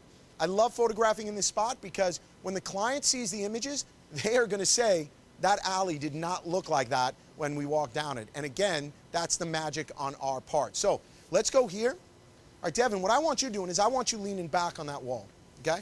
So you're just leaning back. Yeah. Cross at the ankles. Beautiful. Thumbs in the pockets. I love it. Yeah, you're just chilling, dude. I love it. Good. Carmen, you're going to stand right here. Yeah. So now, this is all about you, Carmen, okay? Devin's just eye candy in the background, okay? I want you to square up to me. There you go. Spread your stance a little bit. Hands on the hips. Pop that hip. Boom. You own this alley. I love it, okay? Clean up your hair right there. And I see your bra strap on this side. It's just like a halter going around the top. Yeah. We'll just tuck it. We'll pay attention to it. Yeah, that looks good. All right. Let's do hands on the hips. I love it. Good. Okay. So what I'm doing now is I'm picking an angle where, right, Carmen's my focus, Devin's in the background, right? So I guess I could just shoot Carmen by herself, and that might make sense, but how much more interesting is the photograph if I've got these layers? I'm all about layers. We want to create layers in the photograph. So let me get a test shot. I always announce this to my client. And for those of you back home, actually I'm going to pause for a second. I am photographing. Girls, can you come up here? I want to talk to you. I am photographing. Are you mic'd up? Any of you mic'd up? Okay. I am photographing in aperture priority. How do you photograph? Manual mode? Manual, but I'm toying around with AV. Okay. We just talked about this. I want to fool around with it as well. I'm photographing in aperture priority, and the reason I do it is not because I'm not a good photographer, not because I don't understand manual mode and how all the settings work with each other, is because I want to spend less time goofing around with my camera and equipment and more time interacting with my couple. That's where I want to spend my time and energy. And if all my time and energy is messing around with test shots and manual adjustments and all that other stuff, it's a nightmare. So what I do is I use my camera in what I call a hybrid mode. So I'm shooting in aperture priority, But then no matter what camera you're using, and I don't know if you guys can see this, no matter what camera you're using, by spinning the dial here, you can go +1, -1, +2, -2. And what that is exposure compensation. So I'm using aperture priority. I'm taking a test shot. So let's do this for everybody at home. Okay, I'm going to take a little test shot here. And I'm going to look at it on my screen. Well, it looks pretty good. Okay, so I don't have to really make any adjustments. Now, we're getting away with that because we're shooting on an overcast day. There's no complex lighting conditions really here. But what if it was a bright, sunny day behind them? She would be dark in shadow while, right, the background would be blown out or something to that effect. That's where aperture priority comes into play. So now, if I were to take that first photograph and go, you know what, it's underexposed. I'm going to go +1. And I'm not sure are we showing my exposure settings when I pop that? Do we have the image popping up? I think it's like Command I or something. So when I take this photograph, I went to +1 now. And now the exposure, which it is overexposed, is +1. So I don't know if you can see that on your screen, but by spinning the dial +1, I'm making that exposure compensation. That is my hybrid manual mode. Something else I'm doing that I don't know if you're catching on to, but I'm taking my shot and I'm composing in camera. What I'm not doing is focusing, recomposing. You guys know what I'm talking about. That is the worst thing you can do as a photographer. If you're photographing and composing and focusing, recomposing, your pictures are going to be soft. There's no doubt about it because you're fighting physics. The very nature of the lens, right, is curved. There's no way around it. If I get you in focus, especially if I'm shooting at like 1.2, 2.0, and I move that lens just a little bit, they're going to get blurry. And if you want to blow up a picture to 15 by 30, 20 by 30 and larger, you're not going to do it selling soft images. Yeah, if you put it and it's this big in your album, you might get away with it. So stop doing that. That is not how you become a good photographer. So keep that in mind. Those are all my settings while I'm photographing. So what I want to do is take you through my rhythm here because I've been kind of going slow, and I don't know if at home you feel like I'm going slow, but I'm going slow for me. So I'm going to try and push the limits here as far as pace goes. All right, so here we go. You ready? Spread your stance. You're looking beautiful. Let's start off with that sassy look. Beautiful. I love it. Okay, let's stay there. I'm going to pull back a little bit. Sorry about that. Beautiful. Give me a little giggle now. Awesome, stay there with it. Looking down the alley for me, a little giggle. It's funny shit going on down there. There you go. Looking back at Devin. Devin, give her a little, how you doing? You doing good? I don't want to know how you're doing. Give it to her. There you go. Good. Come back at me. Awesome. Give me a little giggle. Beautiful. That's what I'm looking for right there, okay? So now what I want you to do is just while you're looking at me, just be a little playful with your bangs and give me a little giggle. Oh, I love that you're looking away. That is the best wrecked car over there you've ever looked at. Beautiful. That's what I'm looking for. Okay, so that's the kind of stuff I'm looking at. And notice I'm changing my aspect ratio, tight, middle, wide, vertical, horizontal. I'm changing the expression. Do you see how quickly I'm trying to move for the client? And you'll find that if you talk to my clients, they love the pace that we move at. No one's ever going to complain that we move too slow. So we really like to move at that pace. Questions for me? Yes? AV mode, you're starting at 2.8, right? Always 2.8. That is my style. I love shallow depth of field. The other thing I'm doing is, in order to really accentuate the shallow depth of field, I'm pulling them off the wall. It does you no good to shoot at 2.8 and have them flat against the wall because the wall is going to be too much in focus. I don't want it to be in focus. I want it to be soft. So I'm going to pull them off the wall to make that wall go soft. Does that make sense? Can I ask another question Yes. about when you are rolling down and up a stop and down a stop, that sort of thing? I've played around with it before, and I feel like I'm rolling, and I'm not seeing. It's all in your camera, though. Yeah. So are you looking in the camera to see what you're doing?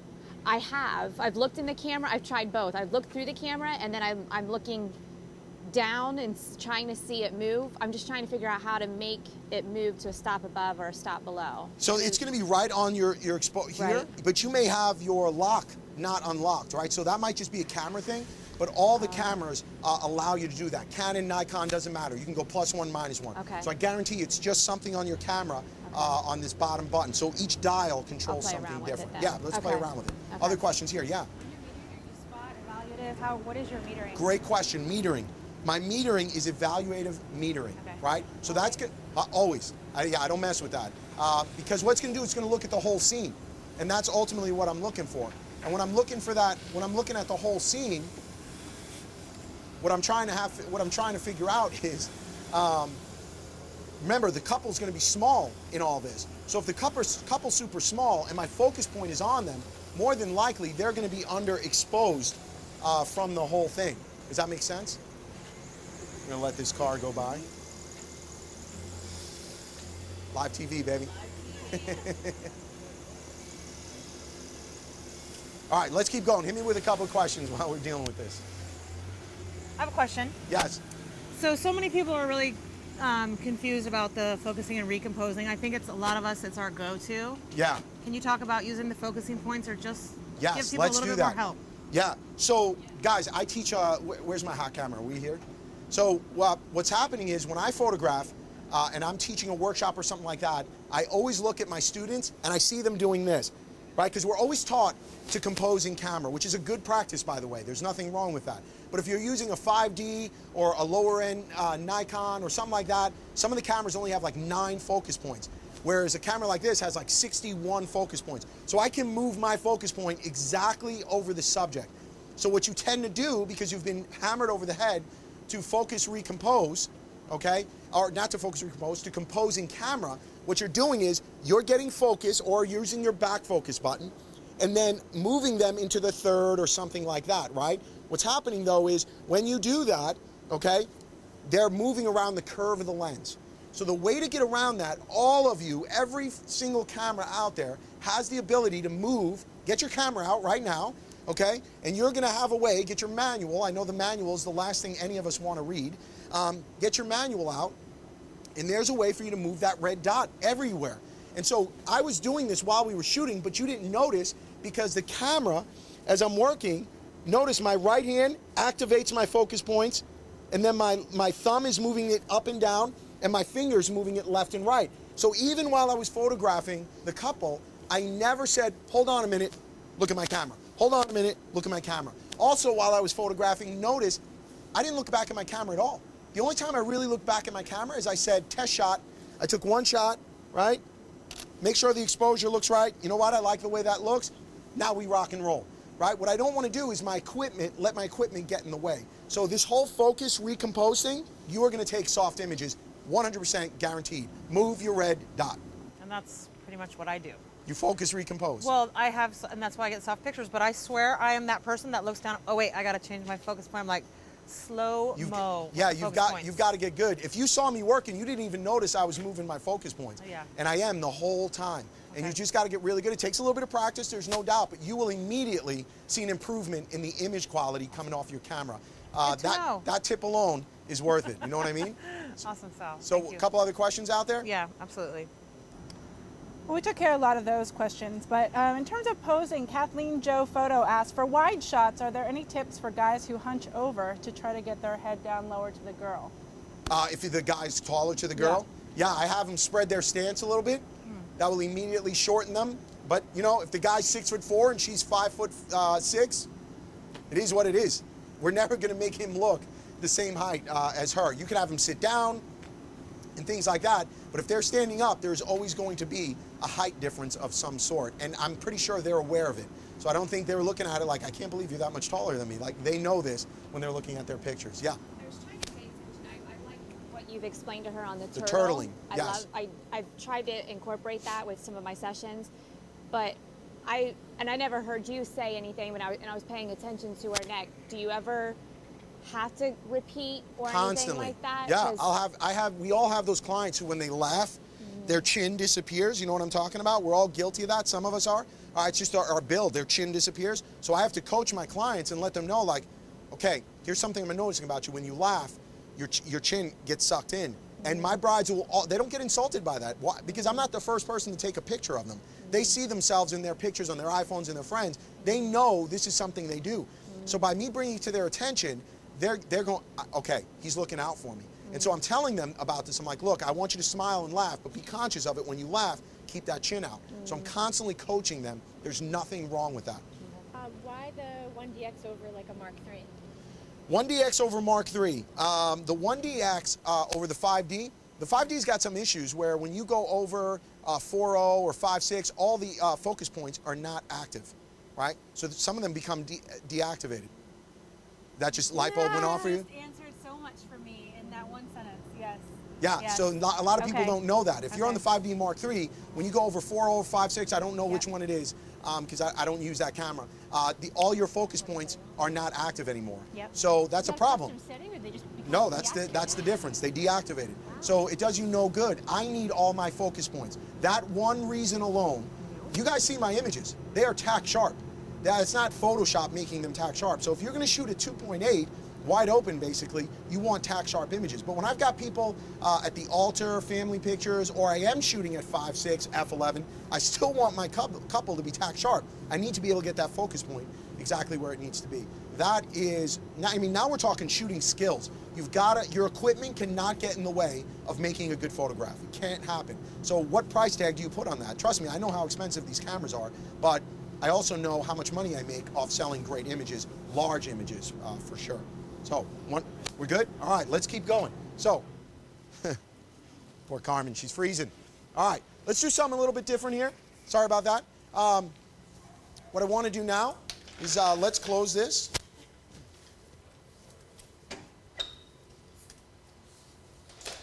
Okay, so here's what I want to have you do. I want to do something a little more attitude, right? So I want you sitting down on the ground. Okay, can you do that for me? Okay, and get all the way back to the wall. Okay, on this one, yeah. And then now, Carmen, pay attention to this, guys, because we've got to make her sit and not look bad on this, right? So what we never want to do is have our girls sitting like this. This is not good, okay? This is not good at all. So instead, what I want her to do is get on her side, okay? So I'm immediately going to put her on her side. And yes, I will sit down and show my bride how to sit. I'm totally cool with that. So what I want you to do is I want you to get in here on your hip.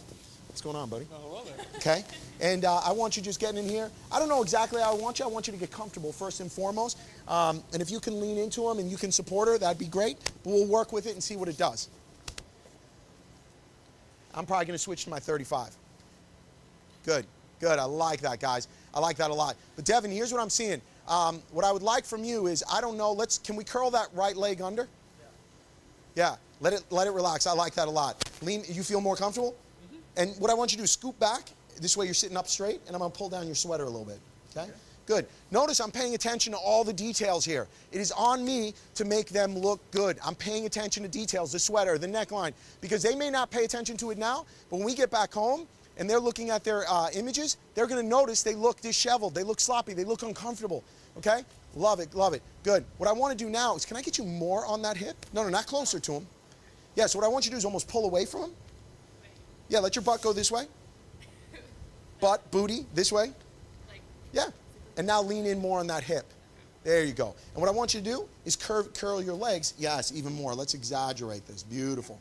Okay? And now that right hand, we got to do something with that. So what if you put your left arm over his shoulder? Yes. Now maybe on this one. Yeah. And then maybe this hand's coming over, or you're grabbing onto his arm. Yeah, comfortable. Now get a little closer to her. Devin, yeah, you get closer to her.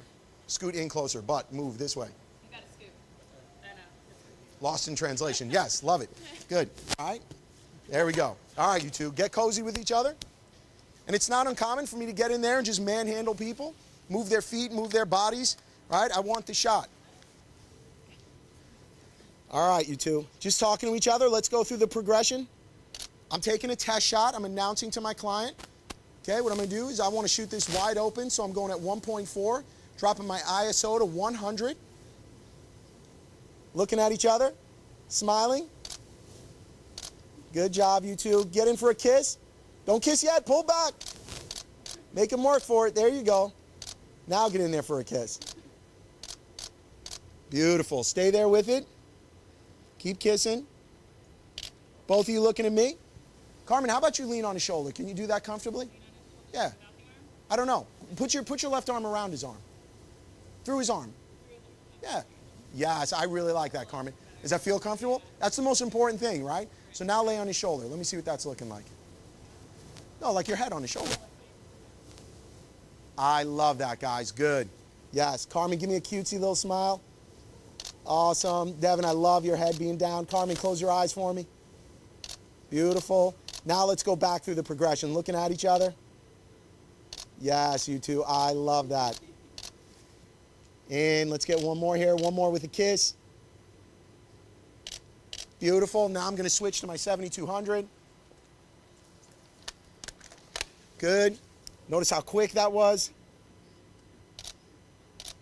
Awesome, you two. Can you both go back to looking at me on the shoulder? Yeah, I love that, guys. Beautiful. Lay on there, Carmen. Sell me on it. Beautiful. Close your eyes, both of you. Beautiful, guys. Awesome. Let me get you up. Okay. Now I want to work on off-camera flash. How are we doing on time? 40? 20. Oh, 20. I was like, wow, we're going slow motion. Okay. You two come here. Now what we're going to do, everybody, is we are going to work off-camera flash. So here's the setup. I probably want my 1635. So now I'm shooting for that big shot that I want to sell.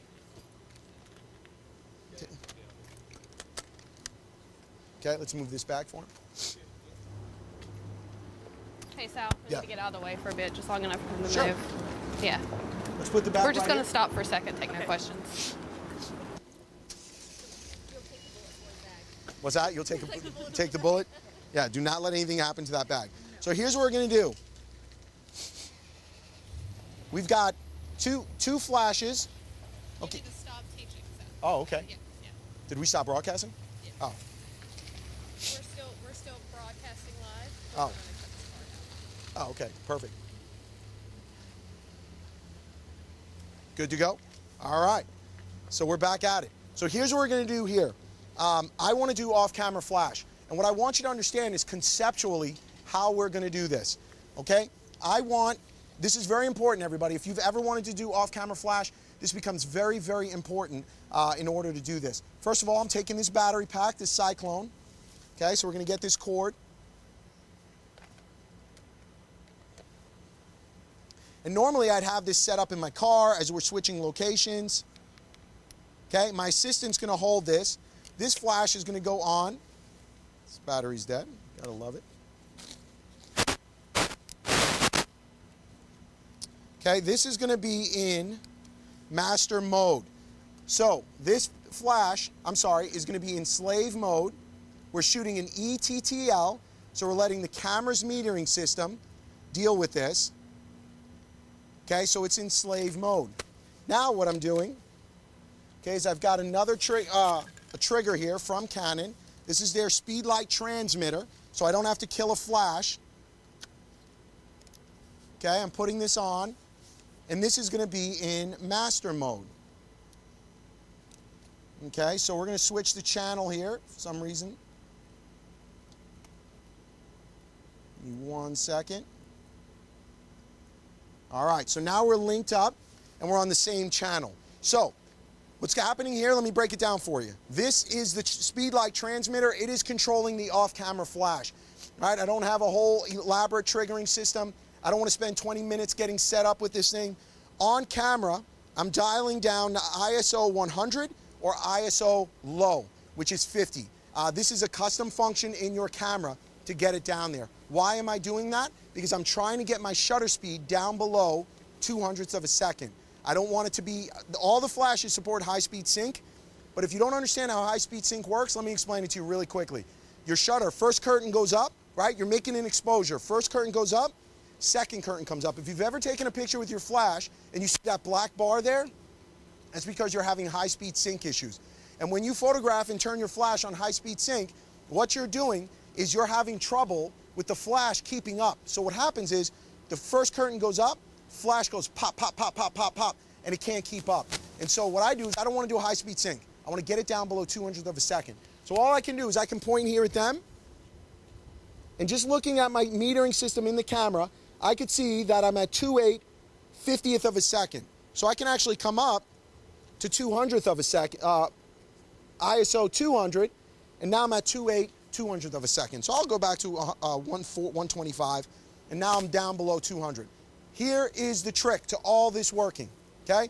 This is off-camera flash 101. This is how I train my entire team on how to use off-camera flash. On camera, using aperture priority, we are -1. Guys at home, get your cameras out, because this is how you're going to do it. Practice in the window. -1 on camera. On the flash, we're going to go to +1. And here's what I want you to understand. Okay, let's get this +1.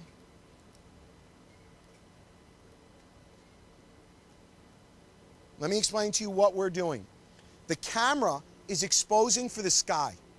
I want big, dark, dramatic clouds. So if I just take a picture up here, I'm going to focus, recompose, which you're not supposed to do. It's because I'm trying to get that sky in focus. Where was that flash firing? Yeah, I don't want it firing at me at all. Okay, I just want this sky to be super, super dark. Now you guys can see, let's bring that picture up. I want these big black dramatic clouds, okay? That's from going at -1 on camera, okay? But now if I photograph that way, I photograph the couple, they're gonna be dark. So what we're doing is we're using the off-camera flash to expose for the couple. Everybody with me? You look like you okay? Yeah. Okay. Do you have a question about that? No. Okay.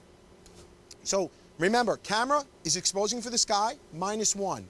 The flash is exposing for your couple, +1. And what we're going to do here is I want to create a dramatic looking image. I'm already thinking about a big print. So what I'm going to do is I'm going to have them stand right here.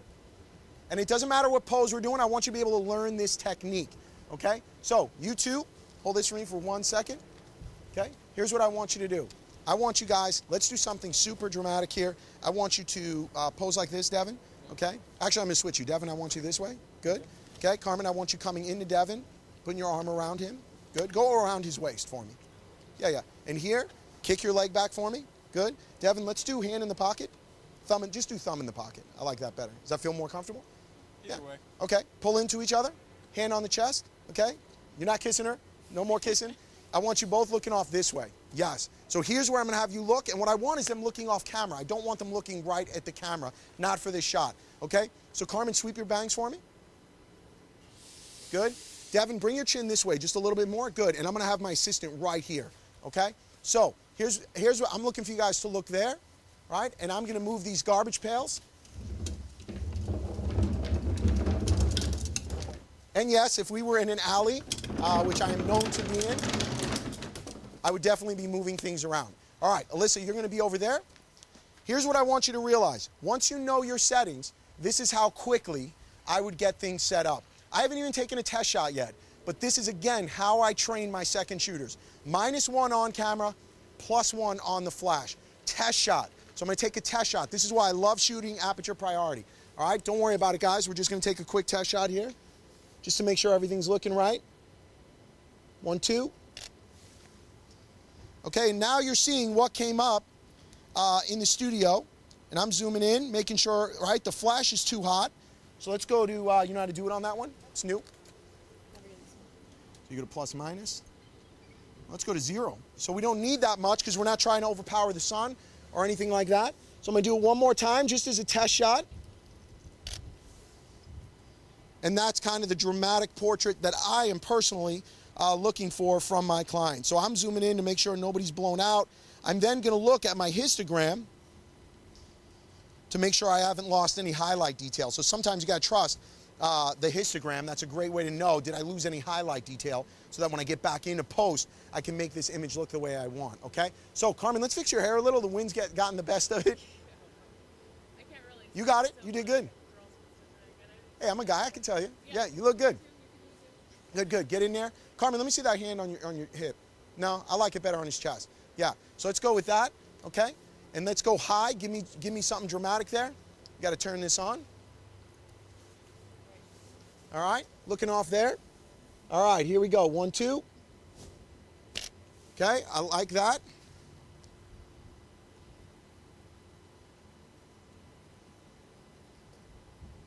And let's keep going with this. So guys, Both of you looking at me.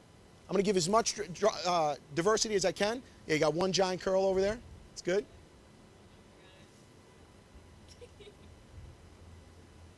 Good. Carmen, sweep that eye for me. Good. Chin down, because now I'm down here. I need you guys leaning at your waist towards me. It's going to feel a little weird. Yeah, Devin, push that hip away from me. Yeah, so your hip, you're sliding into me. There you go. Perfect, Devin. Good. And lean your chin towards me. That's where I need you. Good. Sweep that eye for me. Good. Looking at each other. Good. And what I want you to do now is grab Devin by the side of his face, almost like you're pulling him in for a kiss with your right hand. Keep your left hand back there. Yeah, pull him in. That's where I want you. Pull him in a little bit closer. All right, and Carmen, let your hips turn towards Devin now. Square up to him and kick that right foot back. There you go. Good. Good. And almost kiss, right? Don't really kiss. Devin, grab her with that left hand, right? I want to show connection. There you go. But Devin, you're spinning away from me, right? So there you go. Good. Carmen looking at him. Beautiful. Stay there with it. We're going to get a couple of test shots here. Yeah, there you go. Good. Stay there with it. You stay there, Alyssa. Looking at each other. Good. And one more kiss. Good. And one more. Beautiful, guys. Now, here's what I want to do. I want to switch to my 7200.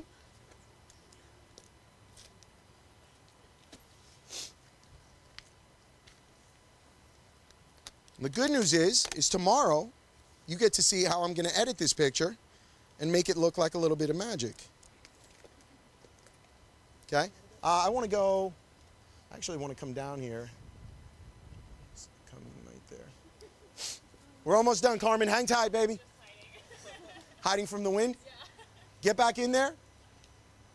I want to do one more. Kick that hair. I want you looking at each other. Sorry, brother. Alyssa, move off to your left a little bit. Looking at each other. Yeah, Carmen, kick that hair off your shoulder, though, for me. There you go.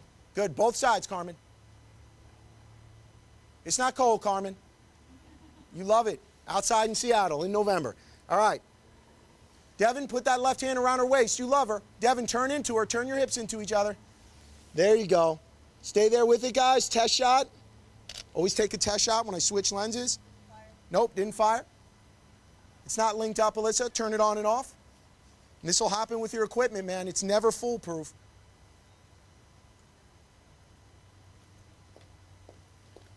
See what's going on with this. It does not look like it's in slave mode anymore, so it's probably just got hit by accident. There you go. Now it's linked back up. All right, it helps that you know your equipment. All right, we're almost done. Looking at each other. Nope, Alyssa off to your left. And tilt that flash down. There you go. Good. Looking at each other. 1, 2, test shot. Good. Stay there with it. And a kiss, guys. Hold that kiss. You love each other. Beautiful. Both of you looking away. Remember that pose where we had you looking off to the side? So pull into each other real tight. Yep. Alyssa, go off to my left. Keep going. See you in a little bit, Alyssa. There you go. Good. Looking right at Alyssa, right at that flash. Devin, straighten up a little bit. He's knocking you over. He wants his camera time, Ken. There we go. Looking off at that flash, Devin. Devin? Up here. Flash. Up here. Devin? Yeah, you're both looking at it? Right there. No smile? No smile, Devin?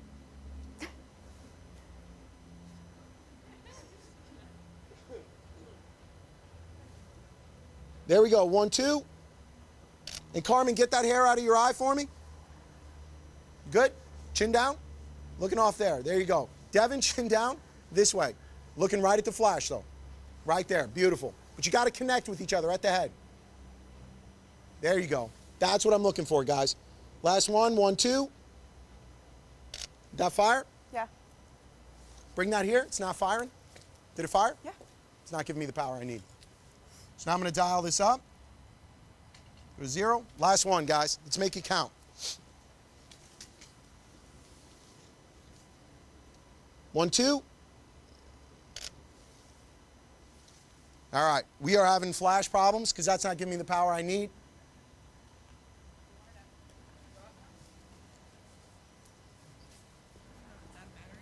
No, it's fine. It's all right. I mean, this is welcome to the real world. We'll go +1. This will be the last one I take. I've proven my point. I want to get this shot, though, because I want to show it tomorrow. Lean into each other. Good. Lean into each other. 1, 2.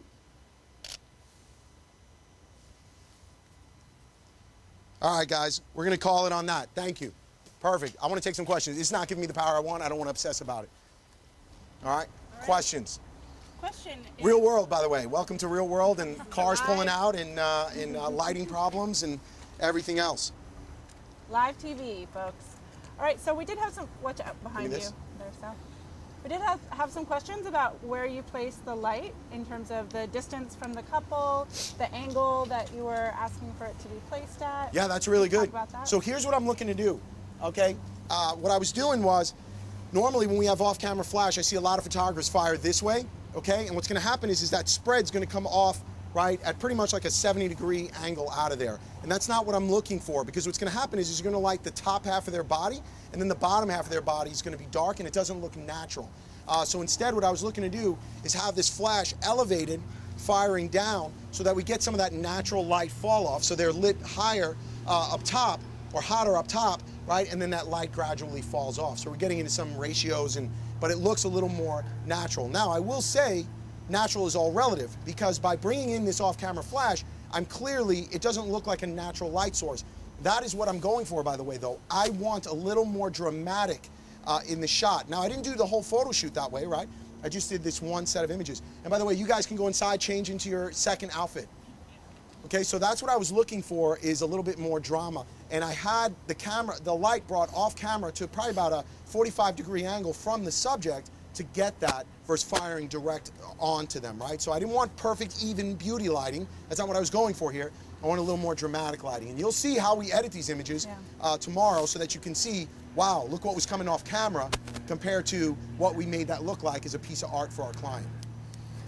Cool. I have a question from Jenna Michelle Photography, who says, asking about the light modifier, would you typically use a light modifier in this case? Are you not doing it because of the situation, or? I never use a light modifier on these things. You don't use the Rogue, you never use a grid or? The grid I'll use, the only time I'll use the grid is when I'm trying to really control light spill. So if I fire this flash, right, as it gets further and further away from the source, it spreads more and more and more away. So let's say I'm firing against a wall or something like that, it's not only gonna hit them, it's gonna light up the entire wall, and it's not gonna look good. So that's where you would bring in a grid and really isolate where you're hitting them. But in a situation like this, in my style, I'm not looking for that. I want the spill, I want the hard light, I want that edgy, gritty look. And that's for now, that's my style for now. We come back around a year from now, 2 years from now, our lighting scenario, our lighting kit might change and evolve. But for now, my bride and grooms are attracted to that harsh, off-camera light. And again, I can't stress this enough, that's not every shot we take. Yep. I'm only gonna take a handful of shots that have that, because guess what, if they don't like it, I don't want the whole photo shoot to not have images they like. So I'm giving them as much diversity as possible. Okay. If you did not have an assistant, what would you recommend somebody brings for the off-camera flash? Yeah, for the off-camera flash, we'll have these tomorrow or the next day when we're shooting the part of the wedding. But we use, from Manfrotto, they're called nano stands. And they collapse to about 19 inches, somewhere about this big, and they'll go up to 6 feet tall. And they're about $59. Nice. So yeah, B&H carries them. We've got like 3 or 4 nano stands. I have them. I'll be showing them on Thursday. But if you don't have an assistant, that nano stand sits right there. It's not this big, obnoxious light stand. It's a small footprint. I can travel with it, and I just put it there, and it does the same thing as having an assistant. So Adam had asked, can you have your clients change clothes if there's not a place nearby? Like, what do you use? Yeah, we use a changing tube. So we have an actual tube that we get. It's from Sunbounce. It's about $100, $125, somewhere in that range. And it's a tube that pops up, and we hold it for our clients, and the bride will change it, or my fiance, right, they're not married yet, I don't do it on a wedding day. We have her change in that, and that's how we get them to change location to location. Great. Grooms don't care, they'll change in the middle of the street. Let's see. I think, so are they coming back out? No, we're going back in, so we're going to break. Okay, great, Right, let's do that. So I'm trying to give you as many difficult lighting situations as we can. So we did one with absolutely no flash, just available light on a cloudy day. All right, poor Carmen, she's freezing to death right now because it's chilly here.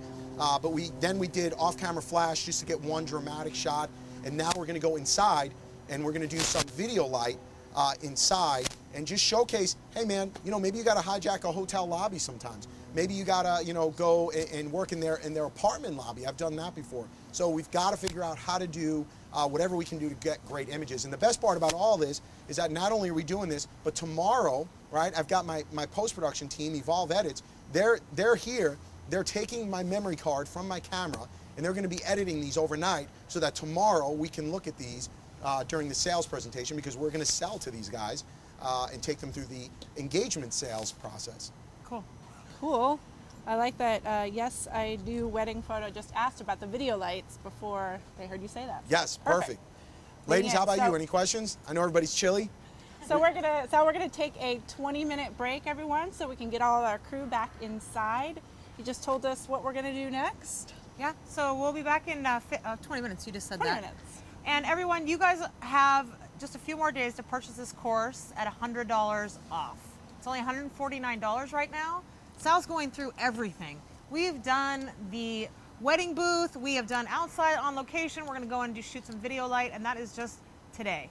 So highly recommend you purchase the course at the break, and we'll see you guys back here in 15 minutes. 20 minutes. What she said.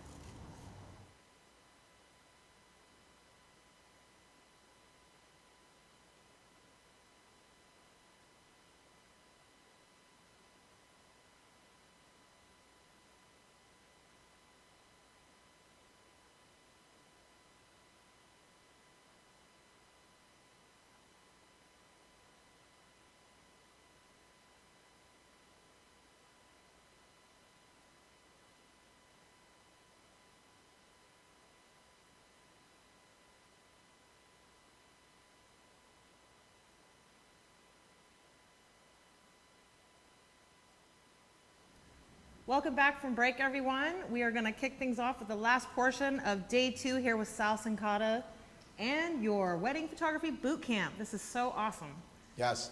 Well, I'm glad we worked in the alley and we had some issues. I'll handle a couple of questions I know that came in, and we had a spirited 20-minute conversation on the break about moving your focus point. So I'm sure everybody out there wants to know about that, so we'll cover it more, but I know we have a giveaway. Yes, we have our last giveaway of the day, which is a huge one, and that is a Bay Photo Bridal Show Kit. And that value is up to $1,200. That is all the imagery that you saw in our booth. All Right. those 24 by 36s, 20 by 30s, 15 by 30s on styrene, ready for you to display at your bridal show. I mean, that is it. It's turnkey for your booth. So unbelievable. Let's see who won that. So the winner is Belinda Olson, and her Twitter handle is @BelindaOlson. And the quote was, "Shoot to sell, I don't just go around chasing butterflies." Nice, nice. We're gonna start a no butterfly movement, I think. I love it. So, but again, let's remind folks that everybody wins with Bay Photo. bayphoto.com/Sal, and you can get 25% off that bridal kit, the bridal show kit. Right, that's all the pictures in our booth. So if you didn't win the free kit, we worked out a great deal with Bay Photo for you guys so that you can have all the displays to look like ours for your bridal show. And bridal show season is coming up, right? I mean, if you're serious about getting into wedding photography, you need to be ready for those bridal shows come January. This is the time. All right, great. Well, back over to you. Yeah, so let's recap just what went on outside. You know, it was kind of hectic. You're working a live workshop. We're in an alley. So I hope that the madness going on around us didn't take away from the message, right? So we were working with available light. The key message there was, right, tight, middle, wide. That's our mantra. We've got to have as much diversity for our client as possible. In the beginning, we started off coaching the client. I hope you get the message there. Don't be afraid to tell your clients they don't look good. And of course, we've got to deliver that in a tactful way, right? I'm not looking to insult them. I'm looking to be the trusted advisor with them. So I'm obsessing about their hair. I'm obsessing about their hands, their details, their stance. You've got to control that if you want to sell big prints. The other thing is, we were talking about, and this carried over into the break, we were talking about focus, recompose. And everyone, it's amazing. I love you girls. It was amazing to me to see how few of you really knew how to control your camera and move that focus point. So guys, you got to get your manual out right now and start learning how to activate your focus points and move that red dot up and down, left and right in your camera, because that is going to allow you to get some tack sharp images. Now, you know, we're set up in a situation here where I'm going to photograph at 1.2. So I'm using my 50mm lens, 1.2. My depth of field is about as wide as my pinky. So if I were to focus and recompose the image, it's going to be soft. And we don't want that. I've got to have tack sharp images. And even if I put the red dot on their face at 1.2, I still run the risk of getting soft images. That's how fine a line we're running. But, you know, we're shooting, we got this great natural light coming in behind us, and I've got this great textured wall behind my couple. So with that being said, let's get going here. Let's photograph them now, right? We're in our second location. It's very important for engagements that we do 2 locations, 2 different outfits, and we get some diversity for our clients. So, all right, back to us. Here's what I want to do for the 2 of you first. I want to pull you off this wall. Can I pull you here for 1 second? Okay, both of you. And here's what I'm seeing, guys. I'm thinking about selling. I am thinking about their engagement album right now. So I see this amazing textured wall, and what I'm seeing, I'm going to take this photograph, and let's show that on the screen. This is the background for their album. So now when we go to sell them an engagement album, girls, I don't know if you can see that, what I'm showing them is a textured wall, okay? That I'm going to lay pictures over in the back of their album, right? This is meaningful because we're about to photograph them on it. So you want to think that way. You don't want every image in the album to be on a black background, a white background. Put some texture there, and it becomes a little bit more meaningful. So with that being said, let's pull you guys here, dead center. All right there's perfect. I'm keeping them off the wall. I want that background to go really, really soft. All right, let's do that pose where we were holding hands. So I'm going to have the couple holding hands. All right, Devin, let's work on you first. Turn. Yeah, I love it. Put your hand in your pocket. All right, and just let your stance relax for me a little bit. Yeah, that looks comfortable. Do you feel more comfortable? Perfect. Good. You look beautiful right there. I love the way you're holding hands. I love your stance. Now, what I need you to do, because I want this to be dead center, is I want you to shimmy this way. All right, perfect. Good. All right, so what we're going to do now is let's just start off. I'm going to take a test shot. I want to make sure this looks the way I want it to look. So I'm as far back as I can. I'm using a 50mm. I'm at ISO 400, but I'm going to come back down to 200. I don't want to introduce any noise. And I'm going to take a test shot. Okay, so I really like the way that looks. I'm zooming in. Carmen, you were not making a good face on that photograph, so got to be careful. Now I want you to, Carmen, bring your chin to me. Devin, you're perfect. Chin down just a little, Carmen. Beautiful. And soften that expression up for me a little. Not a smile. I don't want to see teeth. There you go. Bring your chin this way. Right there. That's what I want out of you, Carmen. Beautiful. So stay there. 1, 2. One more. Good smiles, both of you. Looking at each other. Smiling at each other. And both of you look in different directions. So go off this way. Devin, you're that way. Perfect. Carmen, yeah. Chin down for me, Carmen. Right there. Beautiful. And Carmen, what's happening is as you're looking away, I'm seeing too much of the whites of your eyes. So let's look at this camera right here. There you go. Perfect. Sassy, mean mugging. Beautiful, guys. Stay there with it. Awesome. Looking back at me again. And let's do good smiles right at me.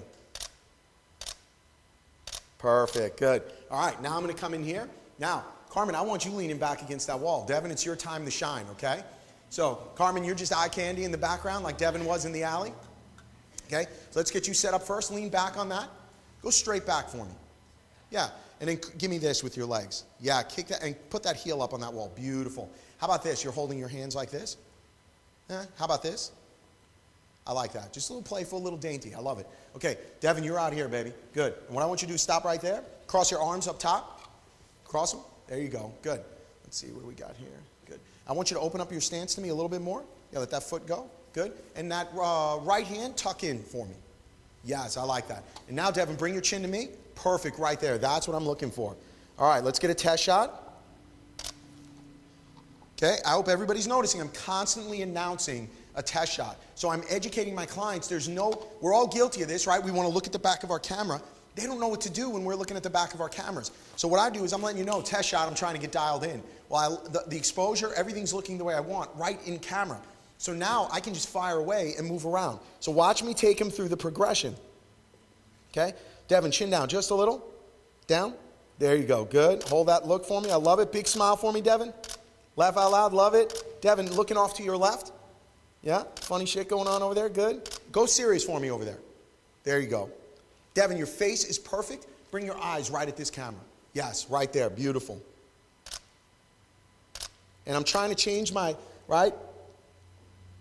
I'm going vertical, I'm going horizontal. Devin looking right at me.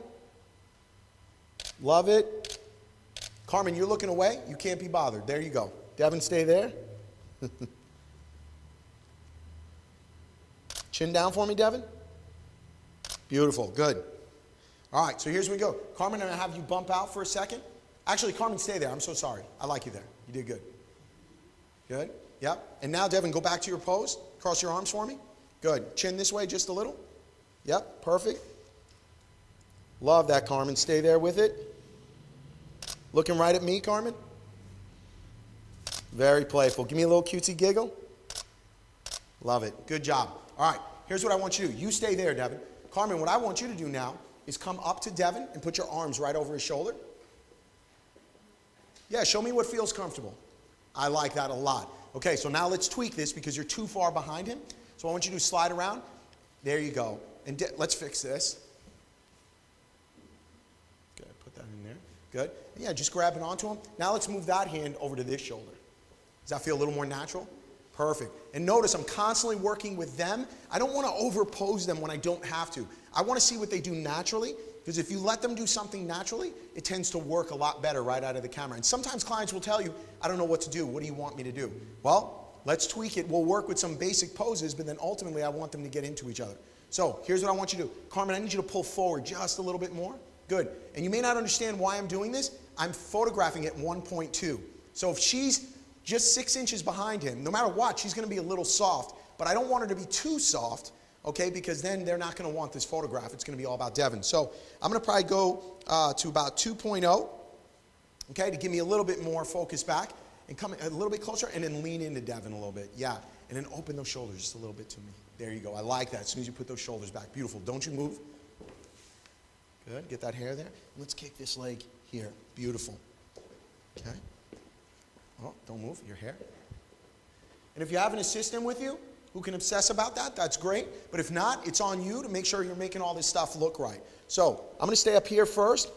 All right, I want you to, Devin, chin down. This way, just a dinch. Perfect. And Carmen, tilt your head this way, chin down, and push it this way. There you go. It's going to feel awkward, I know it, but it's going to look good. There we go. 1, 2. Make sure I like it. Love it, you two. Stay there with it. Stay there. Keep your expression. You're doing great. Good. Good smiles. Looking at each other. Looking right at each other. Look at her. There you go. Devin, take that right hand, put it around her waist now. You got it? Yeah. And put that left hand and your thumb in your pocket. I like that. Yeah, get comfortable with him, Carmen. Get right in there. Snuggle up. Good, good. Beautiful. Go ahead. Looking right at Devin. There you go. Good. And Devin, remember, I'm losing that chin, so slide her this way. Beautiful, guys. I love it. Intense look. Carmen's giving him an intense look right there. There we go. Good smiles at each other. Get in there for a kiss. Pull them in, Carmen. Beautiful. Grab that right hand, Carmen. Pull them in. Just looking at each other. Looking at each other. Don't give it to him, Carmen. This is serious stuff here. There it is. That's what I wanted. Good. Carmen, looking at me. Just bring your chin to me. Chin down. Right there. Good. Love it. Drop that. Pull that hand down just a little bit. Keep going. Keep going. Right there. Beautiful. Go ahead. Looking right at her, Devin. Carmen, give me that little sassy look. Beautiful. Devin, get in her ear a little bit. Love it. Good job. Stay there. Good, good. Okay, let's do something. I want to put you guys in the third here because I'm thinking of a pano now. So I'm thinking of a big, wide, skinny picture right here. So here's what I want to do. I'm going to move them over to the third here. So I'm going to slide them this way a little bit. So what I want to do, let's bring you here. Right here, turn around this way. You're going to be here. Good. And what I want you to do is you're going to put your arm around her waist. I want you over his shoulder like this. Yes, love it. Good. Kick that leg back.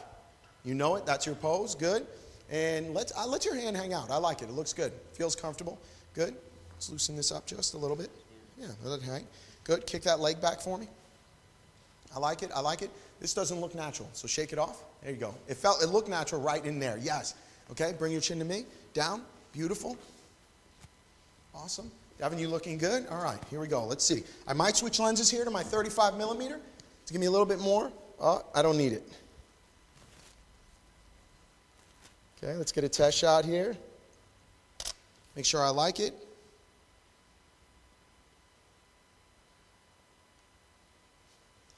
And I do. Devin, I don't like that left hand. Let's put the thumb in the pocket. Awesome, you guys. Looking right at me. Sassy, mean mugging.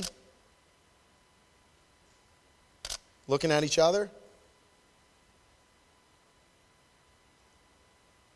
And a kiss. Love it, guys. Look in two different directions. Ooh, no, I like that. You did it perfect, Carmen. Looking off that way. You got all Hollywood on me. Great. Looking right at this TV screen. Good. Devin, looking right at that TV screen. Beautiful. Here we go, guys. Chin down, Carmen. Good job. Perfect. And that's that scene. So I want to move on to something else. Questions before I move on. Questions. All natural light. We were just using the background, right, that's our backdrop. So that's what I'm using for that shot. And I'm in an enclosed location, so you're going to see how we edit this tomorrow to make it more of a panoramic shot. Yeah. Mandy from Cyprus 2 would like to know where are you focusing at 1.2? Are you focusing on her eye? On her eye. All the time. Not all the time. What I was trying to do, you saw me obsessing because I'm shooting at 1.2. I don't want this to be a soft image. I want this to be as sharp as possible, but I'm already running the risk, man, I've got a razor thin line of focus, so I'm already running the risk of it being soft, but that was creative decision. I wanted it to be as soft as possible to give me that look that I'm going for. So I'm putting that, I kept moving. Okay. And also, if you're taking 3 shots like that, I've heard you go boom, boom, boom. Are you trying to get that because that's a focusing thing, where one of them will be in focus? I don't want to just take one frame and run. I've done it way too many times, shooting at 1.2, 1.4. I take that shot, I get home, it's soft. Because it's just the nature of the beast, shooting wide open like that. But I also, the pros of shooting like that, to me, outweigh the cons. I mean, I know I'm going to get some soft frames and all that. Now, if I'm shooting the bride coming down the aisle or any of those must-have shots, I do not want to be shooting at 1.2. I don't feel confident enough in the equipment to be able to produce at that level. But sometimes we have no choice, as we'll see tomorrow during some of the ceremony shooting. But this was, my goal here was to get something artistic and soften up that background as much as possible. Make it more about them. Do you find when you take 3 that one of them is always in focus? Yes, because what I'm doing is, let's be clear on what I'm doing. I'm not just pushing my finger down, pop, pop, pop. Right. I focus, pop, focus, pop, focus, pop. That I'm sure I'm going to get one that's in focus. Okay. But if I just use the lightning round and get it in focus and then just pop, pop, pop, pop, pop, no. They're all the same focus, which is wrong. So you're going to have one, they're all going to be soft. Got it. Great. Folks are asking again about white balance and what you're using here. In this situation, you're seeing what's coming up on screen, and it's, just looking in the back of my camera, the back of these 1DXs are almost, it's not fair because they're so, the clarity on this is amazing. But what they're seeing is auto white balance. So 90% of the time I'm photographing auto white balance because I'm shooting raw. So it's going to come out right, especially when you're in these kind of lighting conditions. But when we're in the church, when we're in mixed lighting conditions, I will absolutely set my white balance so that I don't drive my post-production team nuts. And when I do that, 90% of the time, I'm setting it in Kelvin. So I'm not using the lightning bolt or any of that other stuff. I'm usually using Kelvin to get it dialed in to where I want it. And we'll see how the ceremony looks on Thursday if we have to go to Kelvin, but I'll walk you through that. In here, with available light, the camera's usually pretty good at setting that auto white balance. But looking in the back of my camera, things look pretty cool, not warm. So I'll probably have to warm it up in post.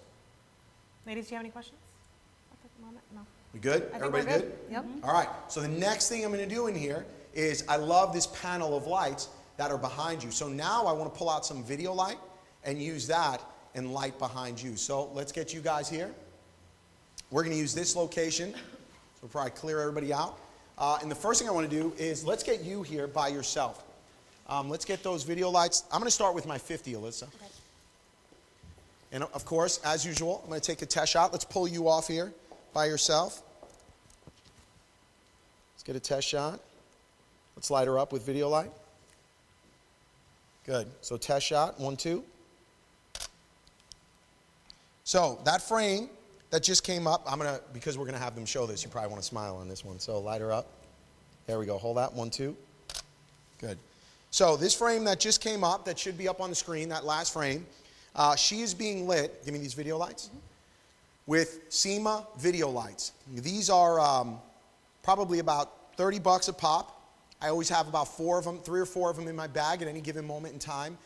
As you can see, there's simple on-off switch, and that's how we're lighting her up. So the picture you're seeing, she's being lit with these video lights. You should always have these in your bag when possible. So you can kind of get a sense for what kind of light that's going to produce versus no light.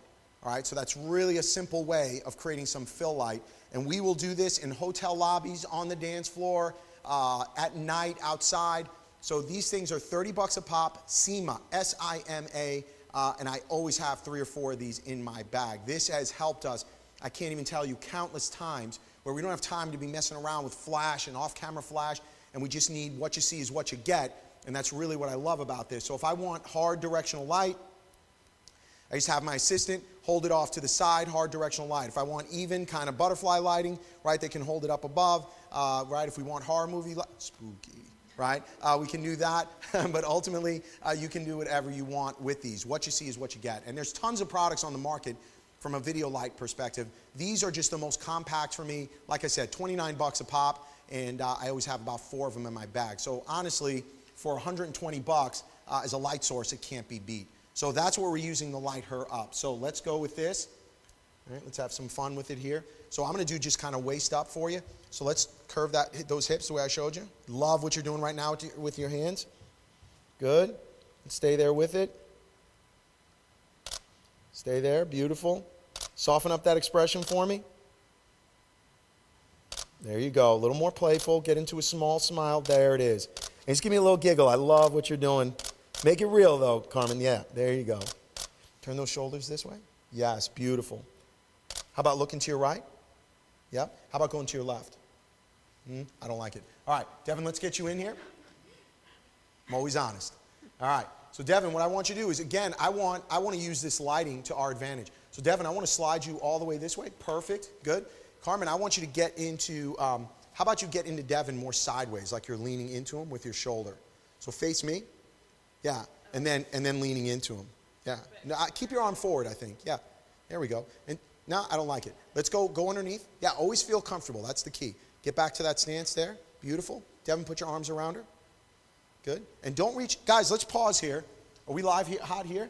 Devin was moving his hand and reaching around like this. So I want to pause here for a second. This comes back to corrective posing. If you're working with curvy couples, heavy couples, it doesn't matter. We've got to understand corrective posing. And by Devin reaching around here like this, he's making her look heavy, even if she's not. So I never want them reaching like that. Okay, so I'm going to make him naturally pull his hand back here. And you've got to keep that in mind when you're working with your couples. The other thing is her hip. Remember, I taught her, I never want her hip coming this way.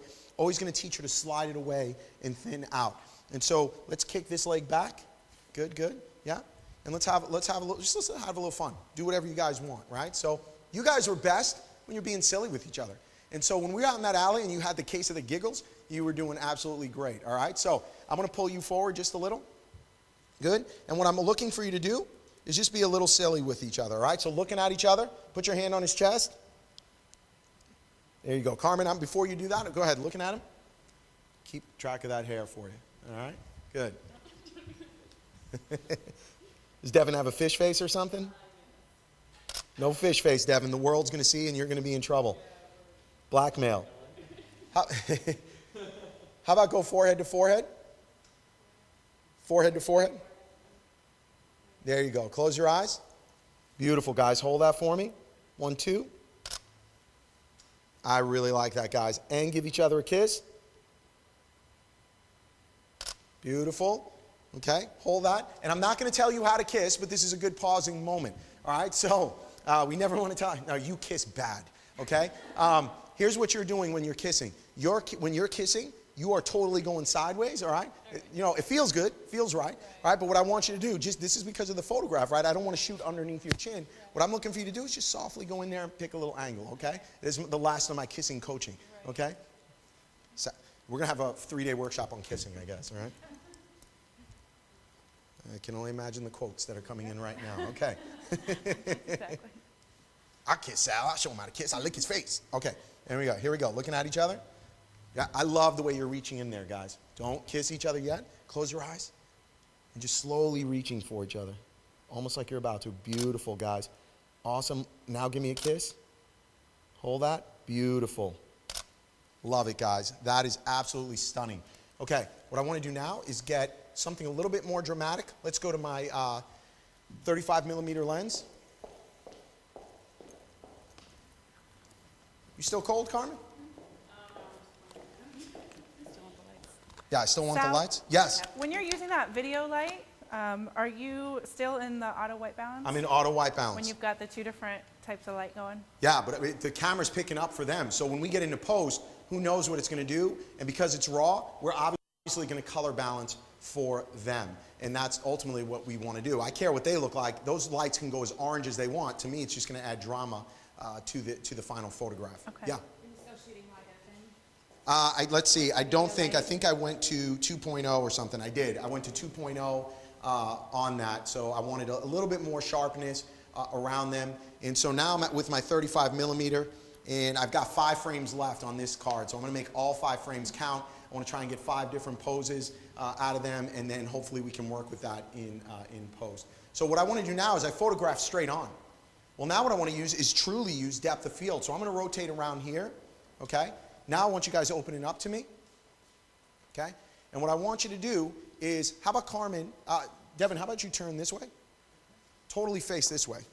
There you go. Go hands in the pockets. Yeah. And Carmen, how about you come up and underneath? Yeah, put your arms there. Love it, Carmen. Good, good. Fix those legs for me. Good. Alyssa, we're going to have you over here firing light back into them. And Carmen, the trick here is I don't want you reaching up onto him. You're going to look uncomfortable. I want your chin coming down. Right there is where I want it. Good. All right, so here we go. Good. Chin down just a little. And lean into him. Let me see. Yeah, come this way. Watch that shadow on her chin. You seeing that? So you have to come up higher. You go, Devin, I want you looking off that way. Yeah, we're just really using you for your body right now. Good. Let me take that, see if I like the way that's looking. Beautiful. Chin down just a little. And actually delete that. And Alyssa, you're going to hate me, but I want my 50mm again. Okay.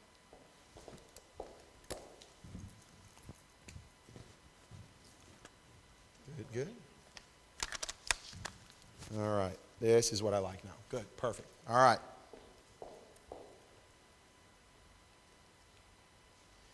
All right, chin down for me, and just soften up that expression, like just a small smile, right? You're in between, like looking like you want to kill me, and looking very happy. So let's find that middle ground. Perfect. Good. Chin down, lips together. Beautiful. That's what I want on you. Chin down just a little bit more. Okay, I got you in a blink. Here we go. Beautiful. Okay, now just give me a little giggle, hug him, make it real. Yes, that's what I want. Beautiful. Good. All right. So now what I want to do, final few frames, what I want to do is have you guys face each other. Okay? Yeah? Let's make this a little bit more mom and dad friendly where you're both looking at the camera. Okay? Good. Hand on the hip for me. I like it. Kick that leg back. Thumb in the pocket. Good. Let's get that light up over the top of me, Alyssa. Yeah, yeah. Good. Here I am, guys, now because I definitely want both of them in focus. I'm going to 2.8. Test shot. Okay?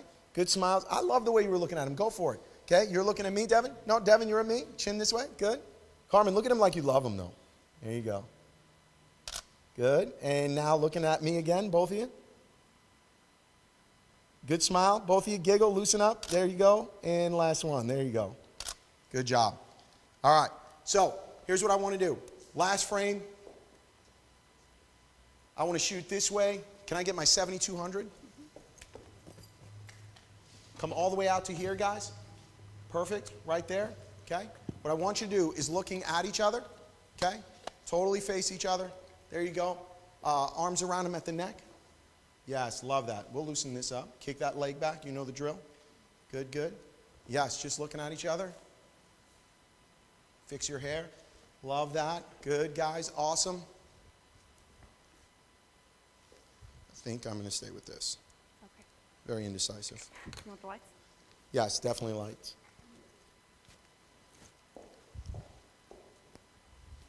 And here we go, guys. Good smiles at each other. You love each other. 1, 2. Get in there for a kiss. Last one. Switch sides. There you go.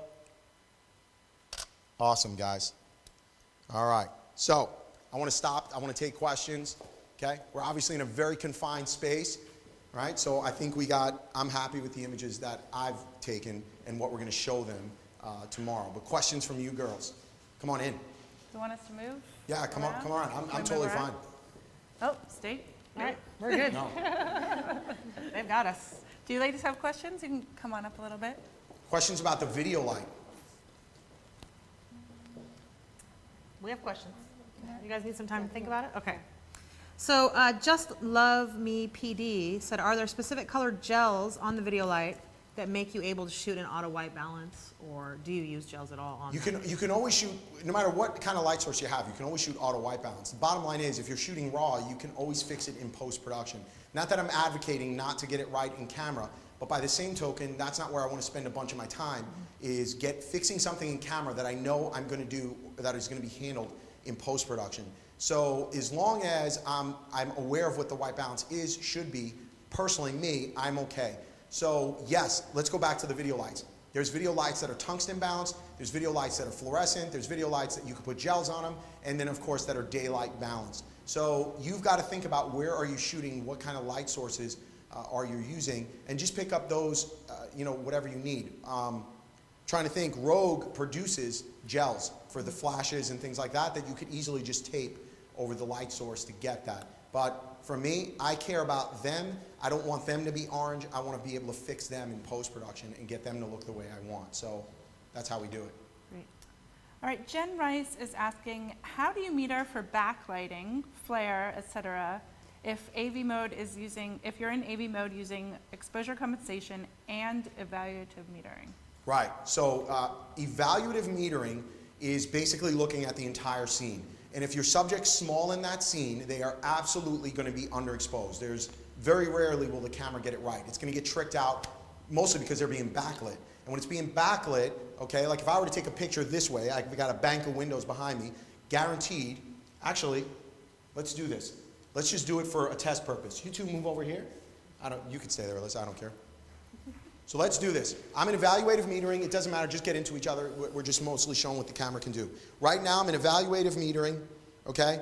I know, just knowing my equipment, I know what's gonna happen. Because of this bank of windows, the camera's gonna get tricked out and they're gonna go black. And there it is. Let's have that image up on the screen. So what's happening right now is the camera's exposing for the entire scene, and because it's got that bank of windows, that's what it's doing. But I know enough about my equipment to know that that's probably a 2-stop differential, right? Just by looking at the back of my camera. So now what I'm going to do in aperture priority, if you're following along, is I'm going to go exposure compensation +2. And so I'm immediately going to go to +2 on my settings. Okay? And now just putting it on them, I'm just going to take this shot. And now you can see, is there any way to toggle or show both images on the screen at the same time? So just by showing that, all I did was +2, and I'm probably a little too hot at +2. I could probably go like +1 3/4. So that's how I'm using exposure compensation. And that first image, they were underexposed, and just guessing and knowing enough about my equipment, I knew I was 1.5 to 2 stops underexposed. I just spun the dial, and I got my shot. In manual mode, I highly doubt you would have gotten that in 2 frames. Manual mode, you would have had to keep fussing around with your equipment. All the while, your client's like, what in the hell is going on? And so if you notice my whole methodology here, right, there's a couple of mantras here. Tight, middle, wide, get as much diversity as possible for the client, give them different expressions, looking at each other, looking away. You never know what they're going to like. And so it's not enough to me to walk up to a scene, have them smile, take a picture, move on. Or look at the camera, take a picture, move on. Mom might like one set of images, the kids might like a different set of images, grandparents might like a different set of images. So when I get a scene, I want to take as many different frames, different angles as I possibly can to ensure that we're getting what I need for everybody to be happy. It's a good question, though. But hopefully we show them through that before and after what it's going to look like. Cool. Okay, we have a question from Jenna Michelle Photography and from Dana Lynn 78. You use the 35mm prime a lot when the 50 and 85 lenses are talked about more for portraits. Can you please explain why? So say that again. We use the 35mm lens. They're saying you're using the 35 a lot, and 85 and 50 are typically used for portraits, or so people are told. Can you explain why you're using the 35? Yeah, I'm being put in a challenging situation right now. This is, I would say I'm pretty much out of my element. I would not normally walk into an environment like this and see this as a place I'd want to shoot. I'm used to having a lot more room to work with. Well, with that room, right, I can have different focal lengths, and I'm usually using my 70-200. If I were to put on an 85mm lens, I would have had to have been outside in the street to get that shot of them against the door. There's no way it would have happened. Same in that alley. The alley was very, very narrow, so I've got to use the right tool for the job. Not necessarily my favorite tool. My favorite tool would be my 70-200. But listen, we're professionals. We still have to be able to perform in adverse conditions. So me personally, I'm happy with what I was seeing myself get on the back of camera, and knowing that I've got the images that Taylor is going to be able to sell tomorrow as large wall portraits to these guys. That's very, very important. That's all I care about, by the way. Yeah, it's not maybe my ideal shoot, but I needed that 35mm lens so that I could step back a little bit more. And for the record, the 85mm lens from Canon, I cannot stand at all. That lens, anybody using it, it's gorgeous when it's focused. But if you're chasing a moving subject or anything like that, that camera, that lens, it'll be, anybody have that? It takes forever to focus. That is not a lens that I can use even though I have it. It's great if I'm just doing headshots, but it's not really good for anything that's got any kind of action associated with it. Are you specifically talking about the 1.2? Yeah, okay. Specifically talking the 1.2. Okay. It's gorgeous when nobody's moving and you got plenty of time, but it's horrible if you're trying to shoot a moving subject coming down the aisle, anything like that. It doesn't move quick enough, so it's just not focuses. The focusing system isn't good enough. Okay. Not for me anyway. Okay. So a question is from Halinka. How do you connect the SEMA lights? And sure. Let's bring those SEMA lights up. Great question. They come with hot shoe bottoms. So what you'll see here, which camera on? Right here. So what you'll see is the bottom here. These are hot shoe capable. So they stack on each other, really just simply snap together, and then they screw down. And the cool part about this is at a reception, sometimes I don't even put flash on my camera. I take one of these, put it on the top of my camera, turn it on, and I start roaming around the dance floor, photographing at like 1.2. Oh my God, we'll do this not tomorrow, but Thursday. I'll start photographing with this on at 1.2, and I cannot explain to you how gorgeous that ambient light in the room looks. So I love these things. Okay. There was a question here from Jamie Photographer who would like to know if you show clients the shots on the back of the camera ever, and they find that clients are constantly asking to see. Yeah, that's a great question, by the way. I make sure that I get them in their rhythm first. So if everybody noticed in the beginning, I spent a lot of time working with the client to get them comfortable in front of the camera. And some of you may feel like I was even being a little too heavy-handed with them in the beginning. But you know what? I find that my clients love all that direction up front, and then I try to just let the session flow any way it is. But if I've got a client who I've got to keep telling, bring your chin down, bring your chin down, bring your chin down, I'm going to tell them that. I've got clients all the time, I don't know what it is, but they'll do this a lot. They lift that chin up, right? It's the flying chin, I call it. You girls are nodding your head. I don't know if when they're in the mirror at home, they look and they're like, I look good, right? You do look good, but not on camera, okay? So I got to teach you to bring that chin down. But at the risk, I'd rather be heavy-handed and get great images than them go, oh, I don't like the way I look, right? Because my chin's up in the air. So anyway, I don't even know if I answered that question. Do you even know what the question was? The question was, do you let people look at the back of your camera? Did you wow, answer we that? went off on it. We took a left-hand turn. I don't think we answered it. I need coffee. So yes, the short answer is yes. I absolutely will always show them something in the back of the camera. That's where I was going with this. In the beginning, I'm very heavy-handed. I don't show them anything because they're still getting comfortable in front of camera. Then I wait till about the midway through the session. When I know I got a good shot, that's the one I show them in the back of the camera. So sorry for the long answer. You show them just once or twice. You're not showing them. Yeah, not every scene. Like, what do you think? What do you think? Yeah, what do you think? It starts looking like we just need approval. Yeah. I don't need approval from them because ultimately I'm showing them an unfinished image. So clients don't have vision. They don't know that this is going to look good in black and white. You know, especially that alley shot I took earlier. I know what it looked like in camera, which may not be the best looking image. I also know what I'm capable of doing in post-production and what I'm going to make that look like. And so I'd rather surprise the client with that versus them going, oh, it's an alley. They don't get it, right? So we're going to make it look good for them. All right, I have a question for you from Wesley DB, who has been asking this question over and over. And so my question really is, does this matter? Because you're shooting in RAW. And he's asking, what picture style and AF mode is the best for photography?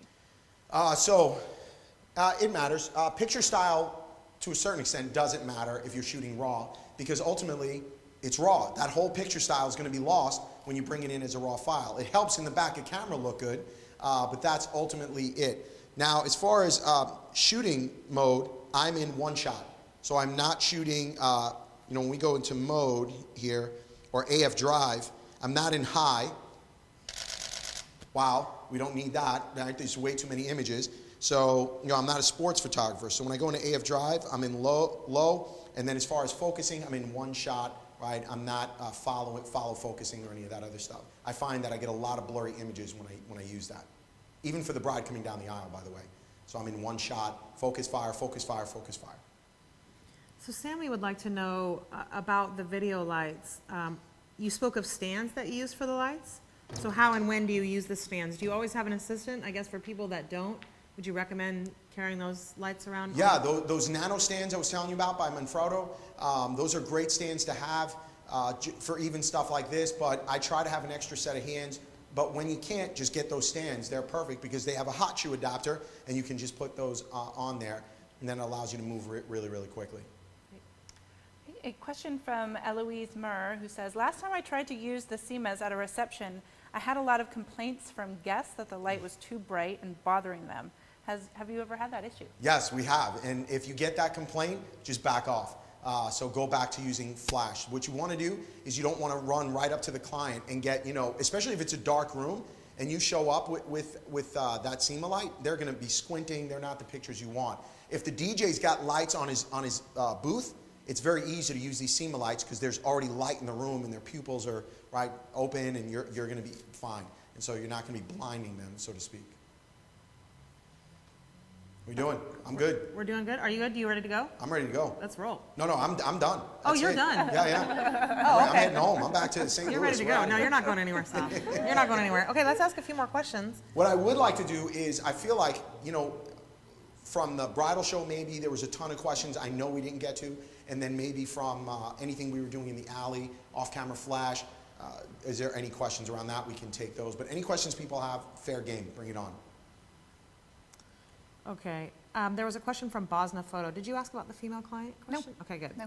Bosna Photo asked, how do your female clients feel about you touching them or moving their hair, their legs, or their body? Yeah, I don't know. I've never had anybody say anything to me. I'm not weird about it. I'm just very matter of fact about it.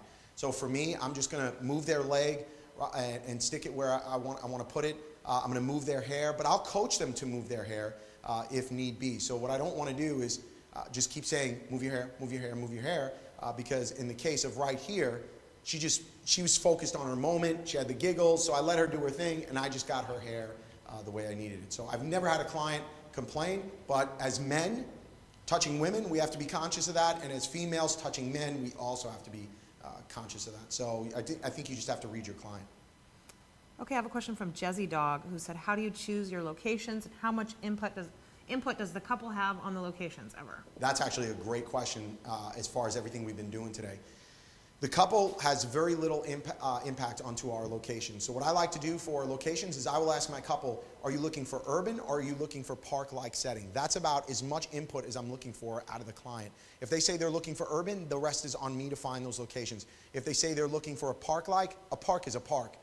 So we're just going to find greenery anywhere we can. But remember, most of the clients, my brides that have found me, are looking for something a little bit more urban, a little bit more grungy out of their session. Yeah.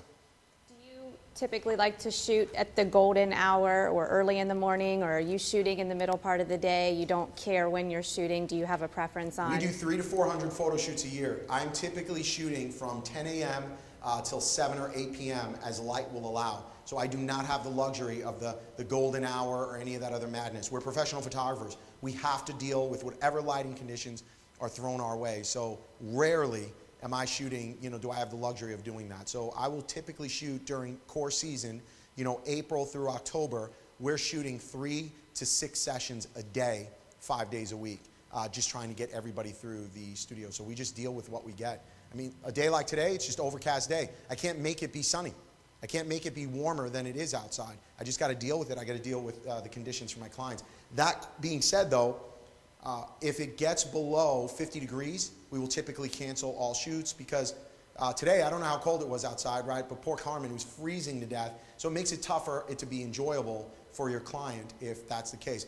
The same is true on the other side. If it gets over 100 degrees, which in St. Louis in the summer, the heat index is typically between 105 and 115. So when it gets over 100 degrees, we will cancel all shoots for the same reason. Women, your makeup's melting, you're sweating, your face is red, your clothes are sticking to you, so it's not a very good experience. So we're dealing with the weather. Also, I recently have been trying out the neutral density filter. Yeah. Do you recommend those for those bright sunny days to help being able to shoot wide open with the neutral density filter on your lens? Is because I purchased it for my studio, right, and haven't used it outside. I don't use it at all. Obviously I know, what an ND filter is, what it does, but I don't use those at all. Instead, I'm never going to put my client in direct sunlight. So you're just looking for shady I'm looking places. for open shade wherever I can find it. If I am going to put them in direct sunlight, it's typically going to be at the golden hour, right, where it's a warm, lower light on the horizon and they can tolerate it, or they're being backlit, in which case it doesn't matter either. Because if they're being backlit, you can totally photograph them wide open and just blow out that sky to look the way you want. So look for open shade. The ND filter is not something I use at all. I don't even own one, just to give you perspective. So, a question there, Commander, how long are your sessions? Yeah, now we're getting into good questions here. Typical engagement session is, I always tell people, if I like you, we're going to shoot for about an hour and a half. If I don't like you, we'll be done in 40 minutes. So it's that simple. I can get what I need because I move so very quickly. So I'm not going to sit out there and just torture me if nobody's having a good time. And we've had those situations where the groom, unfortunately, is just being really difficult to work with. He doesn't want to smile. He doesn't want to focus. He doesn't want to have fun. Well, hey, what am I doing? I can't make you have fun. And that now, as we've gotten more established in our career, not my client, right? So we've flushed those out. But early on in my career, those kind of clients would sneak in, and you all know what I'm talking about. We have those clients where you're like, you don't know what to do anymore. And so hopefully as you get more established in your career, you'll get away from those and you'll learn how to pinpoint your clients. Okay, I have a question here. Let's see. I can't find out. Oh, here it is. Cook Esquire. Would you let a couple bring props if they were interested in using them? And has that happened? And does it happen often? Yeah, it doesn't happen too often because that's mostly not my style, that kind of do-it-yourself, park-like, all that other good stuff. It's really, I mean, that's cool. It's whimsical. But that's not my brand, so I don't tend to attract those kinds of clients. But when they do bring props, absolutely, incorporate them into the shoot. But I will share one of my horror stories. This is a true story, unfortunately. We had a client, and this was cool because I had 2 people in from New York training with us. So they came in from New York, they're training with us. We go to a park, and they bring their dogs to the photo shoot. So have you ever had an engagement couple bring their dogs with them? Guys, this is a true story, so dirty laundry. We get up, and I say, hey, here's what I want to do. I said, do your dogs listen? And she's like, well, she goes, he doesn't really listen when you call him. I said, well, then I don't want to do this because I want to put him off the leash. She's like, yeah, it'll be okay. He'll be fine. So I'm like, okay, let's do it. So we have the parents there. Okay, we're in Forest Park in St. Louis. And the people, everybody's behind me. The parents are holding the dogs right next to me. I'm laying on the ground, and I have the couple about 25 yards out away from me. And what I wanted was this great picture of the dogs running towards the couple and them hugging them and wrestling with them, right? So they let go of the dogs, and the dogs go running up to them, okay?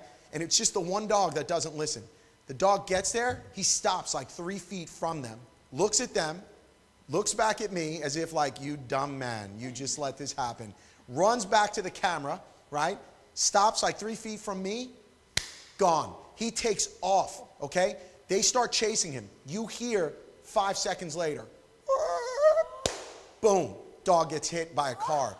This is a real story.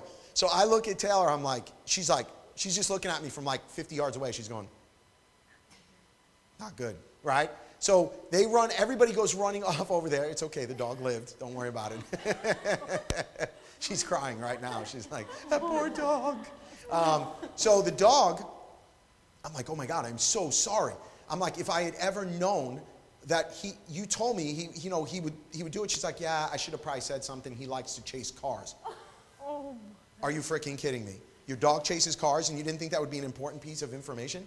So the dog comes back, right? And in the fat of his leg, you know that part of the leg with the dogs, it was just cut open. No blood, by the way. It was such a deep cut. He wasn't bleeding at all. He had a little gash on his forehead, and he's being carried like a baby, and he's just looking around like, what happened? What just happened? And so we got them, okay, we apologized to them, of course, and we got the dog a giant doggy cake, and that was the only thing, apparently, that he would eat for the entire week while he was sick and laid up in bed. So it's all good. Everybody relax out there. In here, they're crying. The dog lived. It's okay, okay? He's okay. And so I forget his name. His name was Baron, so Baron's okay, but Baron apparently likes to chase cars. So that's a true horror story. Okay, can we end today on a happy story? Yes. Is that a bad way to end? Yeah, let's talk about the best. Want to talk about butterflies? Yeah, let's talk about the best story, the best shoot that you had, like crazy out of there, but awesome. Crazy out there, awesome. Man, that is a tough one. Is that too big? Yeah, it's too big. I like thinking about the horror stories because they make me laugh. They're easier I want to remember. I want to write a book of horror stories. All right, so I do have a good one. This one got me choked up. We were at a wedding, and my bride was a plus-size bride. My groom was a plus-size groom. And you know, what tends to happen with plus-size couples is they don't like the way they look in photography. And you know, I took that as a personal challenge because she was beautiful in her heart, right? Inside and out, she was just a beautiful person. He was a beautiful person, right? But it was like a self-esteem issue. And so I took it as a personal mission. I wanted to like give them the most amazing photography experience I possibly could. And we do this thing where we do a slideshow at the wedding, where we show pictures from the day. And so we set up the slideshow, we play it, and I always have the bride and groom sitting out in the middle of the dance floor, and I always sit behind them just to kind of maybe catch what they're saying to each other or what they're thinking. And the slideshow plays, and picture after picture, I see her reaching up and wiping a tear from her eye, and I'm like, oh boy, this is either really going bad or really going good. And I finally see her lean in to her husband, and she says, I am beautiful. She goes, I am so beautiful. And I'm getting choked up just saying it right now. It gave me the chills, and I knew mission accomplished because that is our job, is to make our couples look beautiful, both inside and out. So I think that was a happy story. I think that was an incredible story. That was so incredible. So that made me happy.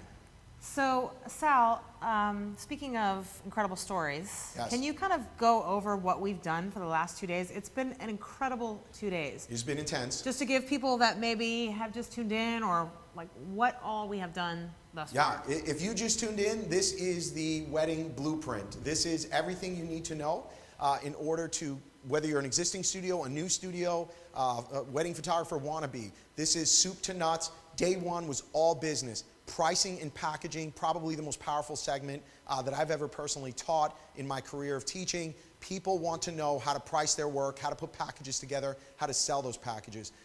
We put a business plan together yesterday. We offered a $15,000 studio makeover, details online, and a 3-day training segment with me in St. Louis.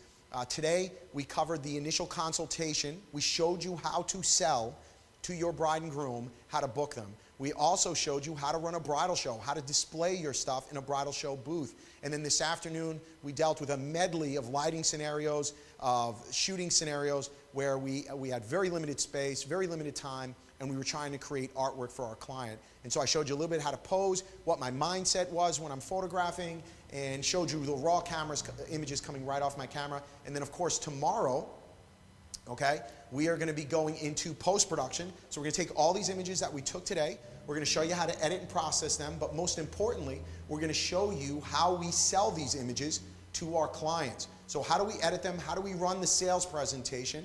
And then tomorrow afternoon, it's into the wedding day. So we're going to show you how we do bridal prep and groom prep. I think it's unprecedented to see, without, live kind of, how we're going to photograph the wedding. What I'm seeing, what I'm thinking, what I have to get for the album for our couple. So this is it. This is a blueprint. I don't really have much more to add to that, Sal, as we go out today. Let's give Sal a really big round of applause. Thank you, everyone, for joining us. Thank you, Sal. I appreciate that. So, folks, again, all 5 days of videos are only $149 here for this workshop. I just am thinking about, again, what we've just done in the past 2 days, but if you think about what you knew about your business plan, what you knew about bridal shows, what you knew about having that consultation just 3 days ago, just on Sunday, and what you know now, it's really, like we said, a no-brainer. If this is something that you're learning, that you're going to want to own this class. So scroll down the page. There is a Buy Now button right beneath the screen there, and that'll take you over. It's really quick, it's really easy, and you can start downloading those video files that are already available from yesterday and will be shortly from today. So everyone, we will see you back tomorrow morning at 9 o'clock Pacific time, same, same place, and everyone have a great night. Thanks again for joining us.